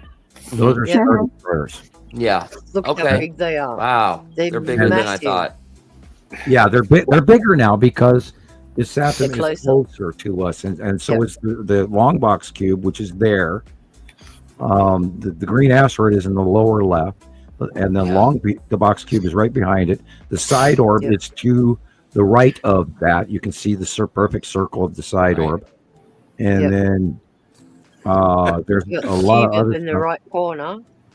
And behind that is, I don't know, a bigger, darker circle. That could be a Saturn's yellow moon, Yeah. but it's way too small. Weird. Weird, right? Weird. Yeah. And way Or- more or is farther to that- the right or- than it usually had. Or is that the lead asteroid? Because the size would be the lead asteroid. Okay. But then it would Doesn't be have farther to the right than it should be, depending on where this capture is. Wow. It doesn't have. Oh, maybe it's got that hook on it. This is like I think it was around like 3 to 5 in the afternoon. That's facing northwest north. Yeah. Sounds Just like before lead asteroid sunset. to me. Yeah. Because I expected the green asteroid to be more to the right. Well, that looks Yeah. like the green asteroid right there that you've got Cool. circled. I- Because if I'll you look fix at it, if you blow it up, there's a whole bunch of small little perfect circle dots. It looks like them below little it. speckles that you've had all Yeah. around it, like Yeah. little speckles. Yeah. And we, Clips. yeah. And we, I, Well, yeah, this is what I mean, Sam. How do you explain to somebody that that's a freaking asteroid, not just a cloud? How do you say that to somebody with How a do you straight explain face? to them about the spaceships as well, not looking Right. like spaceships? well, you go back like a to the straight fact, up spaceship in a spaceship Oh, movie. yeah, like, yeah, and that's not to asteroid. mention that they're below a planet, that they're underneath a well, planet. then we Whoa. we have to go back to the original story that we've watched them arrive since they were teeny tiny, and we've spent the last 15 years learning these things, watching them over and over again for 15 Sorry, years. Caroline. And if you don't listen now, when are you ever going to? And after Right. these planets are going to be gone, you're going to think yourself the fool. It's too bad. It's too bad. You know? Yeah, I'm when invisible Yuri. again. Why am I invisible again? I've envisioned Look a at that lot big planet. in my mind's Yeah. eye. I think about Yuri. That big planet. maybe telling that, like, once these planets are out there, right? Once they're gone, go up to, like, say my brother and be like, so don't expect pretty skies anymore. Long We're box not gonna cube. do that anymore. See the And green then see what he asteroid, the says. side orb. You see, Oh, see his Yeah, reaction Indica land. a year Stuff in. Like he probably still not know. Hey, look at that straight up sea trail off the cube. Is that Right. a Star Destroyer trail? I think so. Yeah, Because See, look that's at not that where there's no planes in that area. So Yeah. right. So, and we talked especially about through Vegas, they go through a specific. You know, if planes are flying over White Vegas Castle. through Vegas, McCarran Airport is Mhm. very it goes from west to east. I Right. think, coming. Yeah, we've talked it about could- space M's for it years. could be a jet from the Air Force Base, but I don't think so. Because you can hear those coming. You know, they're That last one loud, had the ring of super loud. Atu. This is Atu's moon in the red. This again is the green asteroid and the long box same cube. shape, that same. Yeah. It's still there. Look at it. Yep. Like, if it was a cloud, I keep explaining to people that cloud is literally vapor. It's not gonna hold its shape. Right. And that is the red asteroid in front of Attu's moon, which is just above it. There's Attu's moon and Attu. Cool. Oh, no, excuse me, Saturn Gel moon. Again, this is the lead asteroid, which is right next to the pole. Shadowing. This is the Tan asteroid, and again, this again is lead asteroid, is Saturn Gel moon. Is it not called McCarran anymore? They changed it to Harry Reid International. What? Really? Yeah, but nobody's calling it that. It's McCarran Airport. Yeah, when did they do that? Oh man, probably like I don't know, maybe 3 or 4 years ago by now, I would think. Well, right after I left, I guess. Mhm. Yuri? I'll have to check that one out, Jason. Green asteroid around Look at that. Western Australia. What's that? It looked almost like Matim. Cool. Well, go back. Let's see. You were Can we saying just see? well, Can you go back to or back Yeah. 1, 2? Okay. you were saying while I was in the bathroom, Sam, that drawing with the Lombok's cube and the lead asteroid, No. Next. that you drew it at somebody's request, right? Right. Yeah. The next bit. Well, the very next day after you drew Yeah, that, there. I saw That. the exact same thing, and then following the next 3 days, I saw the. What is There. this? That's Matim. Yeah. This whole thing, like See, like see, go to the bottom of the picture. Don't look at the white. Look at the blue circle at the bottom. yeah, no, I see the little And edge then there the at the bottom tail- and the really tufty the- things on it. The white cloud is off half of Matim, Wow. and you'll see it. Yeah, Wow. yeah, no, I see it. What's the white cloud though? Is that its moon, That's yeah. It's or it's like ion drag or whatever? it's its normal planetary sublimation because the sun is shining on it. So Yeah. does Matim have water? I mean, look, that's almost like a Um, landmass. Like We have thing. seen that Matim has mountain ranges that have snow and ice on it. Wow. Interesting. Almost like Io, I suppose. So I imagine there's a certain amount of water on that planet. It's very, very bright blue. This is the closest we've ever seen it. Before it used to be this just barely. Well, it was the size of a cherry at the biggest part way back in 2015, 16.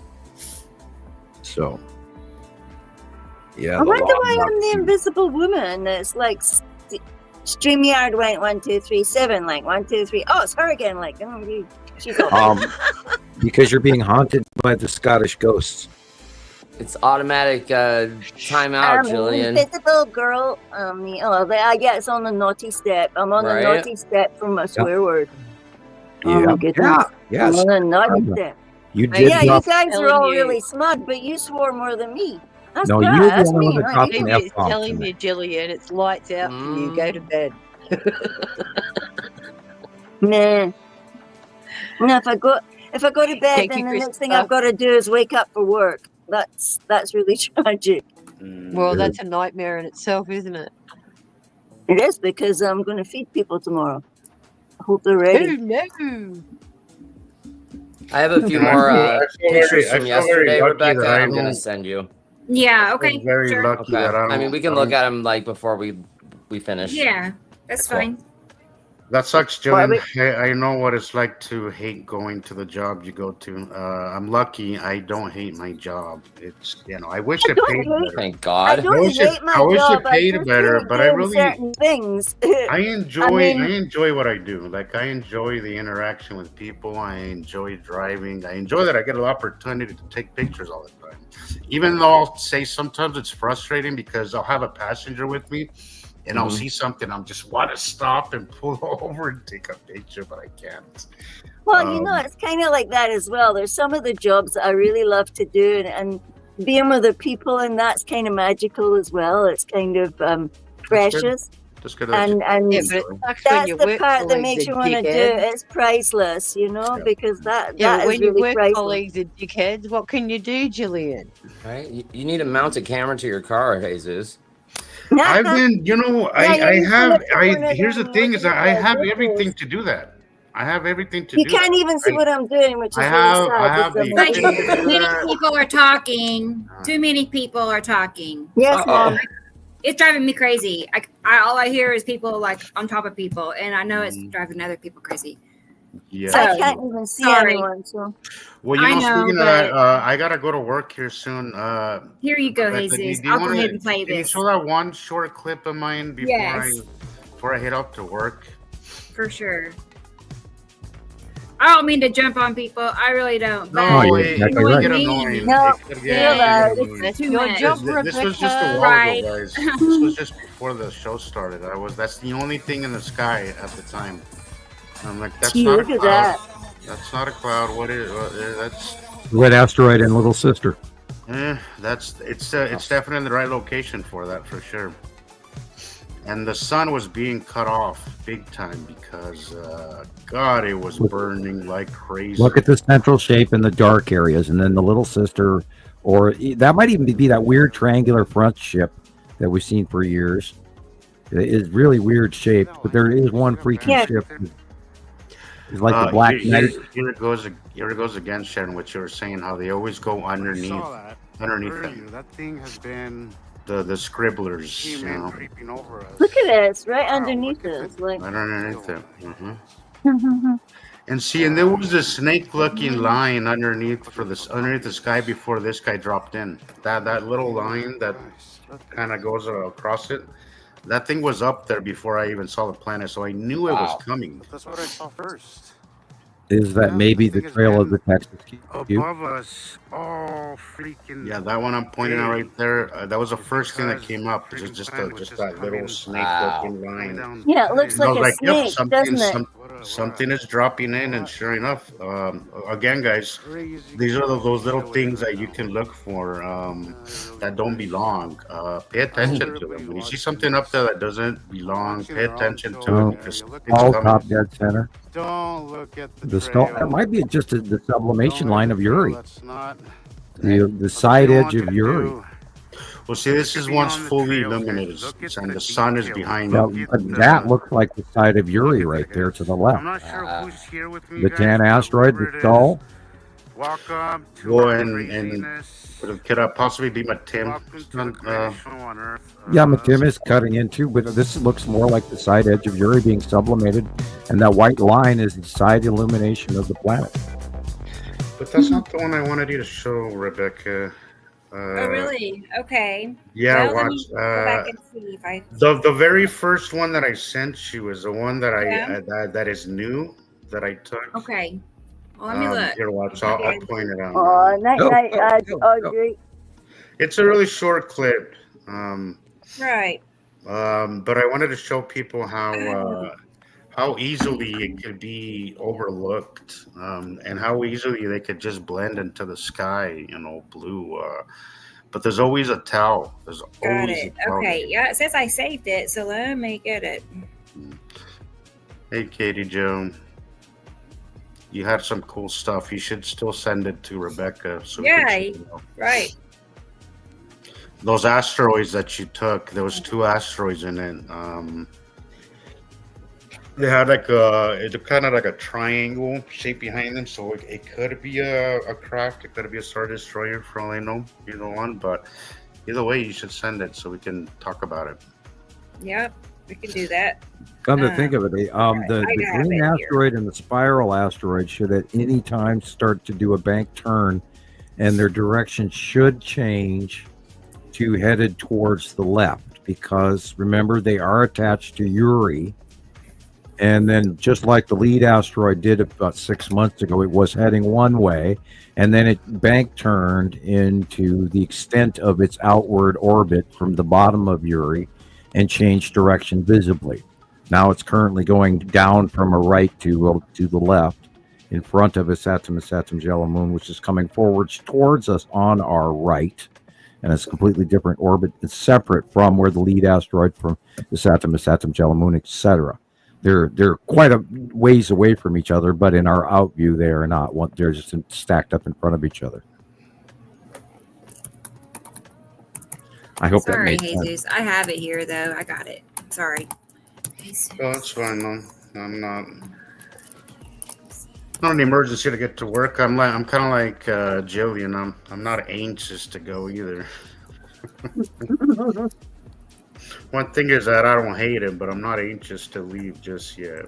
It's not so much that I hate it because there's so many good bits about it, but there's some things that I'm just honestly, really, I feel like I'm not great at. So, I just do the best that I can, and I've tried to. Well, that's all anyone can ask because you're in your job. That's what I was saying. You participate, you do your thing, and then that would be the rest of the world's problem. You're not a robot. Yeah, that's what I was telling you last time. Give yourself a break. This one right here, guys. Look how Yeah, easily but we're our own missed. worst judges, aren't we?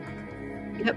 Look at how easily that can be missed. The only thing that I was able to really see with my eyes was that line coming in from the left. And I was like, that's not right. That's not. I would say that's the edge of his satum. Nice. And the long box has got to be in there, right? Yeah, it's behind the clouds in the middle. Right. Yeah. Look at Definitely that, guys. there. Look how easily, how do you explain to somebody that that's a planet? Like without. And proportionally, Right. the Saturn Yellow Moon is on the right also. And you're looking at a Saturn proper. Wow.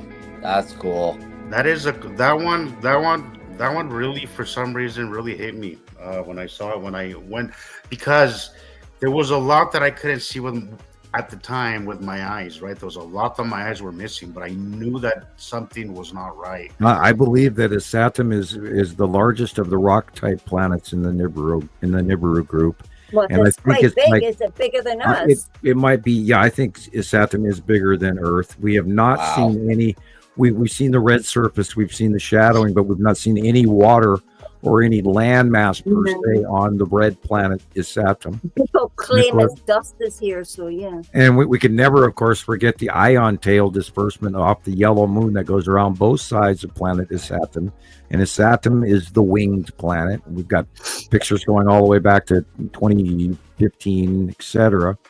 And watching the arrival of teeny tiny little red is Saturn and Matim and Nepesity when they were little dots in the sky that we were watching every day for year after year get bigger and bigger and bigger and bigger. Wow. That one, Katie. Are you here still? If you're here, this is the one I just tagged you in it.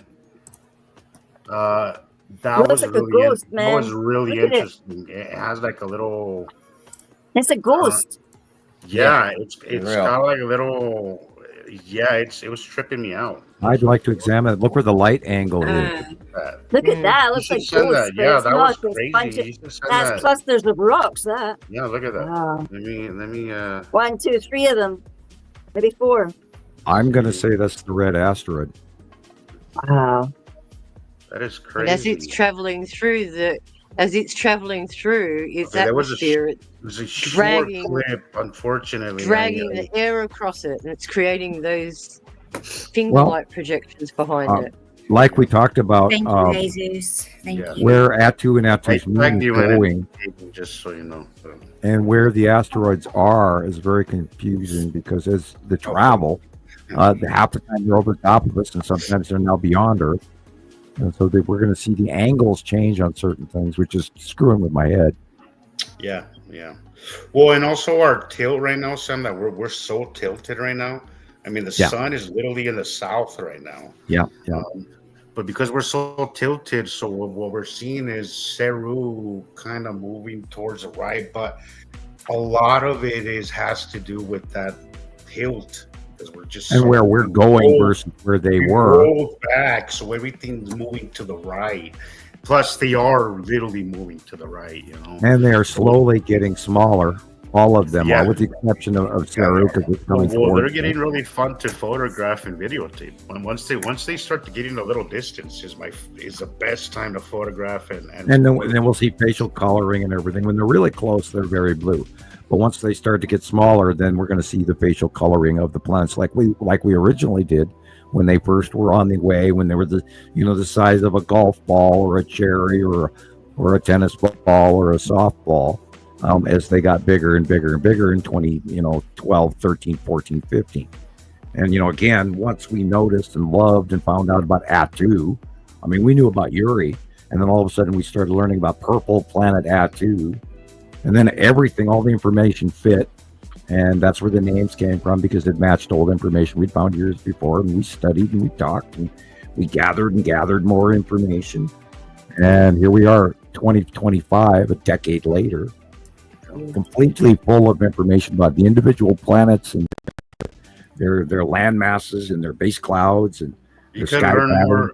You can learn more from us than NASA will ever teach you, and that's a fact. Oh, yeah. I'm not saying that to be bold, but that is a fact. Like It's a there's fact. more to learn here with us than NASA will ever teach you.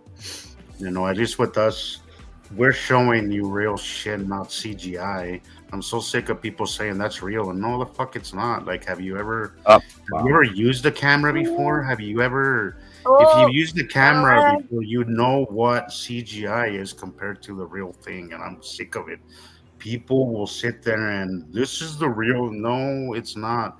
I have yet to see anything actual real footage from NASA. Most of it, if not all of it, is CGI. You know. Has anybody thought about the fact that in intergalactic intelligence, arrived just at the point where we have functioning quantum AI at the startup of our AI on planet Earth, and all of a sudden a larger II steps in? Doesn't that seem a little ironic? Well, you know, if you don't know what we know, probably yeah. But you know, once you kind of start taking Skynet has not been activated. Unfortunately, you do get desensitized to a lot of this crazy shit. But you know, yeah. Has anyone thought that chemtrails are strategically placed to absorb chemicals falling to Earth? Yeah, we believe that is part of their function. Yeah, completely the opposite. If you read the strategic plan for the UK for them blocking the sun to try and cool the place down, you'll see that all of these chemicals, because they're so small, they're microscopic again, they're induced to hang in the air and create a blanket effect. So no, it's an opposite effect. No, these planets are not dropping chemicals yet. They are only getting more chemicals. But maybe that stuff can't get through our atmospheres because everything repels each other. Okay. Well, we got to look at the ion tail off of a Saturn. Now, a Saturn is red, and that is because I do believe that a Saturn is made of very much iron, and we do know about the iron oxide story in the Planet X theory. Okay, yes. So this is, yes, it is. I think the ion tail is actually dumping out a great deal of iron oxide as well, whatever the sublimation of the trail of the winged planet is Saturn is. And that's the only one out of the group that does that. There is, of course, a base cloud that runs underneath Uri all the way to Atu, and then Atu even has a ring. All kinds of planetary behaviors that each planet individually has, but space clouds included. They are connected to each other in the group, and we saw that in the early days when they first got big enough to see and realize, that's a planet, and then look at this cloud base around that group. And this is where, of course, all the studies of the base clouds of each of these planets came from. They're not actually around the bottom. Reports of some lakes and things turning red. Recently, there's been reports of lakes and river systems turning red. I've seen a lot of that. There's but that comes from like chemical reactions here on Earth. Well, yeah, I mean, planetary heat. It's not Jesus's blood. Oh hell no! I agree. And but I do feel that there's a correlation as far as history goes there. Spiritual people will say the Nile but it's like I would tend to call it more like Earth's blood, because Earth is struggling just now. She's changing a lot, so cracks and stuff. And to me, that would be like Earth blood. You know, I don't know why, but Earth is real as well, and it's also got veins. Well, we also have to go, and we have to resort back to the Muslims, where they were talking about the end days and stuff like this. Remember how many in the last 5 years, how many swimming camels we've seen? And I don't think the general public even knows how many floods in the desert there have been. They don't, Sam, because it doesn't affect them. It's not even something that if the weather isn't affecting their immediate vicinity, they don't give a shit. Or they're not paying it, or all of the above. Unfortunately, and here's what I saw during COVID, or during a lot of these things, during a lot of things, during a lot of bad things that happen to people. Again, the C virus, I have a lot of opinions about it, but a lot of people were affected during that time, and a lot of people acted like nothing was happening because it wasn't affecting them. And I think psychologically, if it's not affecting me, it may as well not exist. And because the weather isn't affecting us here yet, or here in Salt Lake, most people aren't paying attention until it happens in your neighborhood. Maybe that'll kind of kick you awake. But unfortunately, man does not change until he's at the edge of the precipice, and that's rough. But that's how we are. That's how we are. You know, we've been at the tipping point since 2019. We have been, and honestly, Sharon, and I don't like to be an alarmist, but I feel that every day that we have is a bonus. Like every time that I wake up, I'm like, okay, well, nothing happened today. You know, I don't think of it constantly, but it is in the back of my mind to say that, hey, man, things could change in an instant. Things could change on a dime. You know. Yeah, that's right. That. It's exactly right. An accident can happen either 10 seconds prior or 10 seconds later. Just depends on your timing too. That's right. Circumstance, right place, right time. That's right. Again, do we will that to us? Speaking of time, I better go to bed, okay? Night, everybody. Good night, I'm right behind you, Gillian. I gotta go to work. Tomorrow. Doodle. I'm gonna sign out too, guys. We'll see you next week. Okay, Jesus. Take it easy. Have a good See week. you next week too. I'll be listening. I'll try and catch up with you during the week, Rebecca. Well, I was speaking to you for about 5 minutes when the other lady phoned to give me handover for tomorrow. So, Okay. Well, have a good night. Oh, yeah. Have a good night, guys. We'll see you next week. Night. See you again. Okay. We'll see you next week. Good night, guys. Bye.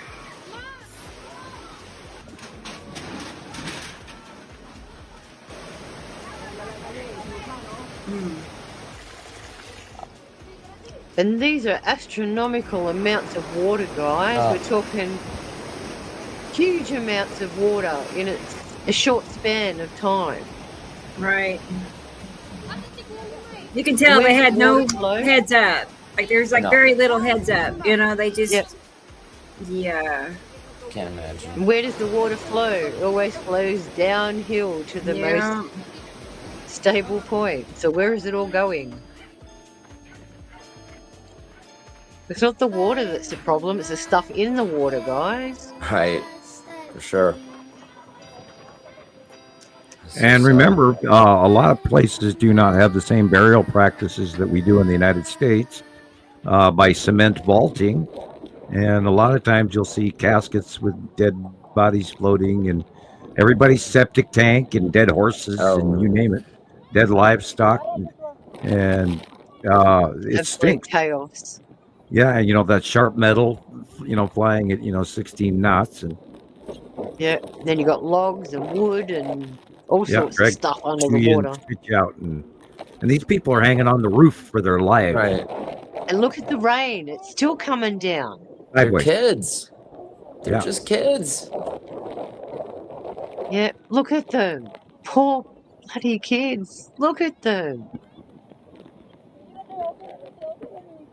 And the water below them is flooding. So they're in the middle of a storm and they're hanging on the roof because it's flooding below them. And I've been in stuff like that, but not out in it. Right. That's awful. And they're in their attic. They're in the loft. Yeah, look at that.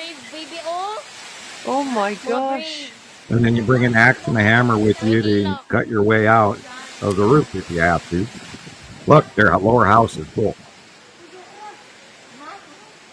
That's their living room right there. Oh no! And you will Smashed. never. Whoa! You have to peel that entire house Hailstone. back down to and you have to peel all of that out and empty it because otherwise you have mold. Yep, that would be hailstones. And you're almost better off starting over, except the framework, of course, is important. You just rebuild it better. And insurance companies aren't insuring specific areas Yeah, anymore. their They're payouts high are risk. next to nil anymore. Yeah. Oh no! Yep. Meanwhile, That's why insurance companies premiums are have through the roof record profits on insurance companies. And this damage is costing these countries billions. Oh yeah. That is the Philippines this week. Terrible. It is annihilated, completely annihilated. Wow. And that did not make the news. Nope. And not on on top of that, they've got landslides and everything else going on as well. Hey, Sharon. Good to see you. Stacked cars. Yeah. That means a 12-foot wave. Jeez. Look, they grabbed the most essential things. Something to cook with. I hope they got plenty of water. Cooking on the roof, There's a barbecue bottle of water style. behind them. That's what it takes, guys.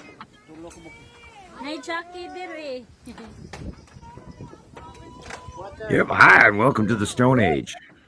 Yeah. Look at what they're eating. Wild guinea fowl. Yeah, you mean the drowned chickens? The ones over here, yeah. Well, I wouldn't be eating the fish. No. Well, unless you have enough clean water to wash them, and then you don't, because there's never enough water. I mean, you can't save your water during a flood. No. And the only thing you could drink after that is rainwater. Oh. Yep. Because everything on the ground is tainted and will be for months. All well, everything. So you literally have to leave an area until it actually straightens out months later. Yeah. Rescue some stuff, some bedding. Yeah, rescue the bedding.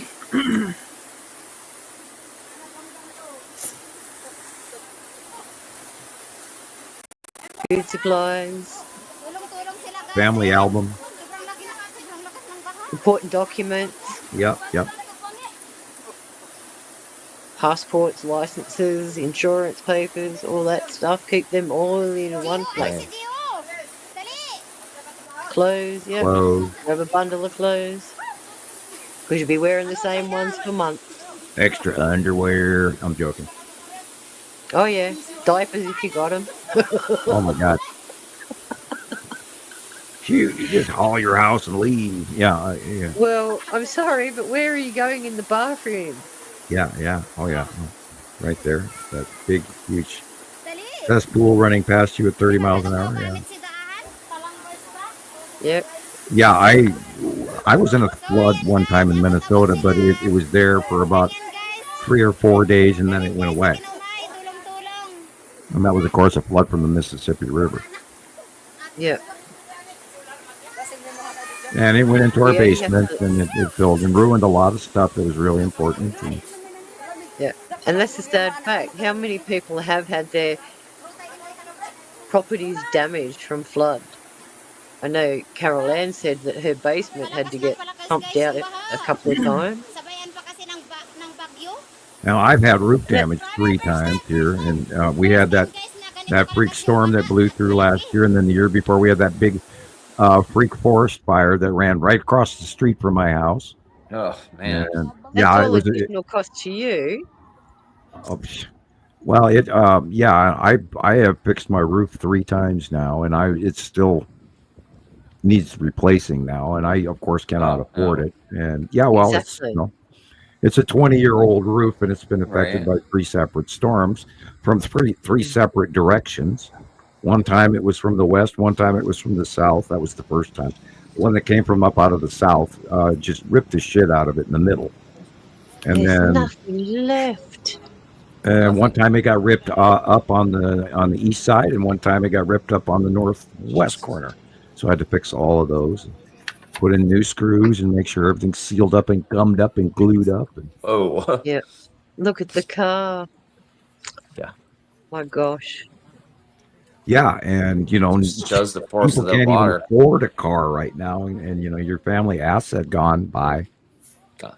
And we're going to have to start measuring the amount of loss of overall planetary money just the storms alone. It's in the billions, if not hundreds of billions. Hundreds of billions. Yep. So when do we get that golden ticket, guys? Yeah.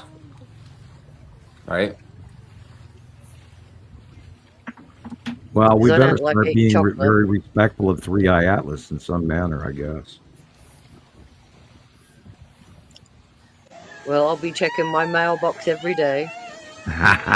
No kidding. You mean we don't have to buy the chocolate bars? No, that's why I said I don't like eating chocolate, so that's why I'll be checking the mailbox for personal invitation. I thought we'd have to buy a bunch of chocolate bars to get that golden ticket.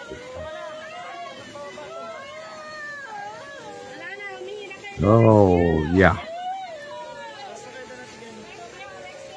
Golly. See, we've got no clue the hardships that these people have to face now. Bye. Bye-bye. See? The destructive forces of nature, there's nothing holding her back. Nothing.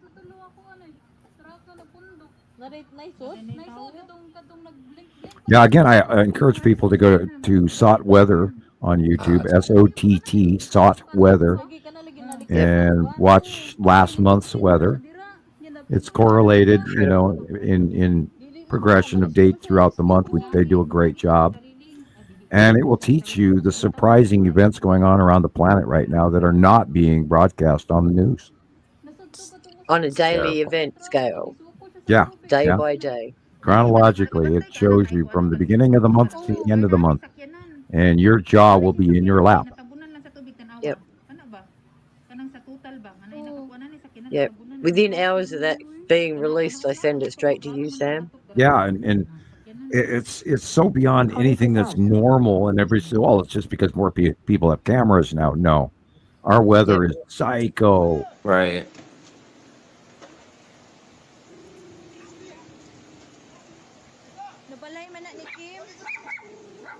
What are you trying to get to? Who are you trying to rescue? You're throwing a rope to who? The dog? Maybe. Is that the dog in the middle there? Maybe. Good grief. Yeah. And where does all the rubbish go now? That's the other question. Oh, a lot goes in the ocean. You should see what's off the shore of Japan from the tsunami. Oh. Yep. They're going to be. They'll be digging that up all for over the the next world 1,000 from that. years. Yeah. Well, we have huge Sargasso Sea islands of junk floating in the middle of the Atlantic. Right. Yeah, people don't talk about that. Look how quick it comes. Yeah. Incredible. No warning, just there. And look, it's a cement maker. Yeah. Yep. That's that horrible sticky mud. Yeah. Hammer it off with a chisel, that crap. And laid in with sticks like what and double. Yep.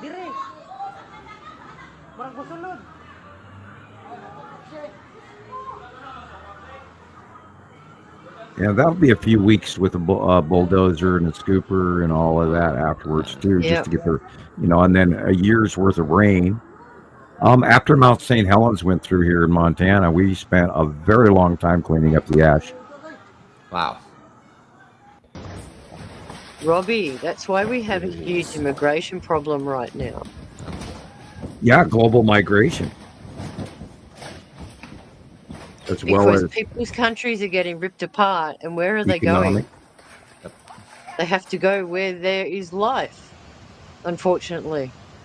We don't, the people in Syria have had the opportunity to go home, but then they go home to nothing.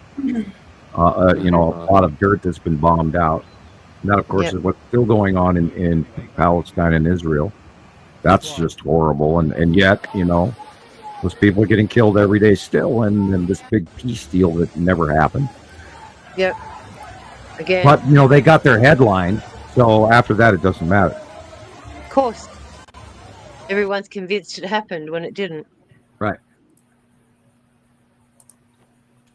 Meanwhile, basically what it is the complete bombing of the Palestinian properties, and they wiped out the cities so they can take it over. They come in, bulldoze all the crap, and do a big, nice pile, and then they move in. Like they've done with other places. This isn't a unique experience we're talking about. Unfortunately, I absolutely do not agree with Netanyahu in any way, shape, or form. And a very large percentage of Israeli folks feel the same way. And our prayers go out to those folks as well. And again, the Palestinians and the Lebanese and the Syrian folks. That whole area is just, they're all mad at each other. And that goes all the way back to the big Shiite argument between the sons of Muhammad and the Shiite and the Sunni. Mm-hmm. And you guys stop your fighting already. Jesus, you're arguing about religion. It's our downfall. I don't kill a guy at the local sandwich shop because he's wearing a red hat, although, well, hang on, I'm going to get a beating because I'm not wearing my headscarf. Oh, man. Right. Well, they want to bring in Sharia law. Right. They're fighting to get Sharia law as brought into normality here. Well, that too is the good old boys and the anger and the fear mongering that exists that causes these behavioral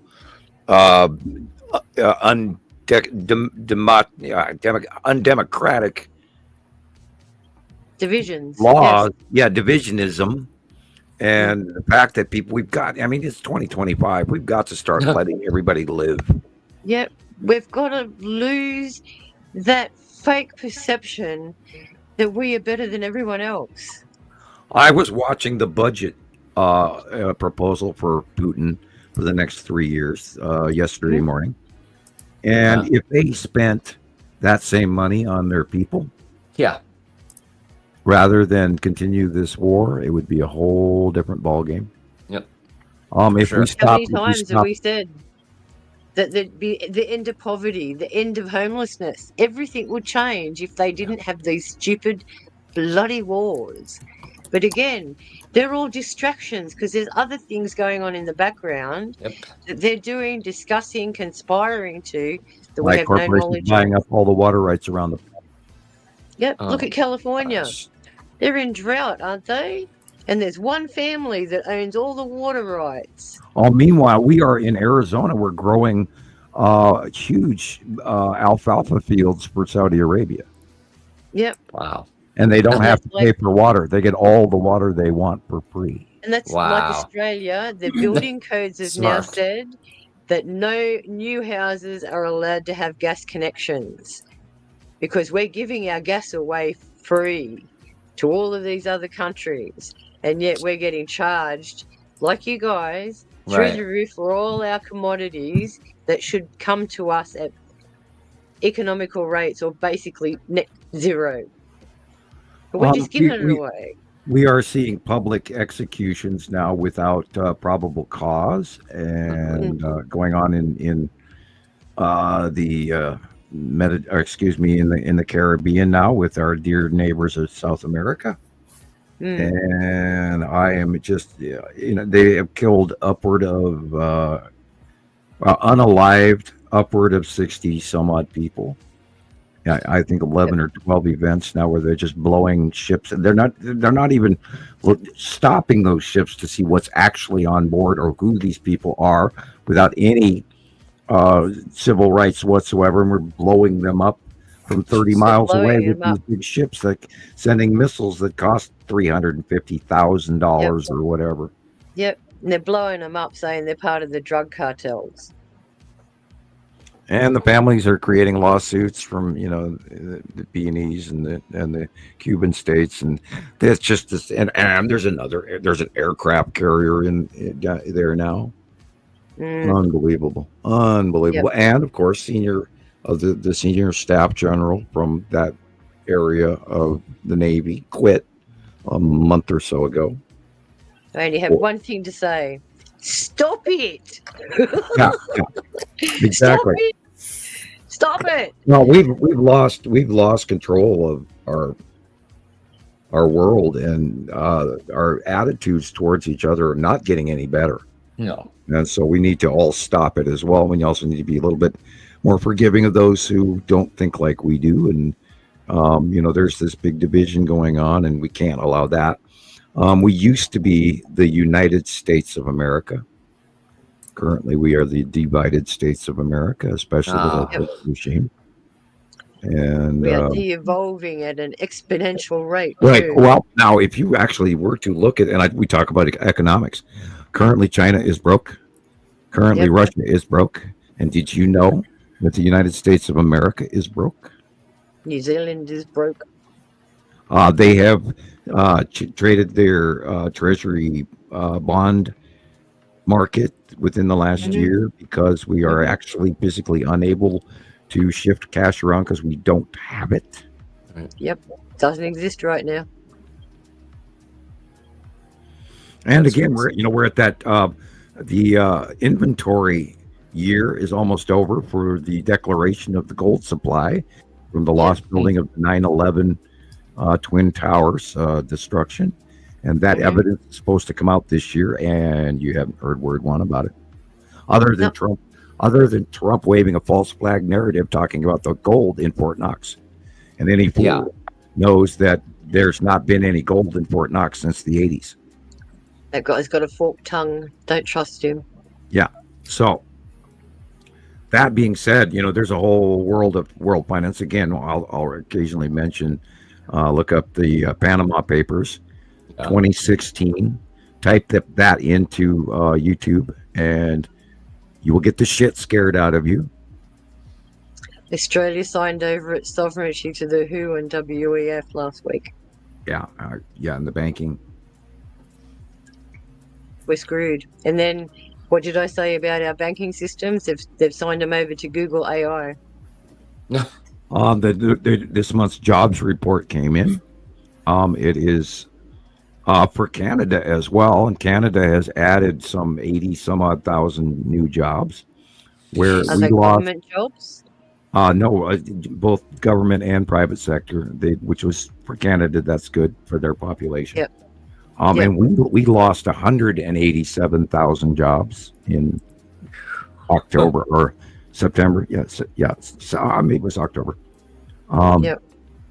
Yeah, which another job loss, and our price index has gone up, and blah blah blah blah blah, and directly on CPI and index, the current commodities administration out.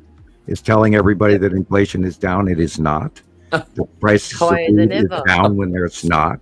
They're flat out lying on Fox television, and in the White House is absolutely lying about the economy.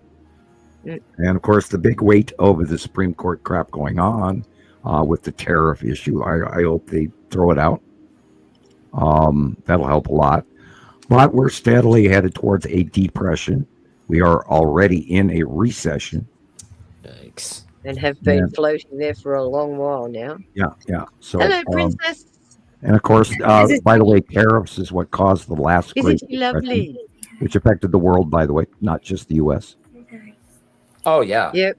Everything has a spin-off effect. Yep. And it's real bad for them. And again, China's broke, Russia's broke, we're broke. What is that?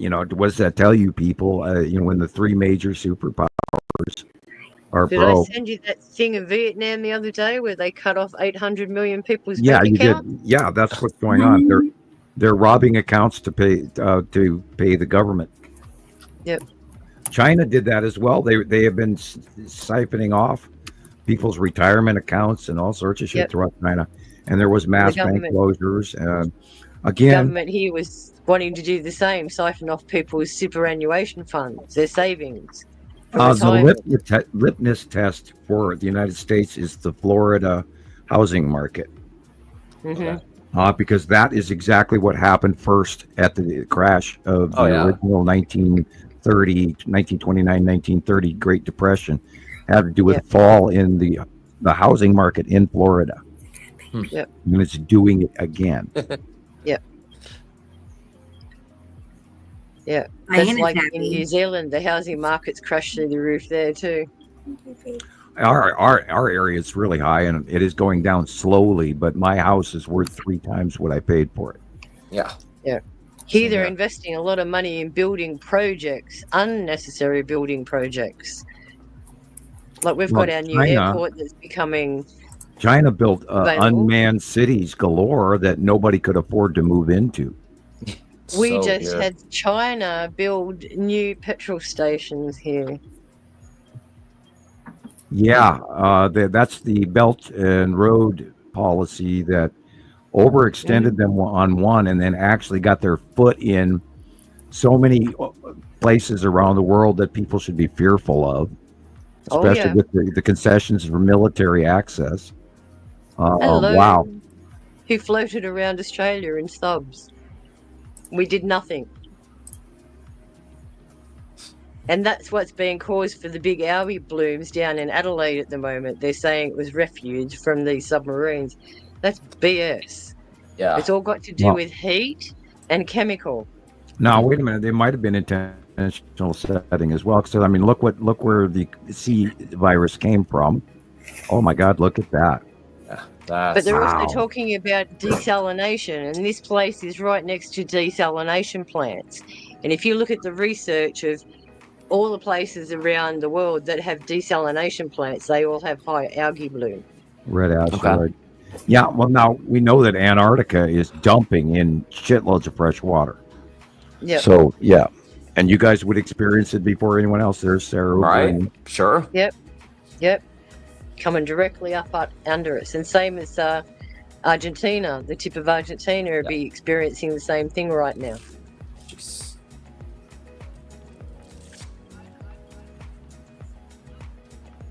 Because there was supposed to have been the same kind of anomaly up in Alaska.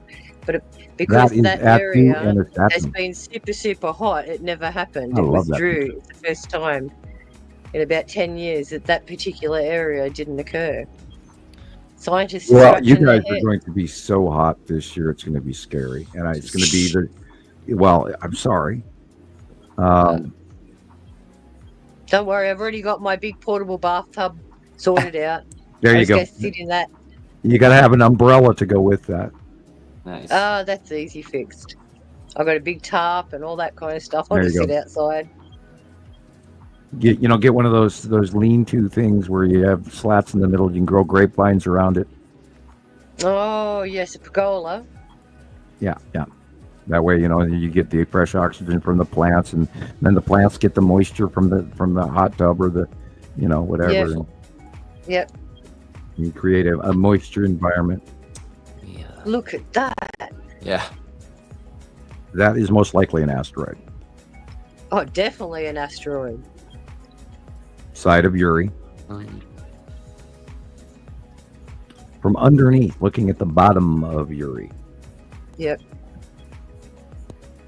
Wow. Yeah, it cuts the sky like that. I'm thinking the dark blue area is the side edge of Uri and the rest is normal sky. That's one of those eye tricks because you want to look at the cloud area, but the actual planet is the one on the left. Exactly. That wave pattern was a Saturn push wave. Ion push wave. And this is the side, this is Atu's moon. Yeah. It's like gathering it all up, pushing it to one side. Now we know that the sun can shine through the side edge of Uri because Uri's gaseous. This again, the coloration. This is the side edge of Uri, and then you can see that circle there. That's the tan asteroid. Yeah. Whoa. This is the bottom of Atu. Yeah. Look at the round punch cloud at the bottom. Yep. Surf's up. And remember, air is just thin liquid. Currents would create look that, at remember? That is beautiful. That is lead asteroid in front of the bottom of the Saturn. Oh. Because remember, it's coming now at sunset and crossing over the top of us and in front of the sun. Okay. This is the side of Uri. This is still the side of Uri.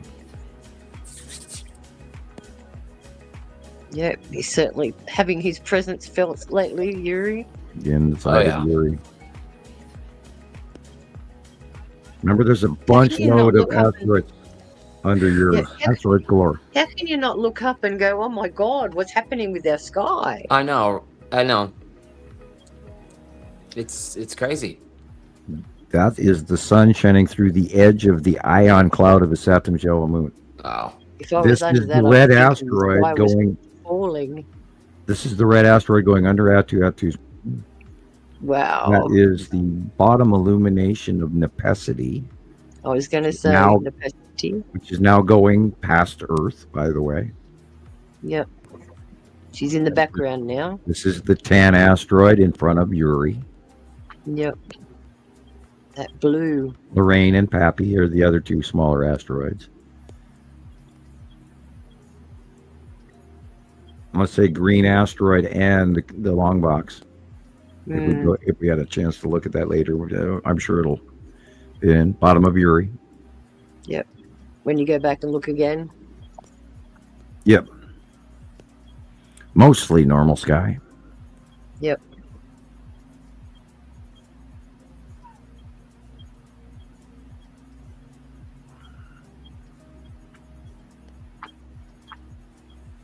That could be the spiral asteroid trail. It's actually regular enough. It could be.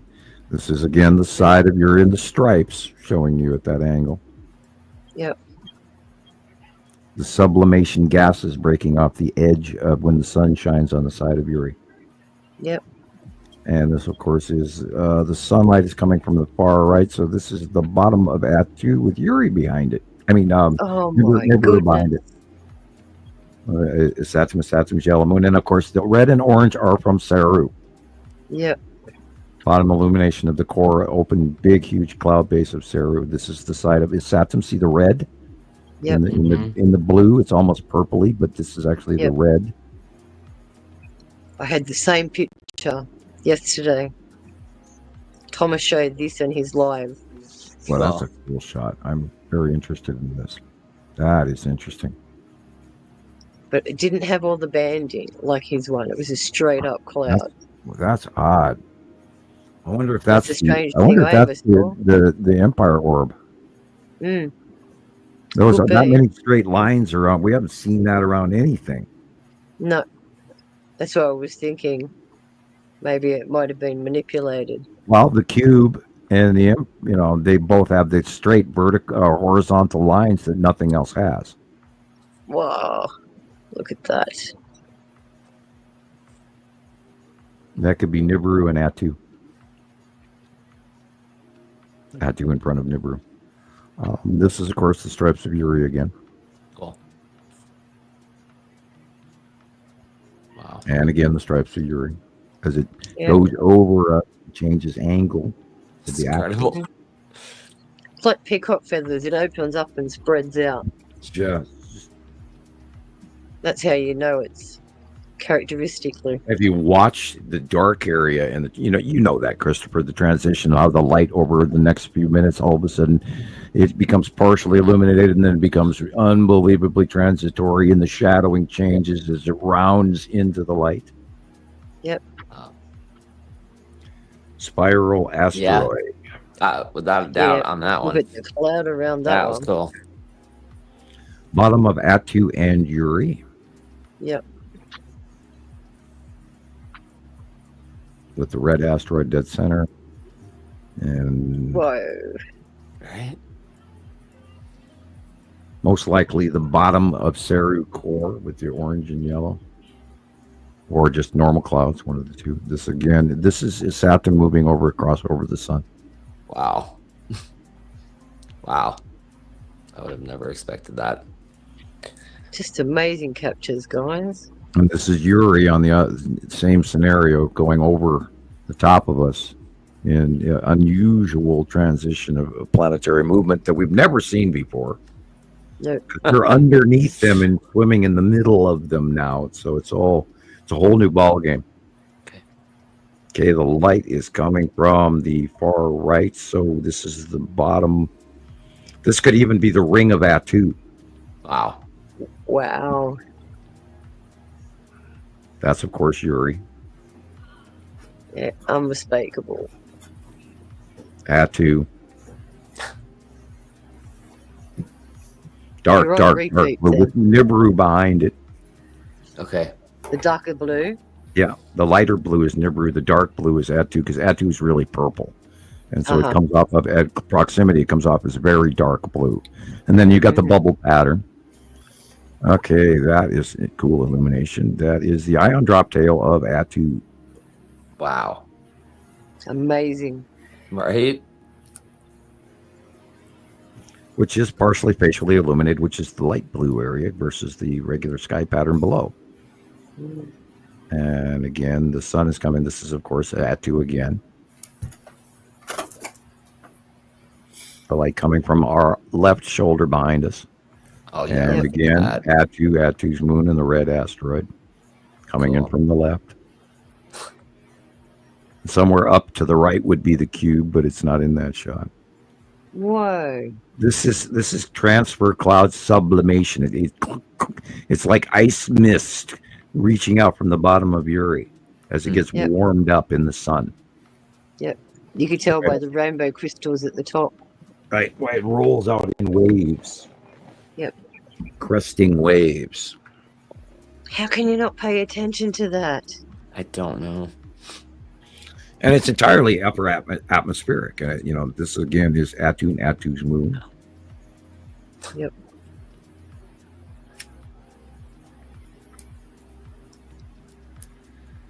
This is his Saturn hell moon and his Saturn. Wow. The bubble versus the straight. Yeah, look at that. And this like is the cutoff halo from Saru. Yep. Looks like a phoenix. Yep, it does. There you go. Which is Egyptian folklore, the phoenix. Yeah, and all you have to do is go back to David Talbot and Symbols of an Alien Sky, and they show you all the background information from many different cultures. That's why I keep recommending everybody watch that at least 50 times. I mean, I have watched it easy 50 times. And every time I watch it, I still learn something. And I still reconnect something that goes, oh, that makes sense. For instance, did you know the symbol of the Welsh people? Okay. Pity that Gillian's not here. The Welsh have a symbol of the red dragon. Yes. And the fable of the red dragon, its tail is multiple rainbow colors. Yep. And we know that the rainbow colors of the dragon are from the other smaller asteroids behind the symbol of the dragon. And not only that, the red dragon, of course, has to do with the. That's the same reason that there's a red star in Egyptian lore with the wings. Look right there. We're right back to that. That's why a dragon is in Chinese zodiac. Right, kind of. Yeah. And philosophy as well. Right. A lot of their folklore revolves around dragons. And that correlation summation of their culture occurred after the Great Flood, which they've just experienced again. Yep, they've said that the Egyptian culture and the Chinese culture evolved at basically the same time frame. Their records go back that far, 1400 BC. 8,000 years. Yep. And then they've got those great big walls of libraries that they've just found in Tibet that are over 800 years old. Walls, 60 meters long, of the 20 meters manuscripts? high, chock-a-block. Of all those manuscripts? Yeah. It's incredible. When I saw that, it was just incredible and stunning. It's like ancient texts. It's like what knowledge is in all this, and it's just endless. Well, you can see why they kept it secret. Oh yeah. And built walls over the top of it to protect it all, because this is all human knowledge that we've been denied. Right. Well, even the Rosetta Stone has been translated by AI and Sumerian tablets and all this, and they're hemming and hawing around the warning. The warning is that this big red thing is another group of planets, people, and same thing in the Cabal, or I mean the the Corbin Bible, excuse me. Once you read the Corbin Bible with the knowledge of the binary system, you understand its meaning and its warnings. And if you look at the Rosetta Stone, and it's Egyptian on the top, the whole top of the tablet has been broken away. Wow. Of course. Oh, yeah. Yep. Okay. So we've lost the initial part of the story in both Greek, Egyptian, and Hebrew. So all that top story is missing. Yeah, dynastic and And how convenient that Napoleon should find it, right? yeah, and then of course it was turned over to the English because the English won that war, and it was traded off as the spoils of war, and it was turned over to the English, which is why it's sitting in the British Museum today. And they of course had waxed it and stained it, but the important part is the part that was broken off. And that has happened in so many artifacts in the British Museum, for one. You know, like the clay tablets, the circular round tablets with the star charts on it, and they've been smudged over with other clay to hide the realities of what's on those, because those were made to acquiesce the planets between crafts, and that way they could just throw it and break it, and then it would be ruined. That's why it was made out of clay. That's why the big quests have been on a lot of these relics from the past to try and keep it suppressed. They don't want us to know this knowledge. Right, which is why, you know, of course, the Vatican and many countries have been hiding all kinds of information because they wish to retain the power. Move forward. Well, you know, we are still being hugely controlled by the Roman Catholic Church in so many ways. Of course. And all roads lead to Rome. And always have. If the average person suddenly realizes that what we believed who Jesus was, that we'll mess up. You know, they won't get the pennies on Sunday no more. Yeah. Nope. And that's what they're worried about. They want people to have some sort of idealism, a faith, a religion, something that pulls them away from their true spiritual self and what they're here for. Purple like that. That is the direct overhead refraction of the sunlight from the day side of Earth, shining on the day side of Atu, which is now beyond Earth, which is why it's showing at night in purple. Yep. Wow. Yep. And then I saw this one picture, but right before the show started, and I'm like, what in the world? Look at that. Oh. No. What is that? Is that the skull? It is the gods are watching. Well, somebody's watching. I don't know. It doesn't look like the skull, but it's about right. No. The size is right for the skull, but I've never seen it. I mean, you know, we don't really know what the skull asteroid actually is, so I'd keep that it. Is creepy. Really, this is a cool shot. Yeah. It's a big Anunnaki giant.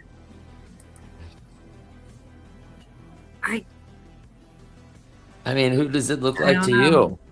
I don't know who I'm seeing right now. Right. It's detailed. I mean, look how detailed it is.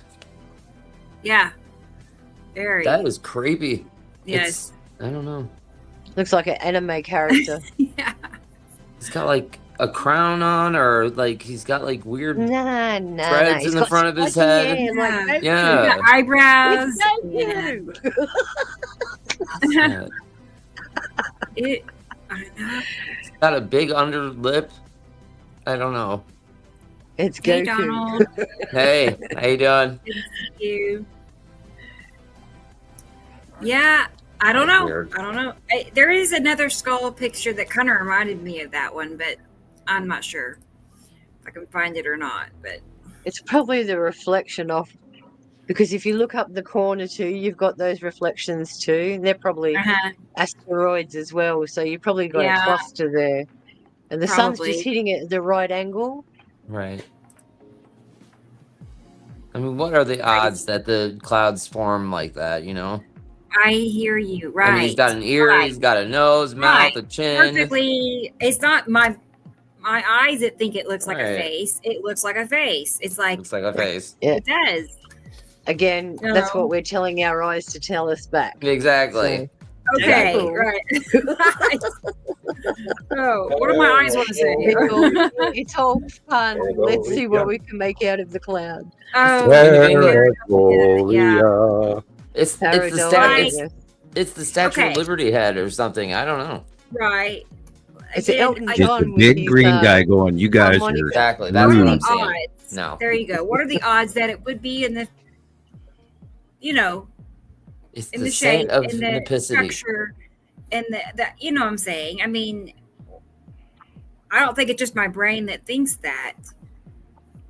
Well, I would have to I'd have to know where it is It in what is. direction to actually make a full Right. call. Yeah, True. yeah. And time of day and placement where it was captured from. But boy, it sure is. It doesn't really look like the skull, but it does literally look like some, Van Gogh painting or something even crazy Right. than that. But I mean, it's a face. It's Christopher. a very heavily pareidolia located face. Yeah. Let's pop I it. knew I saw it. I knew I noticed it from somewhere, Karen. right? Oh, Carolyn. Oh my gosh. What did she say? She said it looks like Or looks like Christopher. Christopher. Oh, yeah. Yes. Again, there you go. We got to save that That because look. that goes It's with like, the Lincoln, what? the President going on? Lincoln Yeah. photograph. Where am I? Screenshot that one. What day is it? Yes. Oh, Yeah. goodness. That would be the Cosmos calling. Right. Yep. Yeah. See, you are a rock star, Chris. Even Yeah. the sky is telling you. I mean it. All right.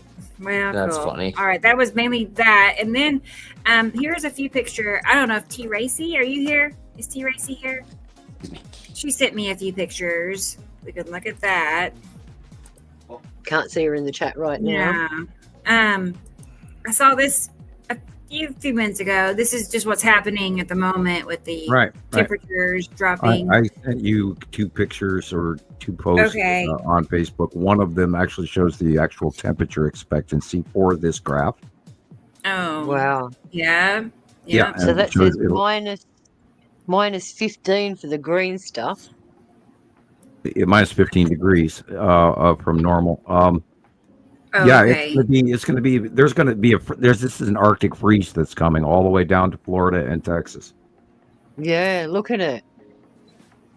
Yeah. That's you too, Rebecca. It's half of happening. Oklahoma. I stepped outside a minute ago and it's cooling down. It's Hey, the North 58 Pole is giving us the degrees finger. since we started. Yeah. I reckon. So Texas has been left off. All of that west side, California, Yeah. they're all sweating. Wish it wasn't cooling down yet. Well, let me see. crikey. Hey, we even stay nice and warm and wet from in my area of Montana. Cool. If you look at the white blip off the west coast of California, that's another incoming low storm. And then if you go up to Alaska, that's a rotational cutoff coming. So that will be a river of cold air next week. After look how it's coming. after the North Pole finger, if you look it upside down, he's giving us the finger. From the It north. is. How rude.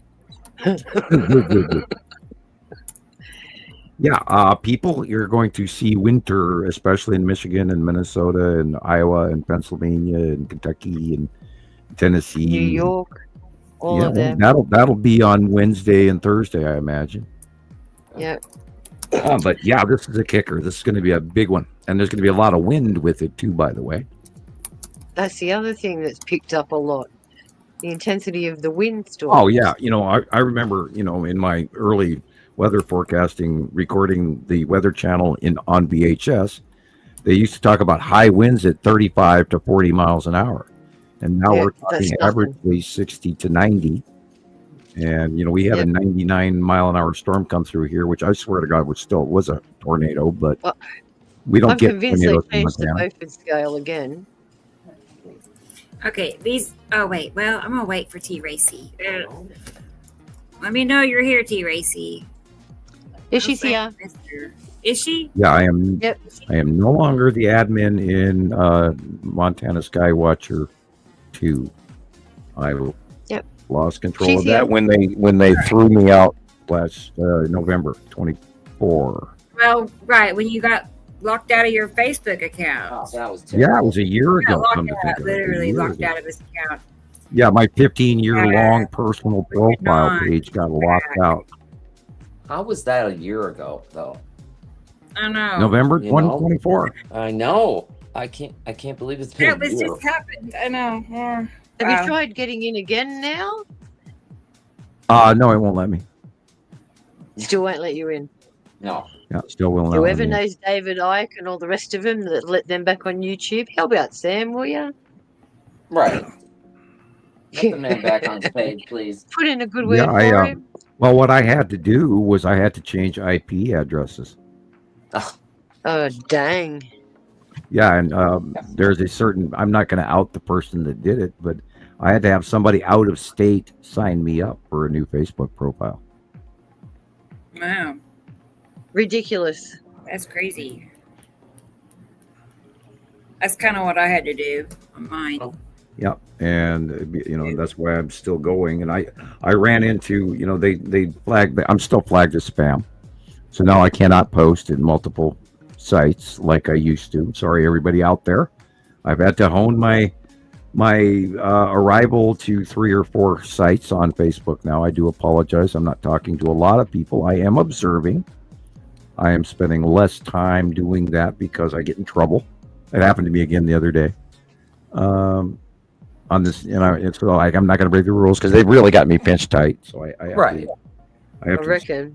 Stall. I'm observing. I'm saving photographs and I'm talking to a few members here and there. I'm not answering my telephone very often, even at my house here. I'm just sort of trying to do study time on 3i Atlas in my new obsession. And that's all right. Yeah, we've got the teenager issue here at home in the Hofman house, and dealing with the fall and putting things away for fall, and we've been busy. And then Halloween. And girls are so much more difficult than boys, I tell you. Halloween was an interesting day, and we got ready for that for months, and we were busy dealing with it. And then all of a sudden, all the rules changed, of course, on Halloween morning when they weren't ready. And so, and then I had complaints after the fact, which is okay. Those are teenagers. Oh man, that sucked. Anyway, it was like, that's not my fault. Yeah.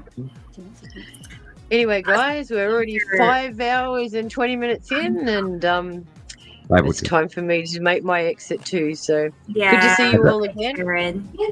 I hope you all have a great week. Keep those photos coming, guys. All right, take care, everyone. Okay. Bye. We'll see you next week. Thank you. Indeed. Bye-bye.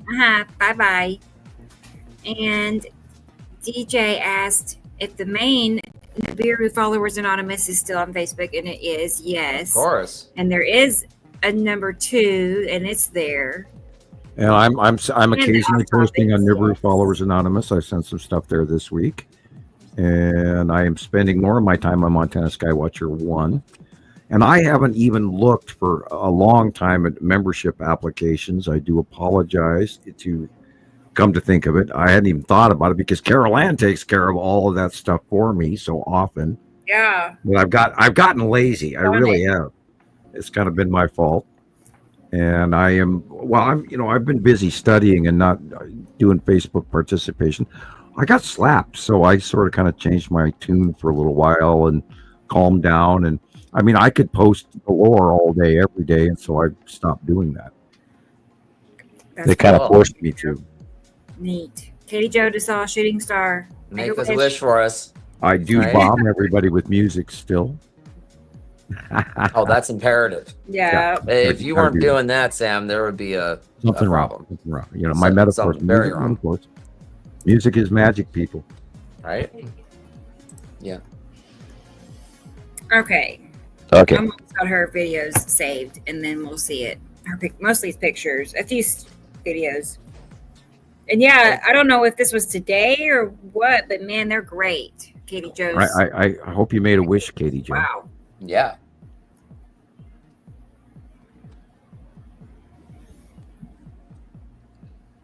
That's weird. Let's see. The main Nibiru Followers Anonymous isn't searchable on my Facebook. When I click the link on the YouTube page, it shows the Let me see. Let me just look real quick. Hold on. Are you on Messenger? You are, aren't you, DJ? Send me a message if you are, and let me send you a link and we'll test it. Yeah, that's weird. Yeah, it's up. Right. It's up and running. So yeah, I just when you read that, my heart sunk in my chest real quick. Yeah, see that's what Sam was just saying. We can't do anything. Caroline, she's like, I got it. Right? Yeah.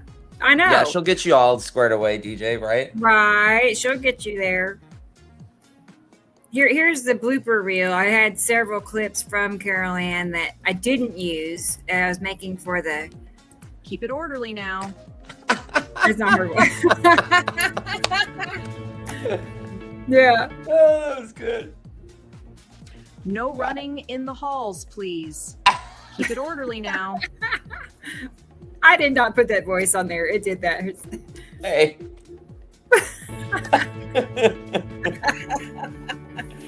That was cute. Right.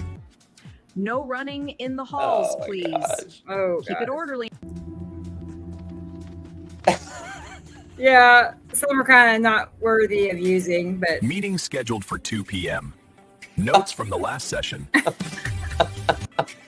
Meeting scheduled for 2 p.m. So funny. Yeah, that didn't really look like her or mittens, right? So, yeah. Anyway, you never know what chat's gonna give you. Okay. Right? No kidding. That's funny. All right. Got it. Yeah, with mittens, I do too. It's super cute. If only she'd let you hold her like that. Like she really hardly let me hold her. Like I can put her up on my shoulder and where she can see that away, but that's about it. Christopher, have you ever heard the soundtrack by Cheech Chong called Sister Mary Elephant? I'm pretty sure I have, yeah. Where she goes, class. Oh, yeah. Okay. Yeah, I used to post that a lot because, in the early days of Montana Skywatcher 1, people were ignoring me, which they did a lot of, still do. Especially when we're talking about the unbelievable, absolute, undeniable sightings of the planets and everything, when everybody was just going, no way, man, we'd be dead. So I'd post that all the time. And I just thought, putting Carol Ann on the front of that would almost be funny, but she might not like that. But anyway, again, Sister Mary Elephant by Cheech and Chong. Yeah. In case anybody who's listening today wants to go to YouTube and look that up. Okay. Because I wrote it on my notes for this week. I was going to send you a copy of it, and I didn't get there. But it's on my notes right here. It's amazing that we actually. And she's going, shh. Now that's hilarious. It related, I swear. I swear it actually fit. I don't know if it does now. But we're at 5 hours 8 minutes, and I'm rambling. She said, no, not yet. I'm getting there. Yeah, Carol Ann's easy. Mm-hmm. Yeah. Yeah, my favorite part is when she screams. She's reading the story to the class, and they fall asleep, and she goes, "Class, wake up!" And that soundbite is priceless. Because we're trying to wake people up to the realities of the Nibiru system being right here in our front yard. I mean, that garbage truck is parked in your lawn. What part don't you see? That's awesome. Did you see that Sam DJ has joined our groups? And Carol Ann snapped her fingers and it was done. Good. Oh, cool. Yeah. I know, right. Yeah, yes. I am unfortunately under posting there, but I do post pretty much all the time. And they've been telling me I can't do it, so I have to limit my posting. Because I'm a spam distributor. I mean, you throw a little Worcestershire sauce, fry it up in the pan. Spam's fantastic.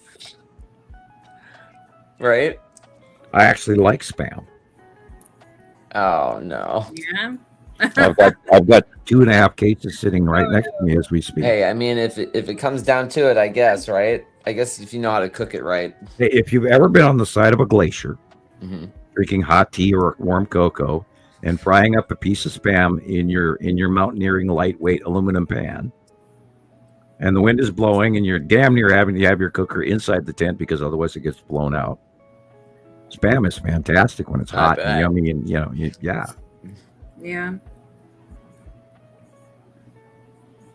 Food in the mountains is fantastic. Any food. I don't hate it. I can't even remember the last time I had it. Right, I was a It's kid. a very long time, but it was Hey, okay. a chunk of Spam omelet with cheese is really nice. Okay. And they actually make many different forms of Spam That's now, true. different flavors. They have a teriyaki and a honey. And well, then you can't go wrong with that. yeah, they have many different varieties of Spam. Actually, you can go on YouTube and type in the many varieties of Spam and see an actual video about that as well. I've watched it. Well, I've definitely got to send you a couple of my photos because they look almost just like this. Really? Did you Yeah. send me more, Chris? Not yet. Right, you said you did. Oh, okay. Not yet. I'll send you a couple just so everybody can see. It's pretty much the same thing going on. Look at that.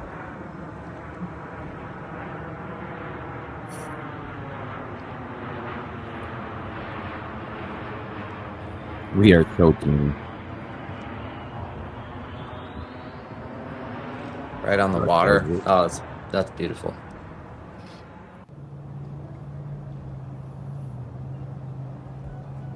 These are the kind of sunsets you just wait for, Right? It just is. It's like,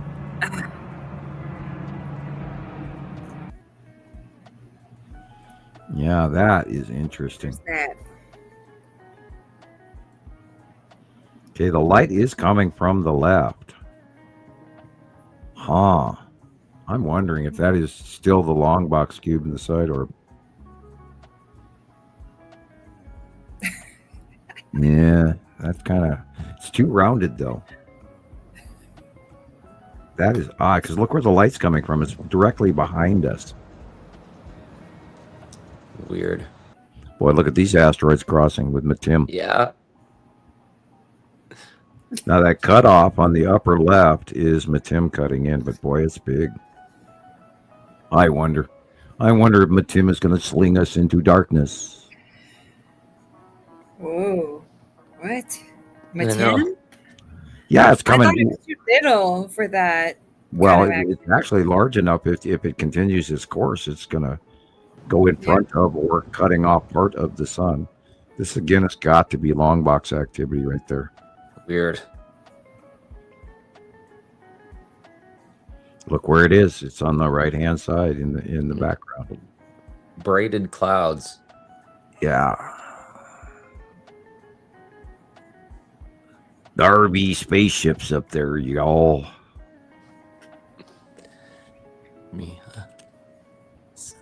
Because that pattern doesn't match any asteroid that we know of on the right hand side, whereas this is directly behind Earth. So that's a spiral probably off an asteroid going straight down. Again, another spiral from an asteroid going straight up in this case.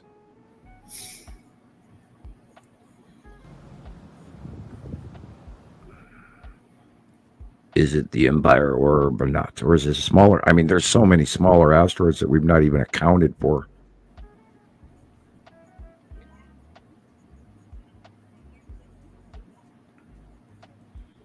And again, the question rolls back, is this something to do with the long box cube?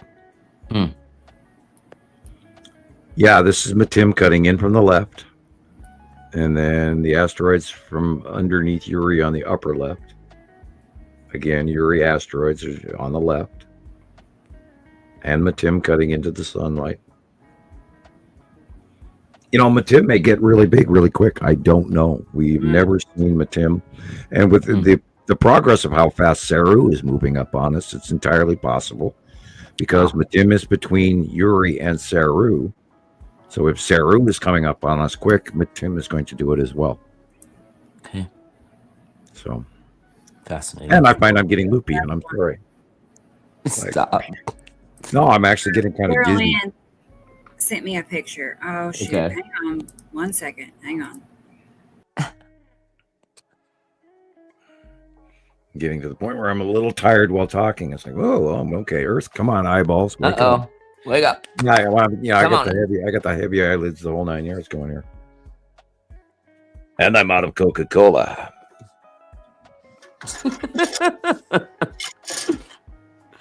Oh man. She's so funny. I'm talking about Carol Ann. Yeah. She's a good sense of humor. Okay, well, she sent me a picture of Christopher. Oh no. Just so we can. Well, you know, we have to have a memory of everything. So, anyway, now we have that. She got a screenshot of it. Oh wait. Oh, okay. Yes. So it does. I need to actually. I can do a side by side. I'll do that next. Okay. Oh no. I'll do. Yeah, and then there's, of course, we'll spin through these. Oh man, now I got it. That was funny. I found something from last year. Hold on, I'll send it to you That too. day was okay. You'll laugh at this. Kind of funny, and that's kind of funny. I think this is the funniest one of all. Oh wait, hold on. That one. Oh yeah. To me, Dude, AI is getting ridiculous. Oh man. Yeah, you can see that we're spending our time on the right thing. Rebecca, put your hands up. Put your hands up. There we go. Oh man. Okay, wait. Where is this video? All right. Where was I? I did like the Abe Lincoln. Yeah, the Abe Lincoln one. Yeah, that's still my favorite. That's classic. Yeah. Yeah. I What know the hell? hell? Oh, there's Abraham Lincoln. Jeez. What an expression that is. Four score man. 7 years ago, our four brothers fought unto this. Yeah. I didn't know I had so many ranges. Right? Yeah. Anyway, yep. Hold on. That was the best. I part. just That saw was the it. best of the best. Yeah. Yeah. Send me what you got, Chris. Okay. Hold on. Oh. I know I saw it this morning. Okay, Katie Joe. She could be right back. BRB.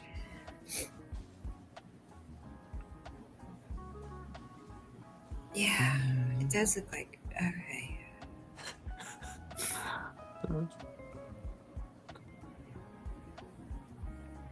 Is this something you found, Chris?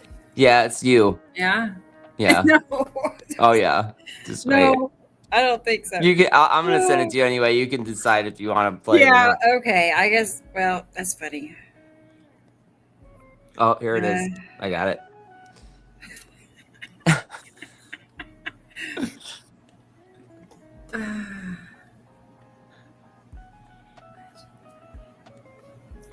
Yeah, I was just sitting here thinking I'd almost wish that I would save some of those troll pictures that came out years ago about me with poop hats and things like that. Oh because no! they're hilarious. You got that in your digital data bank in your head. Yeah, well, I haven't personally been trolled in a very long time. I have my great group of people around me that kind of filter me from getting anywhere near even seeing trolls anymore. I haven't had a good argument with a troll in a long time, and I actually do kind of miss it.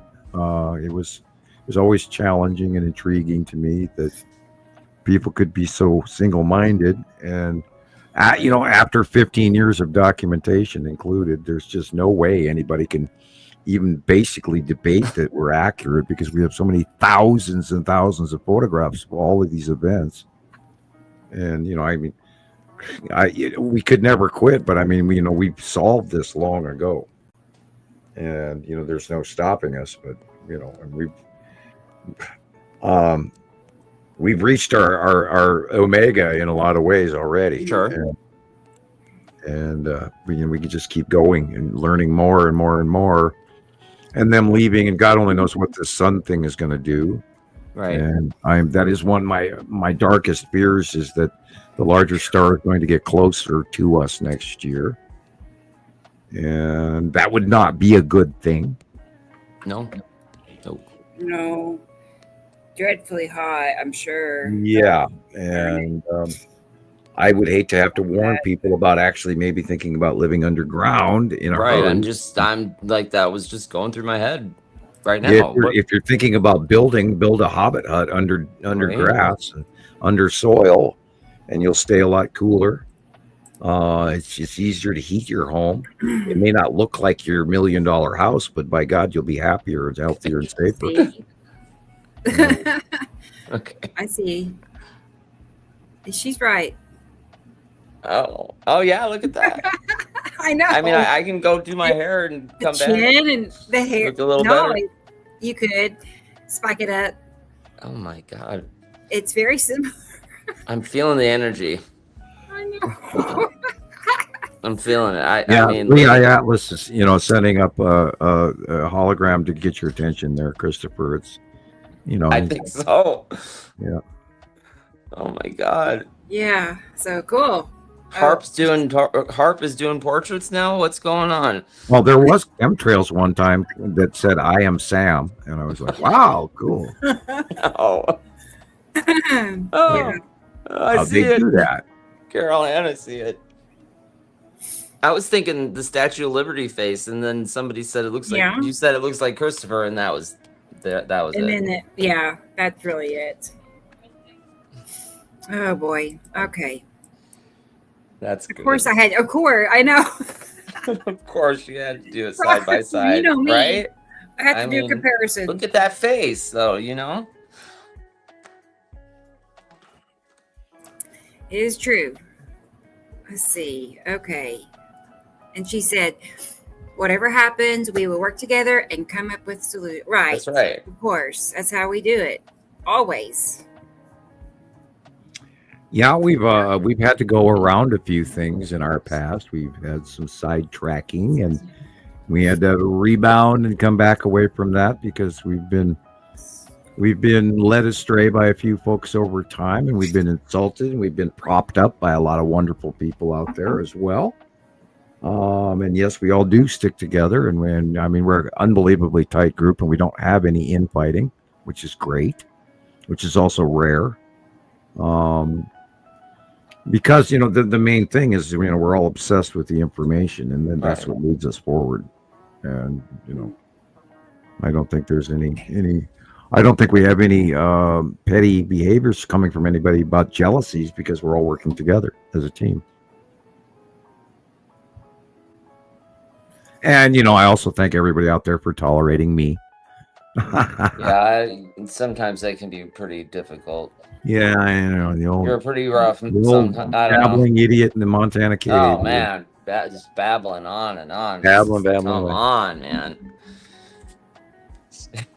You make one of the most important discoveries in human history, and well, that crossed my mind when I was like 18 years old. I went, well, shit, I did everything I could.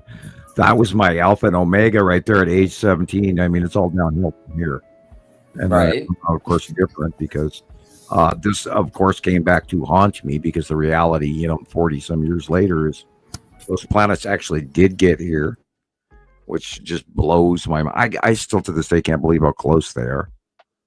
Right. Never in my wildest, and had I paid better attention to Velikovsky, because after I wrote my paper, just recently after I did read Velikovsky, excuse me, and I didn't take into account the close passing planets part of his work, and he was unbelievably accurate in that compared to no one else out in the field, and that's why I give him as much credit as I do for Worlds in Collision. Was really the apt title, and they don't collide, they electrically repel each other, and that is the basis for a whole new level of science that hopefully mankind is ready for. Hey, Marcus is here. Wow. Hey, what are you doing? You made it. Good, Marcus. Sweet. Wow. I just killed a mosquito. I'm like, tripping. How did I get a mosquito inside? Are you kidding? They're hiding right now, man. It's I cold know outside. it's They're freezing coming outside, and he worked his way, and then I guess I got him. I don't know, but in. I had a mouse chewing in my wall last night. Drove me nuts. a mouse chewing. Yeah, I'm gonna have to I can't afford an exterminator, but I'm taking a fly swatter and beating on the walls and giving them a hard time. God, that's awful. Yeah. I mean, man. I know. You need to get those kitty cats outside and put them to work. Yeah, what's your cat doing, Sam? She don't like rats or cat or mice, or you got Montana mice? Mice? Scary. Mouse? I know. I thought I heard one in my above my ceiling. Like, I haven't seen any, but my upstairs neighbor asked me if I'd seen any, and I'm like, it must be he's seen something. No, I haven't seen any. They don't stand a chance down here. Right, with the cats. Now, the cat did catch one about a month ago.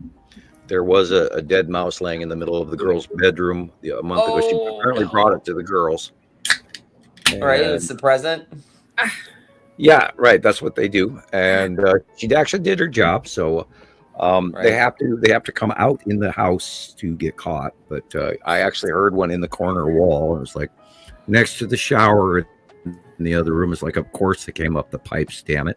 And I would literally have to go underneath there and rip the tub out in order to fix this issue. So I might have to reach underneath with a drill and spray something nasty and see, or buy one of those new plug-in rodent repeller sound wave things. I'm gonna look locally, and if I plug that in that area of the wall, it'll be putting out that hypersonic sound that drives mice and cockroaches and all those things out. They won't mess with I thought that might be the, that might be, I don't know if it's cats or not, but check into that. Said DJ is right. They just discovered their first mosquitoes in Iceland last month in October. Wow, I had not heard that. Thank you, DJ. Yeah. The mosquitoes are a problem. Iceland is it's farther south than it ever used to be. Right. That's what my wife just said. She said there are tropical bugs. Like they're not supposed to be in Iceland. Like, this is not good. We never had mosquitoes in Vegas, and it's been maybe like four seasons now, 4 or 5 years. It's terrible.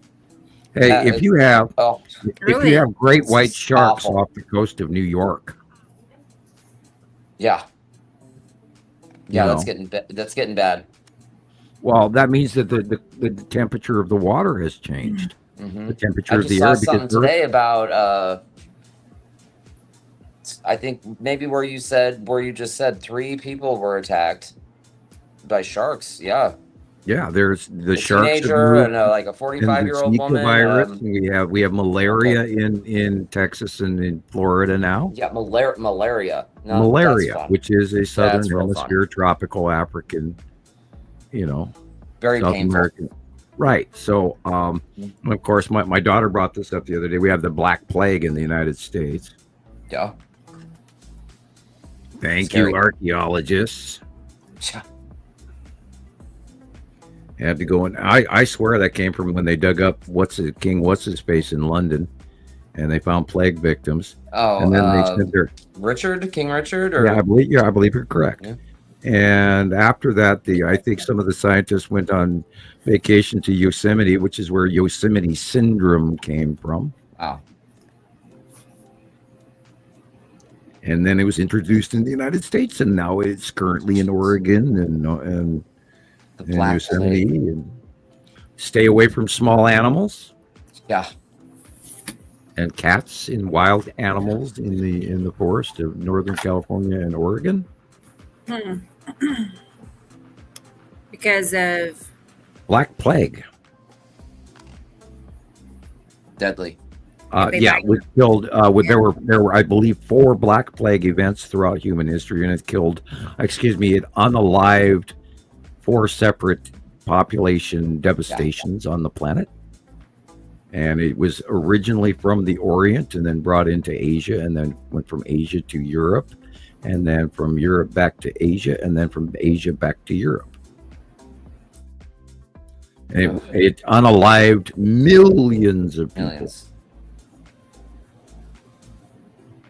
The Dark Ages. Yeah. Really? Yeah, and you'd be cutting open your pustules. Oh, gross. Anyway, never mind. Right? Yeah. I was watching a thing on vampirism today, so don't mind me. The crazy shit I've been watching. I took a deep dive on Halloween. I watched so many horror movies. Okay, fun. In one year.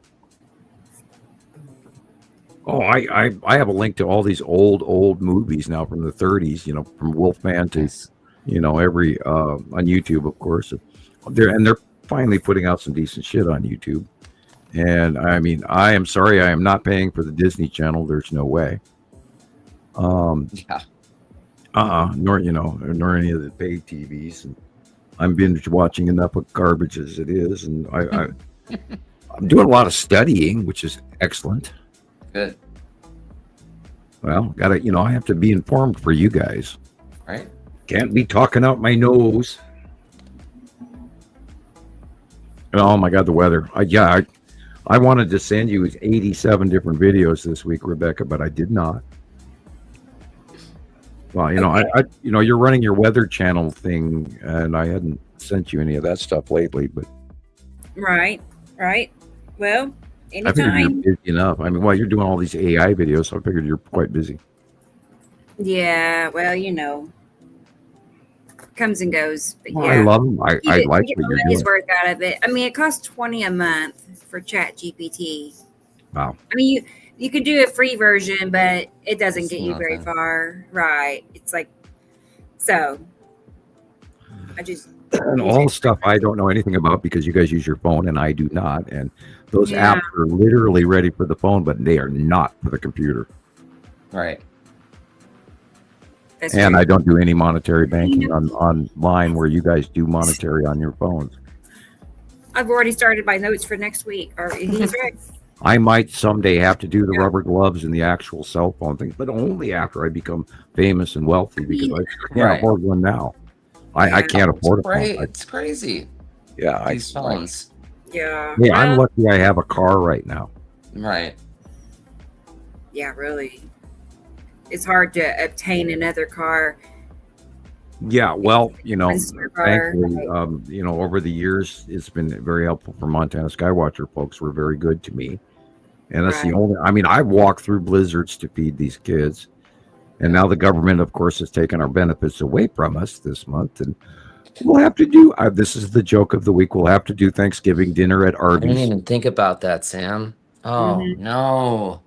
To get our turkey sandwich. I mean, they're not doing I heard here in Nevada, some people are getting partial payments on their food stamps. I called this morning and we did not get any, and that is over $300 out of our budget. And They do that? That's terrible. Yeah, there's no SNAP I didn't know benefit. they actually went through. Did it go Oh through? yeah, no. Some people in Hawaii and people in Pennsylvania have gotten partial payments, but that's the individual states doing that. It has not been, Right. and it's been appealed and then locked up in the courts again. So, Marie Antoinette in the White House has decided that it's okay, and we aren't suffering any economic devastation whatsoever. And affordability is the new term for groceries, and he has no concept of what it costs. And we're going to have a small turkey this year, but I can't afford $300 out of my normal monthly budget. There's just no way. So you can't leave the store without spending $300. Well, yeah, I found that out last month. That what we normally buy to get by for the For a weekly week? shows. Yeah, just for the weekly shows and everything. For a week. What I used to spend was $100. Turned out to be $205, and that was the last time I went to Walmart because it's doubled in price. Absolutely doubled in price. So, and by the way, as Fox News put it, that sales of Hamburger Helper have skyrocketed, which shows you there's no economic devastation to people's meals? No, it's the exact opposite of what they've reported. Right. And people are eating Hamburger Helper right now because they can't afford to buy a steak. Sad. This is not good. Well, the meat prices have doubled in the last 6 months. Oh, and, you'd think up here in Montana we'd have good meat prices, but no. It's, there's greed everywhere. And after the C virus went through, the whole greed went through every industry. And we are letting corporations literally squeeze us out right now. I mean, when you pay $5 for a bottle of ketchup. Oh, it's like $9 for a bottle of ketchup. And I don't understand how they get away with, like a specific brand of ketchup. Here in America, they've got regular ketchup and then they got organic.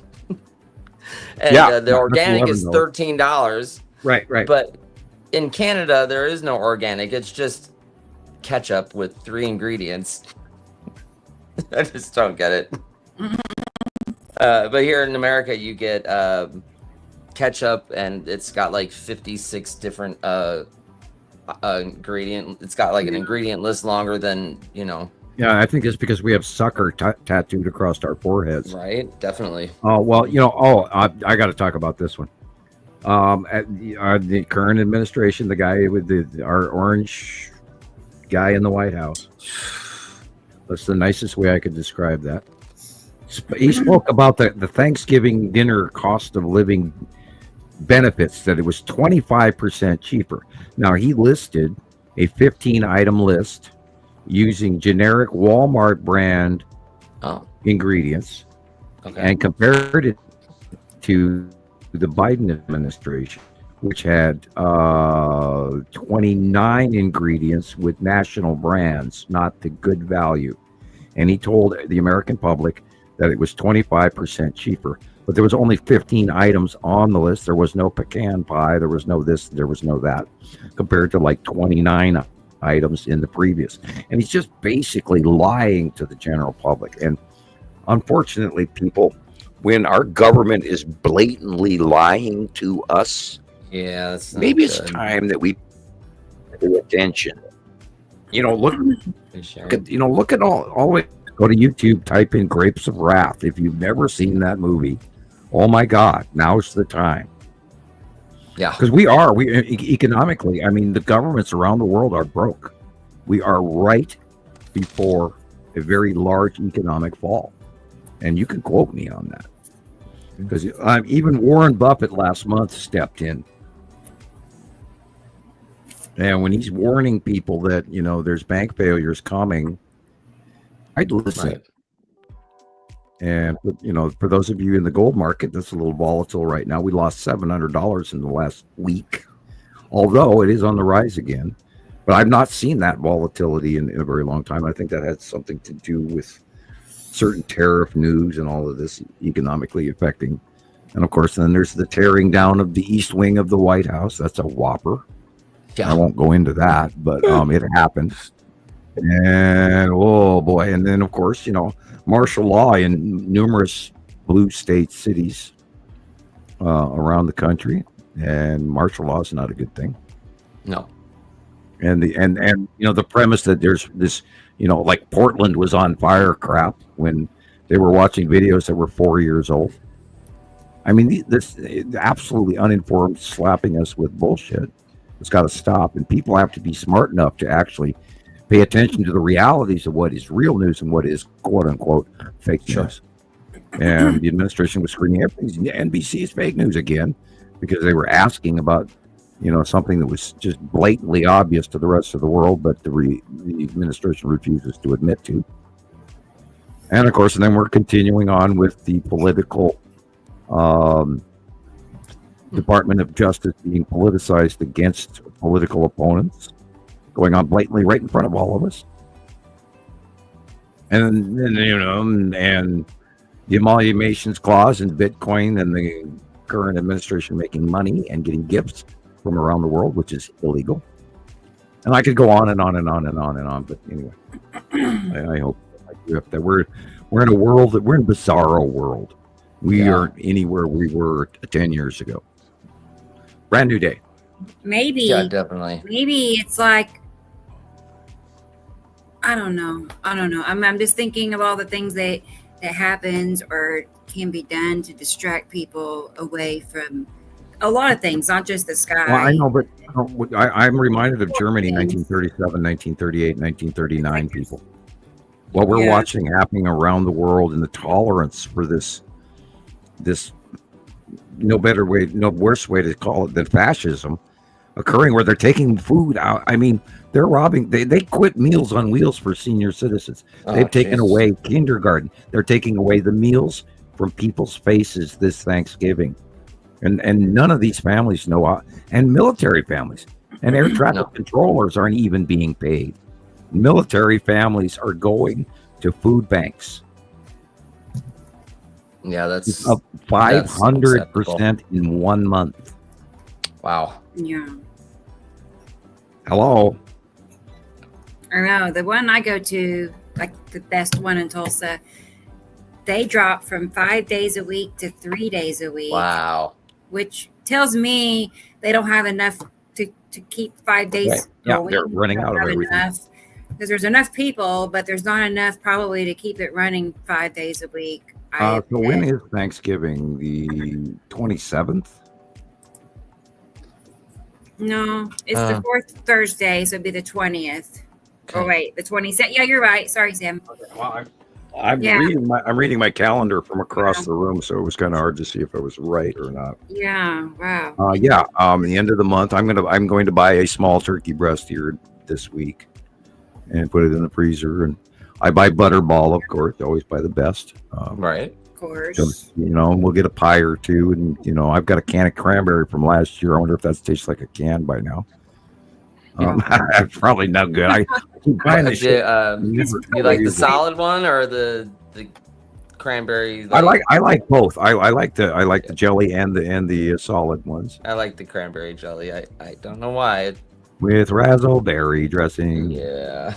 From I don't know. My grandmother. Oh my God. I don't know why. She was 94 when she passed about 10 years ago, and she just all of a sudden during like Christmas and Thanksgiving, she started making this like pastel green Jello mold, and she put walnuts in it and all sorts of other weird stuff. And she's that was like, I made you your favorite dessert, Christopher, and I'm like, I'd never seen that before. That was a seriously. When did you start making that? She goes, Lime, you loved it as a kid. I'm like, no, I've never seen that before. That was your dad. Lime Jello with walnuts and marshmallows. Oh man, that was reminded me of Christmas Vacation when she brings over the jelly or the Jello with the cat food in it. Oh, God. Yeah. That's where my brain went automatically as well. I know. Into, Christmas Vacation with Chevy Chase. Yeah, pretty funny. Oh man. Yeah. Don't forget the cat in the box. Yeah. Right. You would have you not seen that, Rebecca? I have. It's been so long ago that it's been a long time. I figured at least when the cat gets in the tree and it eats the cat or it eats the Christmas lights. Electrical cord, yeah. Yeah, it was pretty funny. I've seen that happen in real life. It's and the smell is horrible. Oh no. Oh man, really? Oh God. Well, when a cat gets shocked, they actually poop. And fried electrical cat poop is horrible. Yeah, I'm sure. I don't know. I haven't seen that movie in years, but I can still hear the cat in the movie and it happening. And oh God, I don't know why. Yeah. And then the grandpa and the one where the grandpa or uncle is standing there with the cigar, and then he lights the damn tree on fire on top of it, and it just goes, and it's gone, and his whole backside's fried, and his toupee's on fire.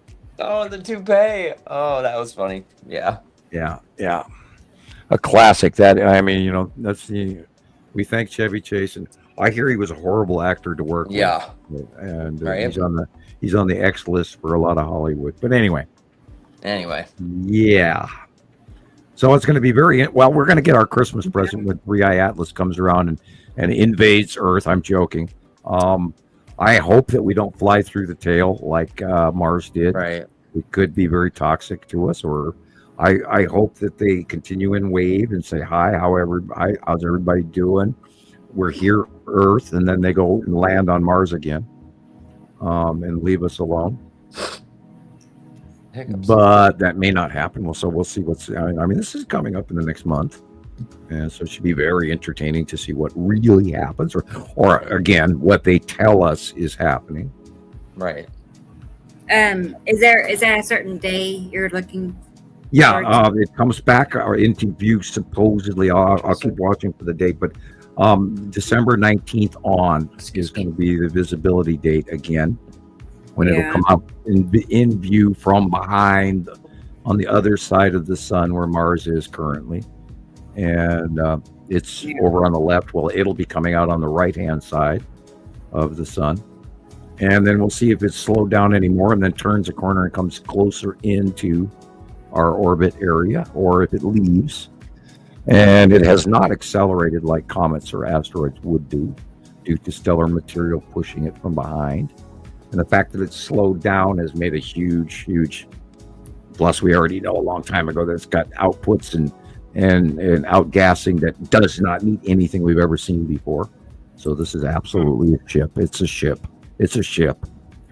And it scanned Earth and it scanned other planets, and I'm sure it terraformed Mars.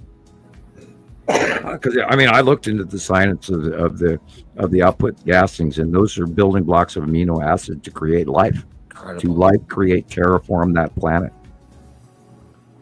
And it all fits. I mean, you can't make this shit up. It fits. No. And the chemistry is there, and the electrical occurrence that happened for that 6-hour period of time when it actually flew past Mars. And there was a known reported event with the aurora borealis, which Mars does not do, because it has such a low gravitational magnetosphere that it doesn't put off the auroras, and it actually did, which means that's an electrical upgrade. Plus whatever the HCN, the hydrogen cyanide, and the CO2 gases and all the other stuff, and the nickel, and all that is building blocks for amino acids to actually create life forms. Wow. In the soil. And it's going to be and anything, again, we've talked about this in the past, anything, any DNA on any of the material that we've sent up there, and that material lands on it, will start growing. Wow. So, things will grow in the soil. It may take a decade. It may take 3 weeks. We don't know. Right. I have to admit, if I hadn't heard you talking about this, Sam, that I don't know if there's any way I would ever have believed any of it. With all the stuff that's going on about it out there, with all these crazy videos. I mean, some people are saying that they got pictures of it last night. No, and so what planet were you on when you took exactly? So it's there's just so much misinformation about it, and I just.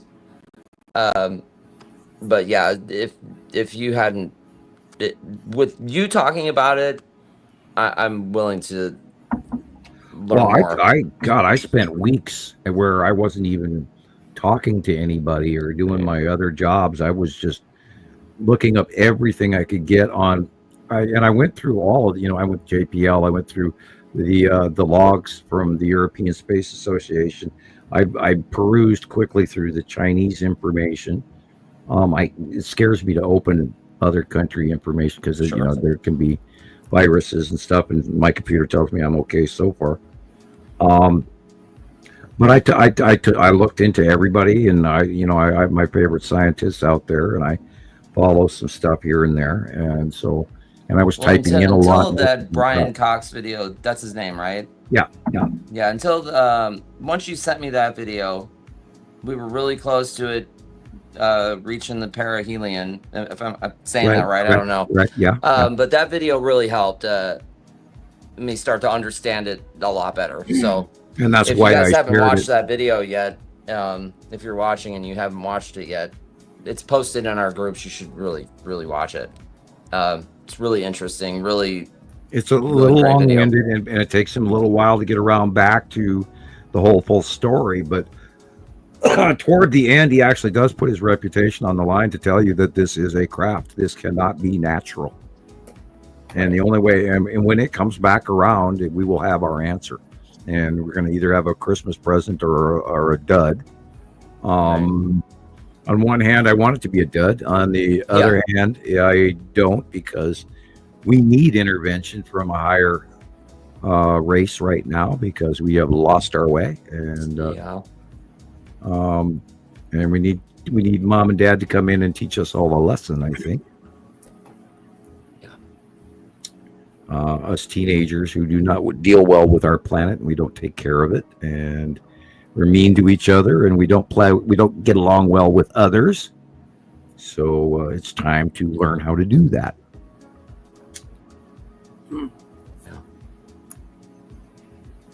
Did you get those pictures I sent you, Rebecca?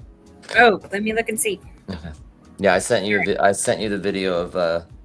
Maybe I'm not. Oh, I know. Never mind. I had my do not disturb on. Oh, That's I love why that. I love that button. Here.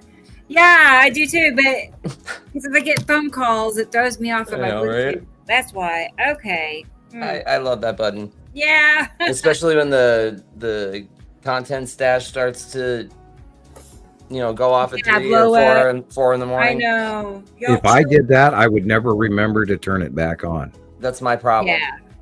So I won't. Yeah. It's so peaceful. It'll be like 3 days later, and I'm like, then I see how many people send a message, and it's like, oh man, I'm sorry, I didn't. Well, once it gets me, or the moment it turns 8:02 in the morning, then I get robocalls.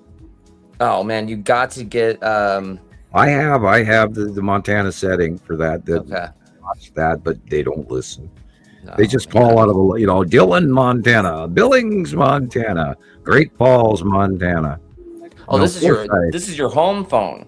Yeah, I'm on the landline, and oh man, and I've got your cable provider can't provide you with some kind of like blocking. Yeah, I have the spam commercial block, but what they've done is they've gone around it and they've gone to local numbers.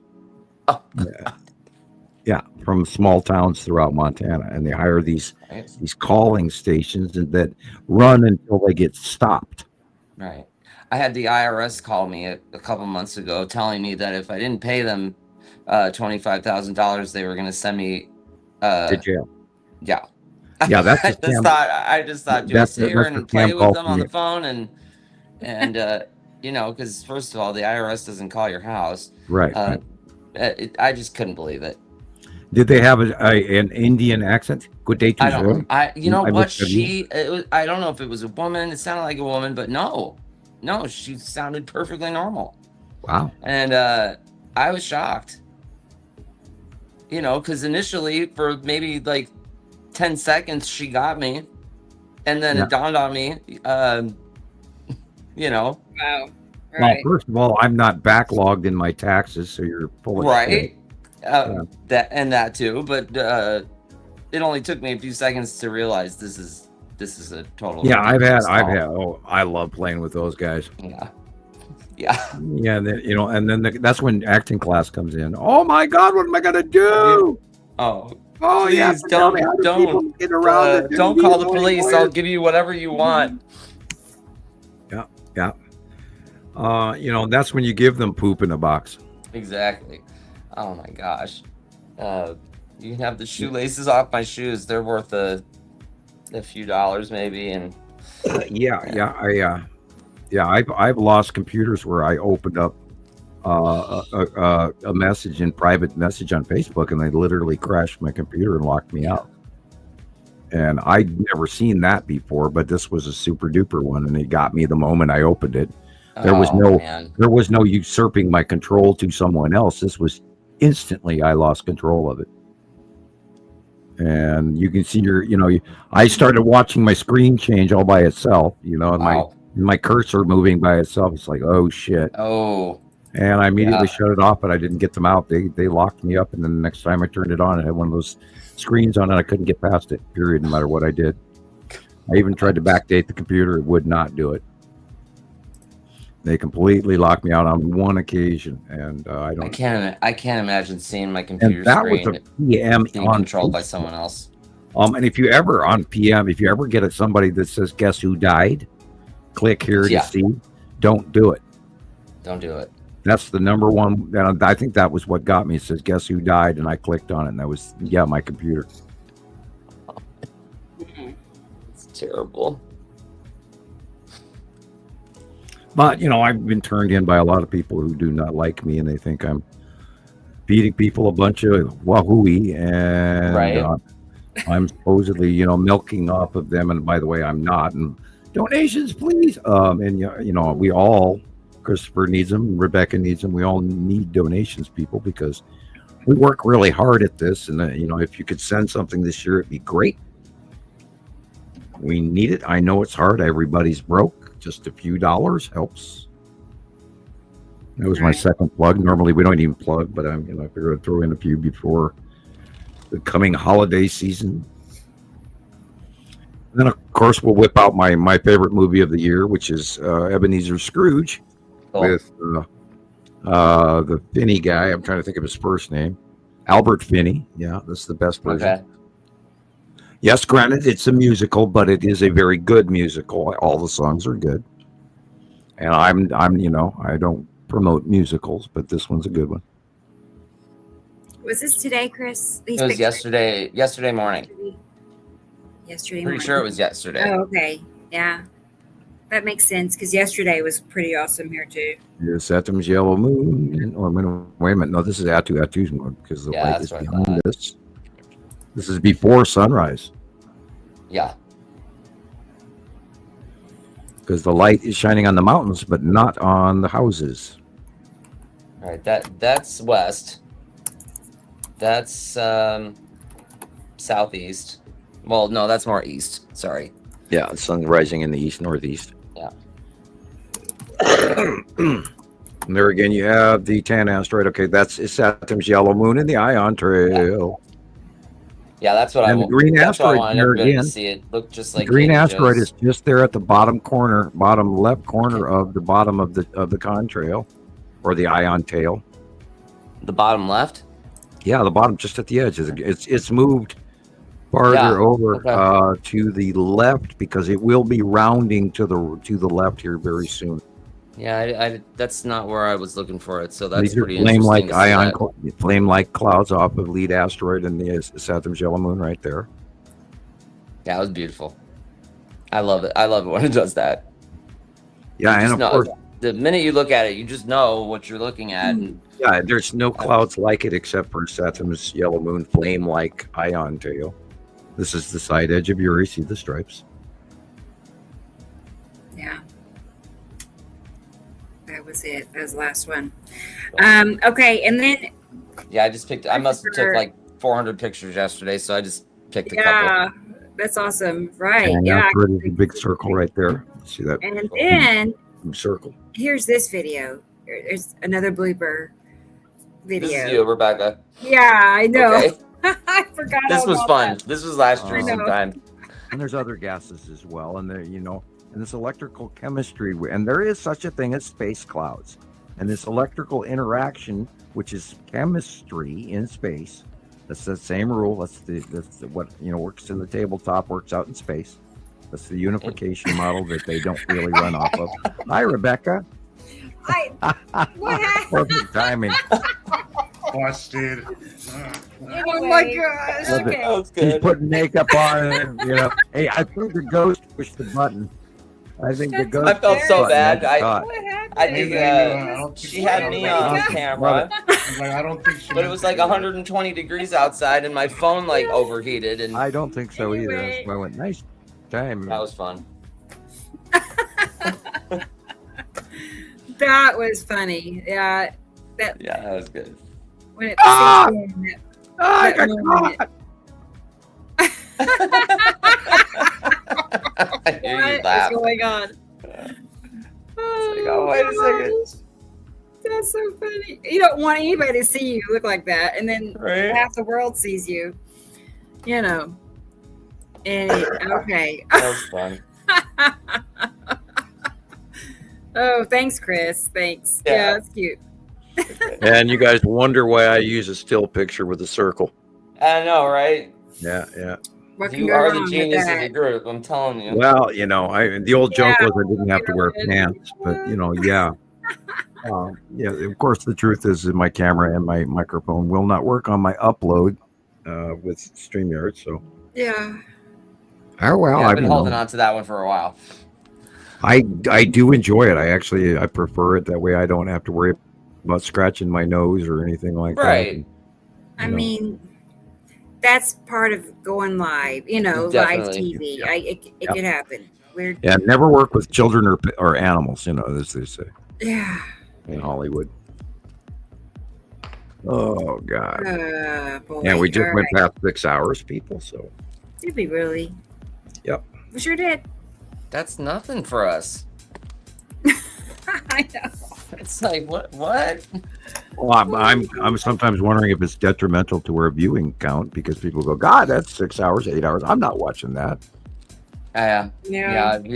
I've had a few people say that's a lot of hours to watch. So we're figuring it out. Never. Yeah, never. There's a software that I'm gonna try out. We can put the entire, we can put an entire episode into this thing, and it will cut however many, short segments out of the podcast. And I don't know if it labels them or how it correlates the information, but that might work. Yeah, well, I've tried making an excerpt, like at least 2 of them for each podcast. I think Sharon's editing some of them as well. Oh, cool. Okay, cool. By hand, where she's going through some of the past shows and editing out our gossip ratio and putting in just the facts in one compilation. So we'll see what happens. At least it's good for posterity.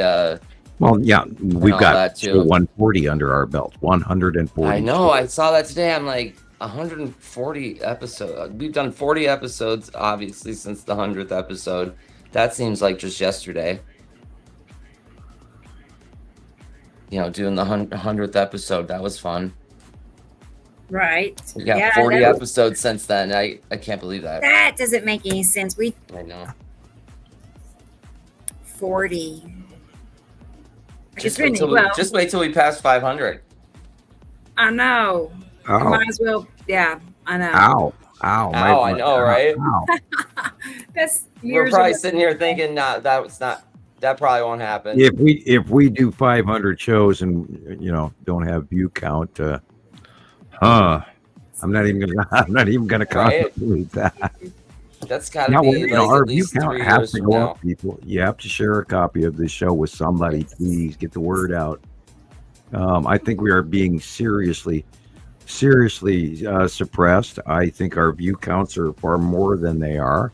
I think our like count is also it's always about the same number. And yet, if that many people are watching us, why are we only getting 60 and 80 likes? Right. It makes no sense. I got a few videos on TikTok. One of them's got at this point, somewhere between 50 and 60,000 views, and it's got 24 likes. No, that don't make any sense. No. So it'd be 6.9 years from now. Okay. 500 episodes? Show. So mark 6 your years from now. calendars. 6.9 years from now, we'll have it. I was way off. No. I just made a guess. I said 3.5 maybe. Right. No. Yes. 360 almost weeks. 7 years from now. Okay. No, I'll be falling asleep in my chair in my 70s. Oh my gosh! Right? Where will you be in 7 years? I'll be pulling a Donald Trump, and Rebecca, he get the did that. video. He did that the other day in a press conference, and it was awesome. I laughed my ass off. I couldn't believe it. Right, Michelle. Yes. And he actually literally falls asleep while people are talking. It's just it's amazing. Thanks, Jason. Thanks. Yeah, that's And cool. you guys both, neither one of you said a word, and just let me just say that and let it drop. But yeah. Right? Oh, God. I'm sure. Carol Ann, stop saying that. That's not true. What? Yes. Yes. Okay. Oh, boy. No, yeah, stop saying Yeah. that. I'll be the one in the middle. Right? Hey, didn't you know that? Didn't you know that that when the ET shows up, that we'll all have med beds? That was something that Guys, actually bring them on down, man. That came from the administration as well. That was a direct quote, and I'm not kidding you.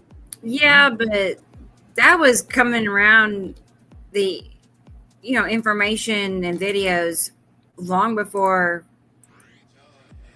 anybody was voted in or whatever. Right. Years and years and years ago, med beds was being talked about in, I mean, that's Well, great that's and all everything, it's but it's in the movie. I just want the Star Trek pill that they give, that one Star Trek movie where the doctor gives the patient a pill, and I think she's in like liver failure or renal failure or something like that, and she grows new kidneys or yeah, one of those instantly, and right. Yeah, that's the type of healthcare we need.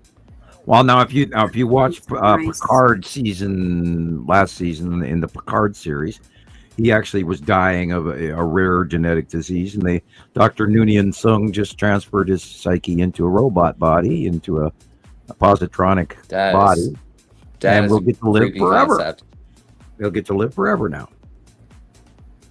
Man, that is such a weird.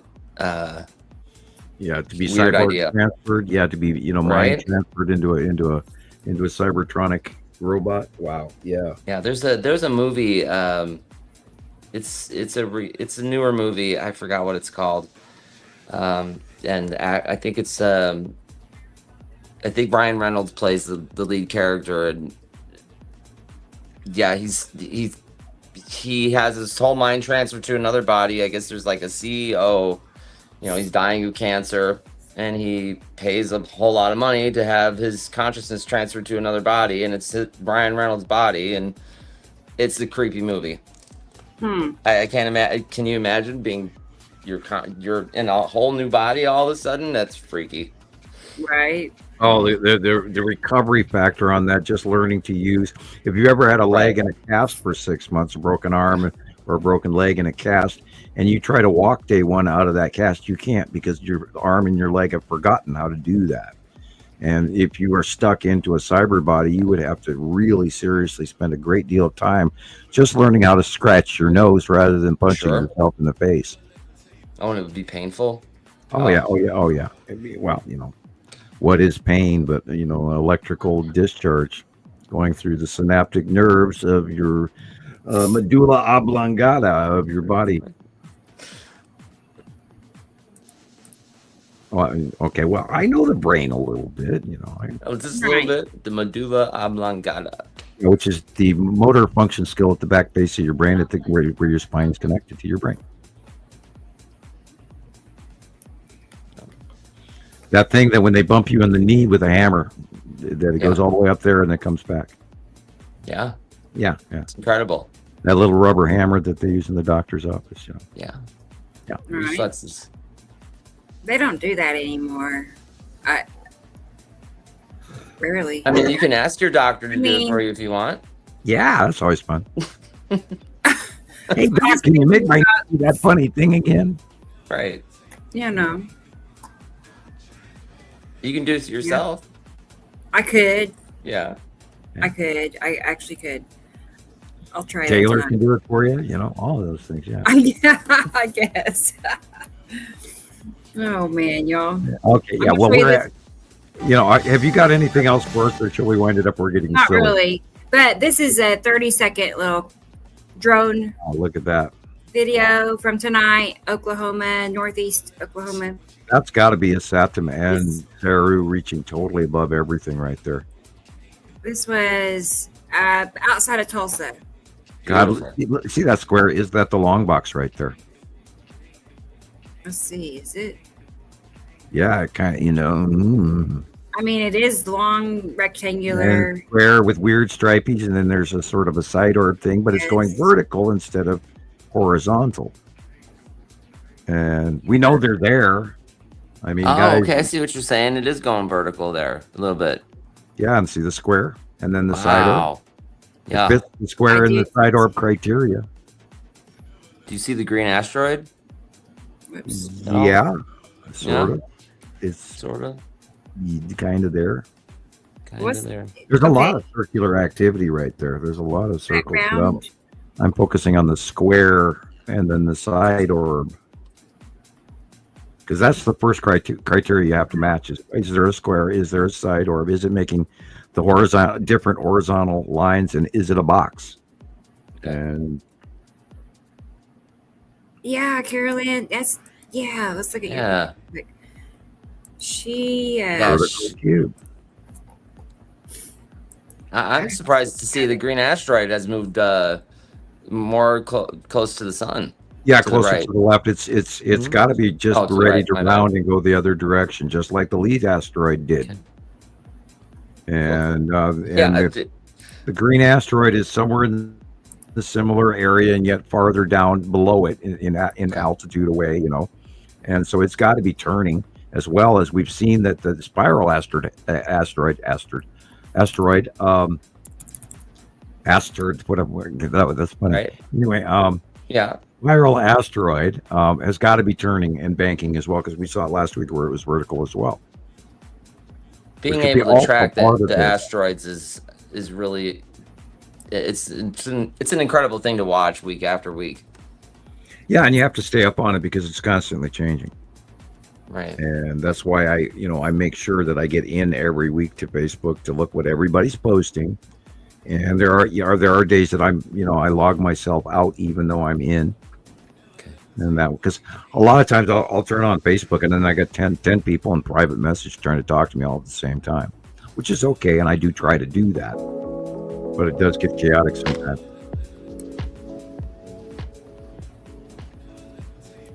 Got the hiccups again. This is Carol Ann's. This is what she said it reminded her of, and definitely it did have those.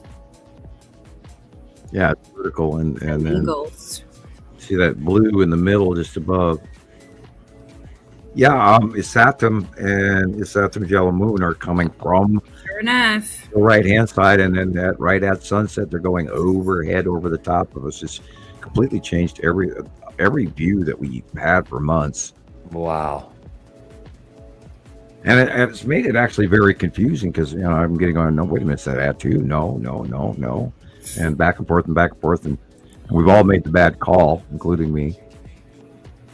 But yeah, it's moving differently than we've seen for literally all summer. Yeah, look at that squareage going on there. Yeah. So that does look like that. Look, it's a little less vertical, but it is at the same. Yeah. There you go. So have you ever seen like skies this color growing up in Oklahoma? No. Oh, definitely not. Definitely not. Definitely not. We would get clouds with a little red and a little yellow. I'm paranoid now. On the horizon, the clouds and some colored sky clouds, but never this intense bright color thing going on. Yeah, that too. With these complex cloudy structures that go all the way to the sky, which it never used to. It's either stuff going overhead or it's way off in the distance. Yeah. I'm paranoid to say anything about anything to my meteorologist, though, because he'd be like, "Are you a fake account?" I couldn't even believe he said that. Like, I would have expected him just to, ignore it or something. Versus, I didn't even say anything outlandish. I was like, "That's not normal." That's what I said. You must be a fake account. Really? Well, okay. Well, all right. But anytime anybody has any doubts, they call you fake news. Right. Fake account. Really? He didn't. So that person is obvious. Well, I mean, you were yourself were talking about bots on Facebook for months. Remember? That is true. And so you get a burr under your saddle, Montana term. And you. It'd be different if I was saying it every 5 seconds or something, But, Right. But you are challenging his his entire persona and everything he knows about the skies and meteorology. I mean, I could, Right. Well, remember the early days when we had all the sea trail people that were just going on and on about chemis. And that's all they wanted to talk about was all the toxic effects, and we have proof that they're spraying it from planes, and they wouldn't even go to the realization of, hey, have you looked what's going on behind them? And then we threw out, well, did you ever ask why they're spraying those? Oh, they want to terraform Earth to let the shape-shifting Dracos come in. It's like, oh my God. That and the flat earthers and the I'm trying to think of the word. I always escapes me. The firmament. Yeah, the firmament. That's the one always escapes me. I figured I could pull one of those conspiracy theories out, and I would get a hit on it. The sun simulator is fun. Oh yeah, they're still going strong on the firmament and flat Earth. Yeah. There's actually a society that actually has an annual convention all over the country, Flat Earth Society. And, that's a big deal. I've had somebody talk in public ask me, "You don't believe in flat? You don't believe the Earth is flat?" I can't talk to you. I don't think those people date much.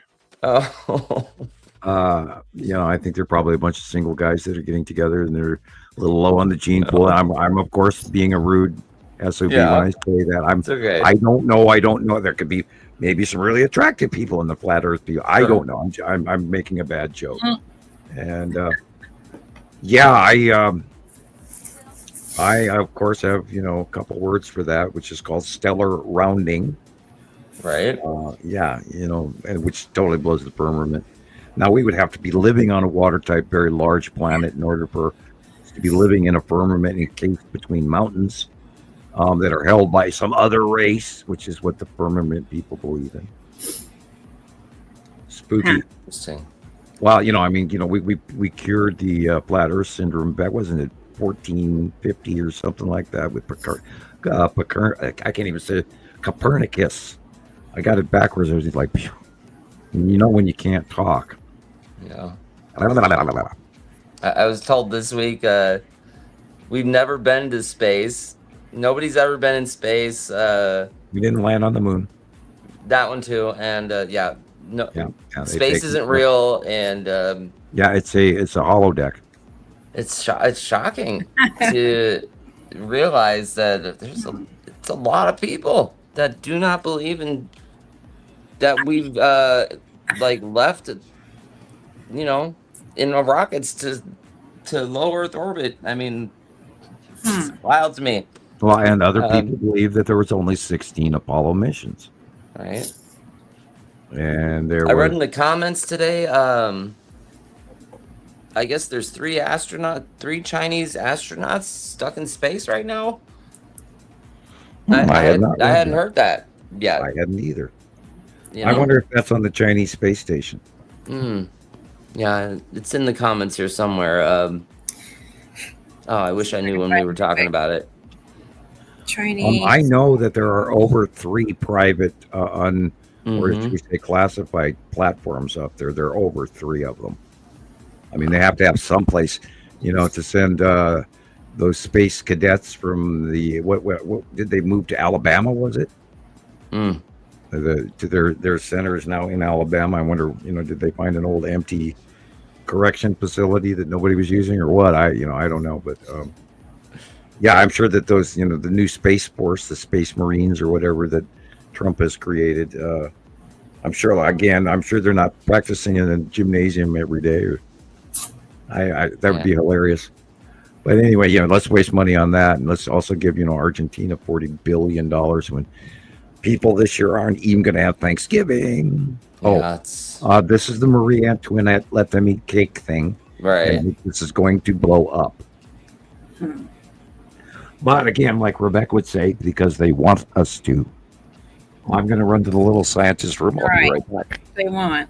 That's right. You know what's going on with the. It said that their ride home got hit with space junk. Oh no! That's what it said. I'll have to read about it after the show. They're trying to figure out how to get home. Yeah, I ain't never going. I would love to get on a rocket maybe and see what space looks like, but I ain't going. Yeah. Not for me. I never really thought about it. I don't know. I don't know if if I could get on a rocket tomorrow just to go up there and see, what's going on. You know that feeling when you're really high up and you get like the butterflies in your. I feel like that would awful. be so like nightmare, terrible. I don't want to be that high up. Yeah. So. There's we've got this. It's called the Stratosphere Tower here in Las Vegas. Oh yeah. They built it in the 90s. It's like it's over 100 stories tall. It's ugly. It looks like the Space Needle thing, but they always had like theme park attractions on the top of the building. Oh yeah. Now they've got it's like a bungee cord ride. It's like a zip line straight down the building. You can go on this thing. You just jump right off. You get attached to the ropes and you just jump off the building and you fall all the way to the ground. No, thank you. No, thank you. Who knows? Maybe one day we'll start the podcast and I'll jump off of it for everybody. Who knows? I have been in the IDS Tower in Minneapolis on the 98th floor. And I'm not going back up there ever again. Right. Thank you. Sears Tower's cool. Yeah, and you can see the building swaying while you're up there. And noticeably, you can see the building swaying when you're up there. I can't even imagine being in the one in Dubai. Oh, that thing is incredible. The tallest building in the world. Yeah. And no, thank you. What is it? What's it called? Burj Khalifa or something like that? Yeah, it's 100 and some. I don't even know how tall it is anymore. It's huge. I read it a couple of times and never stuck in my head, but it is the tallest. They are the Jetsons. They don't have things flying around, but they have plenty of room like they're the Jetsons. And of course, Dubai's in the middle of the desert, and they've got plenty of room. I don't know which is worse. Which is worse, skydiving or bungee? Both are terrible. I can't. I would think I wouldn't want a bungee jump. No, thank you. Yeah, because you get pulled back, right? I mean, once you get to the bottom, you get pulled right back. I draw the line at scuba diving. That's out of my element enough. I'm not jumping off of anything. No, this thing in Vegas, it's like you kind of just walk off the platform at the top of the building and you just go straight down. There's no like bungee cord where you like bounce back. I see. I ain't doing it. No. Decided. You're decided. Yeah, no, I'm not gonna. Yeah. Okay. Yeah, I think you have to pay them for it, right? I mean, unless it's like a really good view of Visatim or something, or Atu's moon, and we can take pictures from the 100th floor of the building, and there you go. Yes. Yeah, well, so we got Yeah, it'd be worth going up there if it was pretty much $3 or $5, $10 and going up to the 100th floor, but hang out. I mean, no. Right. I mean, we got to do. We're going to go to extremes to get this information out. Looking straight down is not an option here. Thank you. No. DJ's asking at the Stratosphere. Yeah, that's it. Mm-hmm. Yeah. I don't know what it's called. It's got, it's a ride. It's got some name, but the high jump or something like that. I don't know. At New York, and all that, they've got all those rides attached on the outside of the buildings, and it's like, no way. Yeah, the one at New York is fun, Sam. It's like it's a roller coaster. It's my gosh, I hadn't my parents got divorced when I was a kid, and I hadn't seen my mom for several years, and I finally saw her. She took me out to lunch one day, and then she took me on that roller coaster. It's the first time I saw her in like 3 or 4 years, and that poor lady. Oh no, I felt really bad. No. She got on it though, and I was wondering if after the you ride did was lunch over, she before. was like, I don't think bad. it's She was advisable. crying. I felt so bad. It's not advisable to do lunch before you get on a roller coaster, by Right? the way. Honestly, I don't know if we had lunch before or after, or because it was a brand new thing in Vegas. So she's like, "You want to go get on the roller coaster?" I don't think she knew what. I don't think she knew what she was getting into. Oh, Because really? you can't really see the roller coasters on the outside of the building, and you have to go through the interior of the building to get to it. So you really can't see it, and it's got all these loops and stuff on it. And I felt really bad. Yeah, the stuff we do for our children. Oh my I know, God. right? Yeah. Thank you, Mom. Yeah, I've gotten, I mean, hell, I went walking around the mall last week with my daughters. Yeah, and you know me, I don't go to the mall. And germaphobe, I was like, so but I went to the mall for Halloween, and Good for you, Sam. that's probably why I was sick all last week. Oh. Yeah, I don't do public. So what's the mall situation like there? Is it? Well, we've like got a ghost your town, standard, got your standard '90s mall.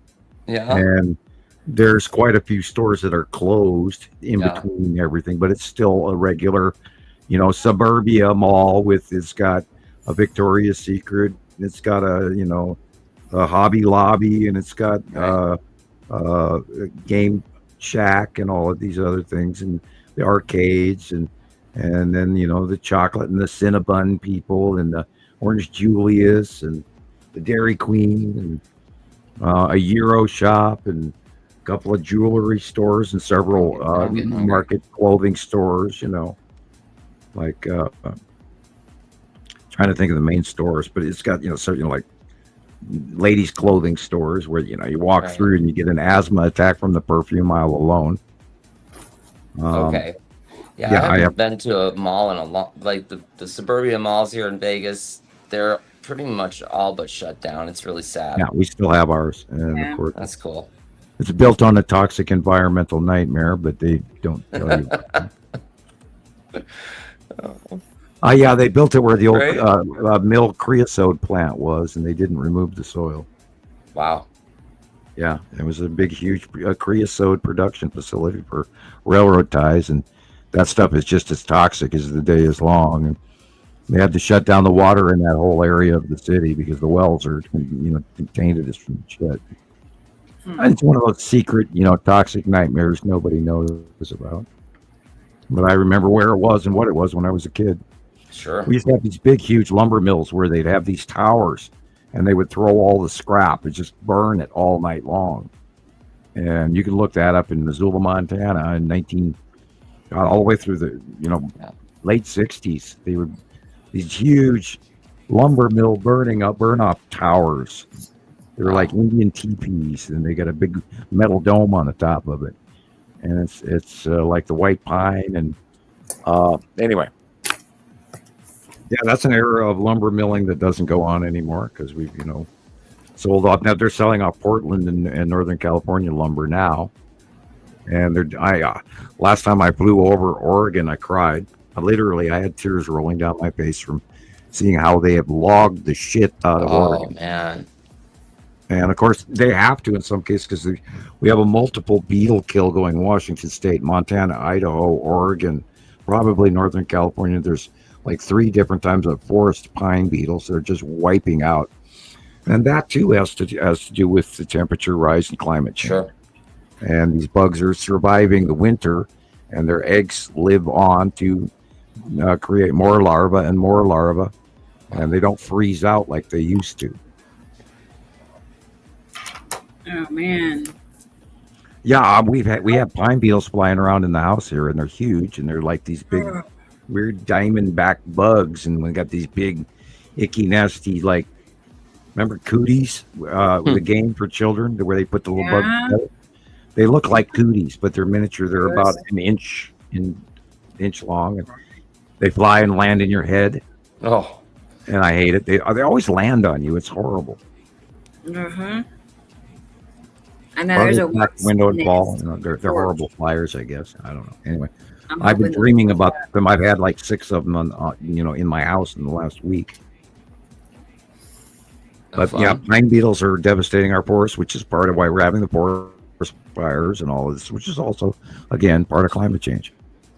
Right. That's incredible to realize. And one species. Yeah, there's 3 different kind of plague. There's like a blue spruce one, and there was a big pine one, and there's this other, and lots of blights are going on around the United States with bugs and all sorts of stuff, but you never hear about it. I mean, don't even get me started about the boa constrictors in Florida, or the with their petri in South American, ditch pigs or whatever they are. I mean, God, those are infesting Florida really bad. They've got a bounty on those. You kill them and you just chop off their tail, and you get like $10 a piece for them. Hey. Or $5 I don't know what it is, $4, $5, $6, $7, $8 a tail. You could support yourself just killing these things, swamp rats, and they're undermining all of the shorelines and the docks and everybody. And rats, we're being invaded. Run for your lives, humans. Anyway, that doesn't seem quite worth it. $6. Yeah, I'd have to demand a little bit more. It's a stable bounty, and people that actually just hunt those damn things. Somebody had brought them into Florida from I think it was South America, and they were gonna use their hides and sell their hair, and maybe the meat, and then they escaped, and they've gone ape throughout the whole state ever since. Wow. That's wild.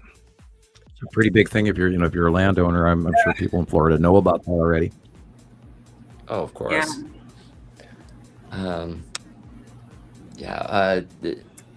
Isn't there like what country is it in South America? I think it's Colombia, where I guess they have a hippo problem now because of Pablo Escobar's zoo or something like that. Wow. Yeah. Really? It's like they've got they're overrun with hippos or stuff. The hippo is out of the bag now, man. Right? They've got overrun with hippos. We don't know where to get rid of them. Hippos are nasty. But in South America? Yeah, I guess they were originally like the cartel man Pablo Escobar, right? I guess he had a zoo and oh man. Yeah. I guess he had a zoo and now don't forget hippos, and now they killed them, and they just they kept reproducing, and now there's more hippos than they know. They can't. There's too many of them. Don't forget that in the United States, I think it was in Kentucky or Tennessee, there was a truck carrying chimpanzees that were laden with hepatitis and the C virus that crashed, and those monkeys escaped into the woods. Hepatitis and coronavirus laden monkeys. Oh, that's sad. I don't think that research like that should ever be able to allow to transport animals that are diseased. Period. Right. Anywhere. That's insane. Yeah. That's stupid. If you did, you'd let them go on purpose, because you can't be that stupid. Right. Yeah, that's They're like out that. Coming to get you. Lock your doors. Hide your children. Right. It's like that movie from the 80s, Project X. Where, have you ever seen that movie? It's like I have not. It's a good movie. The actor in it, Ferris Bueller, Matthew Broderick. Yeah. Yeah. They're in like a military base, and they've got all these chimps. Oh yeah, that one. Teaching the chimps how to fly, and then they like start testing like radiation on them to see how long they would last in an airplane after a bomb strike. Yeah, I've seen that one. Yeah, it's pretty funny. Yes, it's spooky. Well, science. I mean, right? CRISPR tech that we have within human availability, which is banned worldwide, which they've been using anyway. Oh yeah. Now you know why it's banned.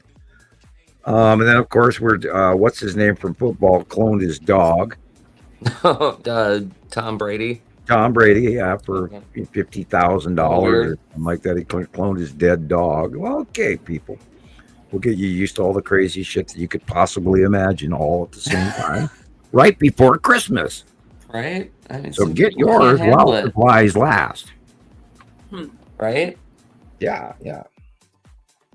And they're hyping up for the Super Bowl this year already, and yeah. Oh yeah. They're putting segments of games on YouTube, so you can watch your favorite team play segments of the highlights of the games. Interesting. Okay. Kind of ruined football for me because you can watch it in a short amount of time and versus sitting there and watching the whole game, which I wish was available at my choosing, but is not because that's all pay-per-view. Yeah. Yeah, we have that new football stadium here, and apparently it sells out for every game. I don't know how, because they're like $500-$600 for a football ticket to go watch a football game. No. Hey, we must be in the wrong job. I think. I know. Like, I don't understand. I don't get it. I don't know who those people are. Well, yeah, I mean, Super Bowl tickets are beyond imagination now. I'm just talking like a regular Monday night football game. I remember when Super Bowl tickets were $50, and I thought it was expensive in Minnesota. I can't imagine what a Super Bowl ticket costs now. Yeah, it's just a couple $1,000. No, easy. Yeah, and those are the nosebleed seats. Mm-hmm. And that's where I had my first hot dog, was watching Minnesota football. First American hot dog I'd never had. I was like 12 before I ever had American hot dog because we were Dutch, and I had an immigrant family. We didn't eat those foods. Sure. Got to have my pickled herring and all that. Yeah. Gag, gross. I wouldn't. I could eat it, but I wouldn't. So have we run out of things to say and be silly about? I was looking up prices. It's going to be in February, right? Right? Yeah. Okay. February in California for the Super Bowl, right? Oh, okay. Right. Yeah. Lost me there. Right. I don't watch it, y'all. It's not real. Well, yeah. Not only that, but depending on which team. Does it say how much the tickets are? It doesn't. I know. I was like, yeah, you probably have to get an invite to get one or something. Who knows? Some providers offer payment plans. It does say that to help fit any budget for it says to check back for ticket prices because they're going to change. Yeah, there's thousands of dollars in some cases for the good seats. You can pick between a 30 and 45-year plan. Yeah. Oh gosh, I don't see any prices listed anywhere. With a 60 easy payment, you can refinance your house for these tickets. Yeah. It's insane. Well, I think that after, for example, the Christmas work upgrade for what most businesses hire more people around Christmas has been a severe letdown for this year. They're not going to be hiring as much Christmas help. And remember, the kids only get one Barbie this year because the tariffs, rather than me. That was what Trump said something about that months ago, where I guess I'll have to just get one Barbie instead of whatever he said, which is more Marie Antoinette and let them eat cake crap. And meanwhile, he's making billions in crypto and breaking the law and enriching his family with Saudi money and Qatar $80 million airplanes and shit like this. Well, we're all going without. And don't worry about that broken traffic light or that big chuck hole in your road or that bridge that's about to fall down, because all that money's being held up because it's not going to the blue states. It's, I don't even get me started on all of the shit that's going on. It's just insane. I mean, it's literally like they're intentionally trying to break this country right now, right before Christmas. And here we go. The 2025 average. Sorry, I was going to say it's $8,000. Oh my gosh. That's crazy. Oh no. But you can get them as cheap as $3,000 to $5,000. Oh, that's not bad. That's a deal. They have a discount section. And then up to $20,000. And then you have to. Then you have to fly in or take a train or a bus. Then you have to have hotel costs. And don't forget your $150 hat. Right. That's and your crazy. $50 water Officially bottle. licensed merchandise. Damn. Yeah. Oh man. Yeah, I'll watch it on TV. I'll see the highlights, 6 months from now. Thank you. Well, yeah. That's crazy. Yeah, well, they've stemming all these terrorist attacks in Michigan I bet it's for a bunch of Halloween. stupid people. Yeah. Oh, it's amazing the news. If you watch local bunkers, you would, because of all the crazy shit that's going on, and there's another mass shooting and another major car accident, another bus accident, and another hundred and some odd unalived in this country and that country, and 12 more boats being blown up with people because without products. It's really scary. And of course, the Ukraine is blasting the crap out of the Russian fuel industry, and there was a bunch of trains that got burnt from Russian insurgents this last month. And so the fighting goes on, and the budget is unbelievable, the money that's being spent on killing each other over ground that they want wheat to grow wheat on. That's what Russia wants the Ukraine for, is to be able, it's the breadbasket of all of older Russia, and they need it. Well, actually, they could actually terraform their own country better, but they don't. They've dried an entire major lake out from improper land use over the last few decades. I wish rather than finger pointing, they would actually pay attention to their people. The Russian people live on about $250, $300 US per month on average. Jeez. I'm sorry, and the Siberians want free, and there's all kinds of agitation along all of the countries that are adjacent to Russia right now. They're not happy, and Trump keeps sticking his finger, praising Putin. Wow, what a wonderful world. Yeah. Sing off key for a reason. Okay, guys, looks like we're out of things to talk about, so we might as well It got wind her silent up. for like 2 seconds. It's like Well, we're just Run out. contemplating all of this, I know.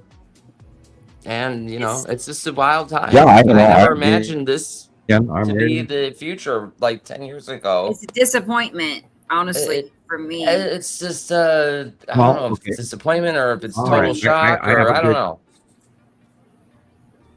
I have a good thing we can talk about. Let's Okay. all hope for the mothership to come for Christmas. Yeah. The mothership to come for Christmas Come get us. and bring us a big Christmas present of our Bring some presents. visiting neighbors come to visit us from across the galaxy. And bring us Super Bowl tickets, please.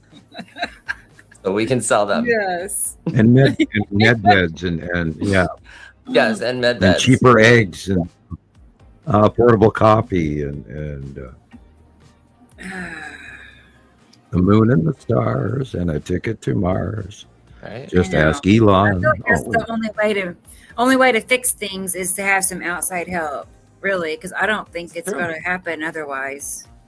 yeah, and it would be so awesome if they did actually terraform Mars, and then they go in and they land there, and then they develop a civilization, and perhaps there's a group of people that have been traveling for a long period of time from another distant area that because they were suffering, and maybe they're going to come stay with us and thrive and grow, and then help us with their technology, and we help them with God whatever we make. Kewpie dolls or Russian nesting dolls or Right. sliced bread or something, some invention that's important. Yeah, or Reese's peanut butter cups, whatever. Oh, that has to transcend to the new world, the new dimension we're going to. Yeah, Reese's. call it whatever you want. Just keep the Reese's recipe. peanut- They love us. They love us. Yeah. I'm sure they're. Your peanut butter and my chocolate, and my chocolate and your peanut butter. Remember that old commercial? Yeah, I do. Which is the Reese's peanut butter cup. Anyway, all right. Yeah, I'm mind-numbingly babbling now. So It's okay, Sam. It's been fun, y'all. Yeah. That's all, folks. Yeah, we got to wrap her up. So we'll see you guys next week, and I know. And I'll stop being silly and lost and yeah, what a week! And here we go. We'll see you next week, and we'll have a whole bunch of new stuff to talk about. Right. Yeah, definitely. Right. Pat? Right. Oh. And if anybody finds any Super Bowl deals, send me a message. Oh yeah. For sure. Yeah. Hopefully, and don't forget. Early. The number one thing is no hamsters were injured in the making of this video. Right. That's right. That's right. That's nice. I know. Me and you, DJ. I can't wait either.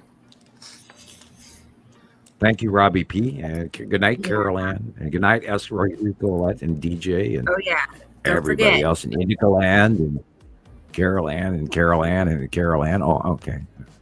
God, Indica Land has been talking a lot here, and I missed it. Yeah. Good night, Andrew. Good night, everybody. Yeah, and again, holiday donations for the Hofman family kids. P.O. Box 625, Lolo, Montana, 59847. And anything will help. And it's going to be a tight year, people. So we need your donations, especially this year.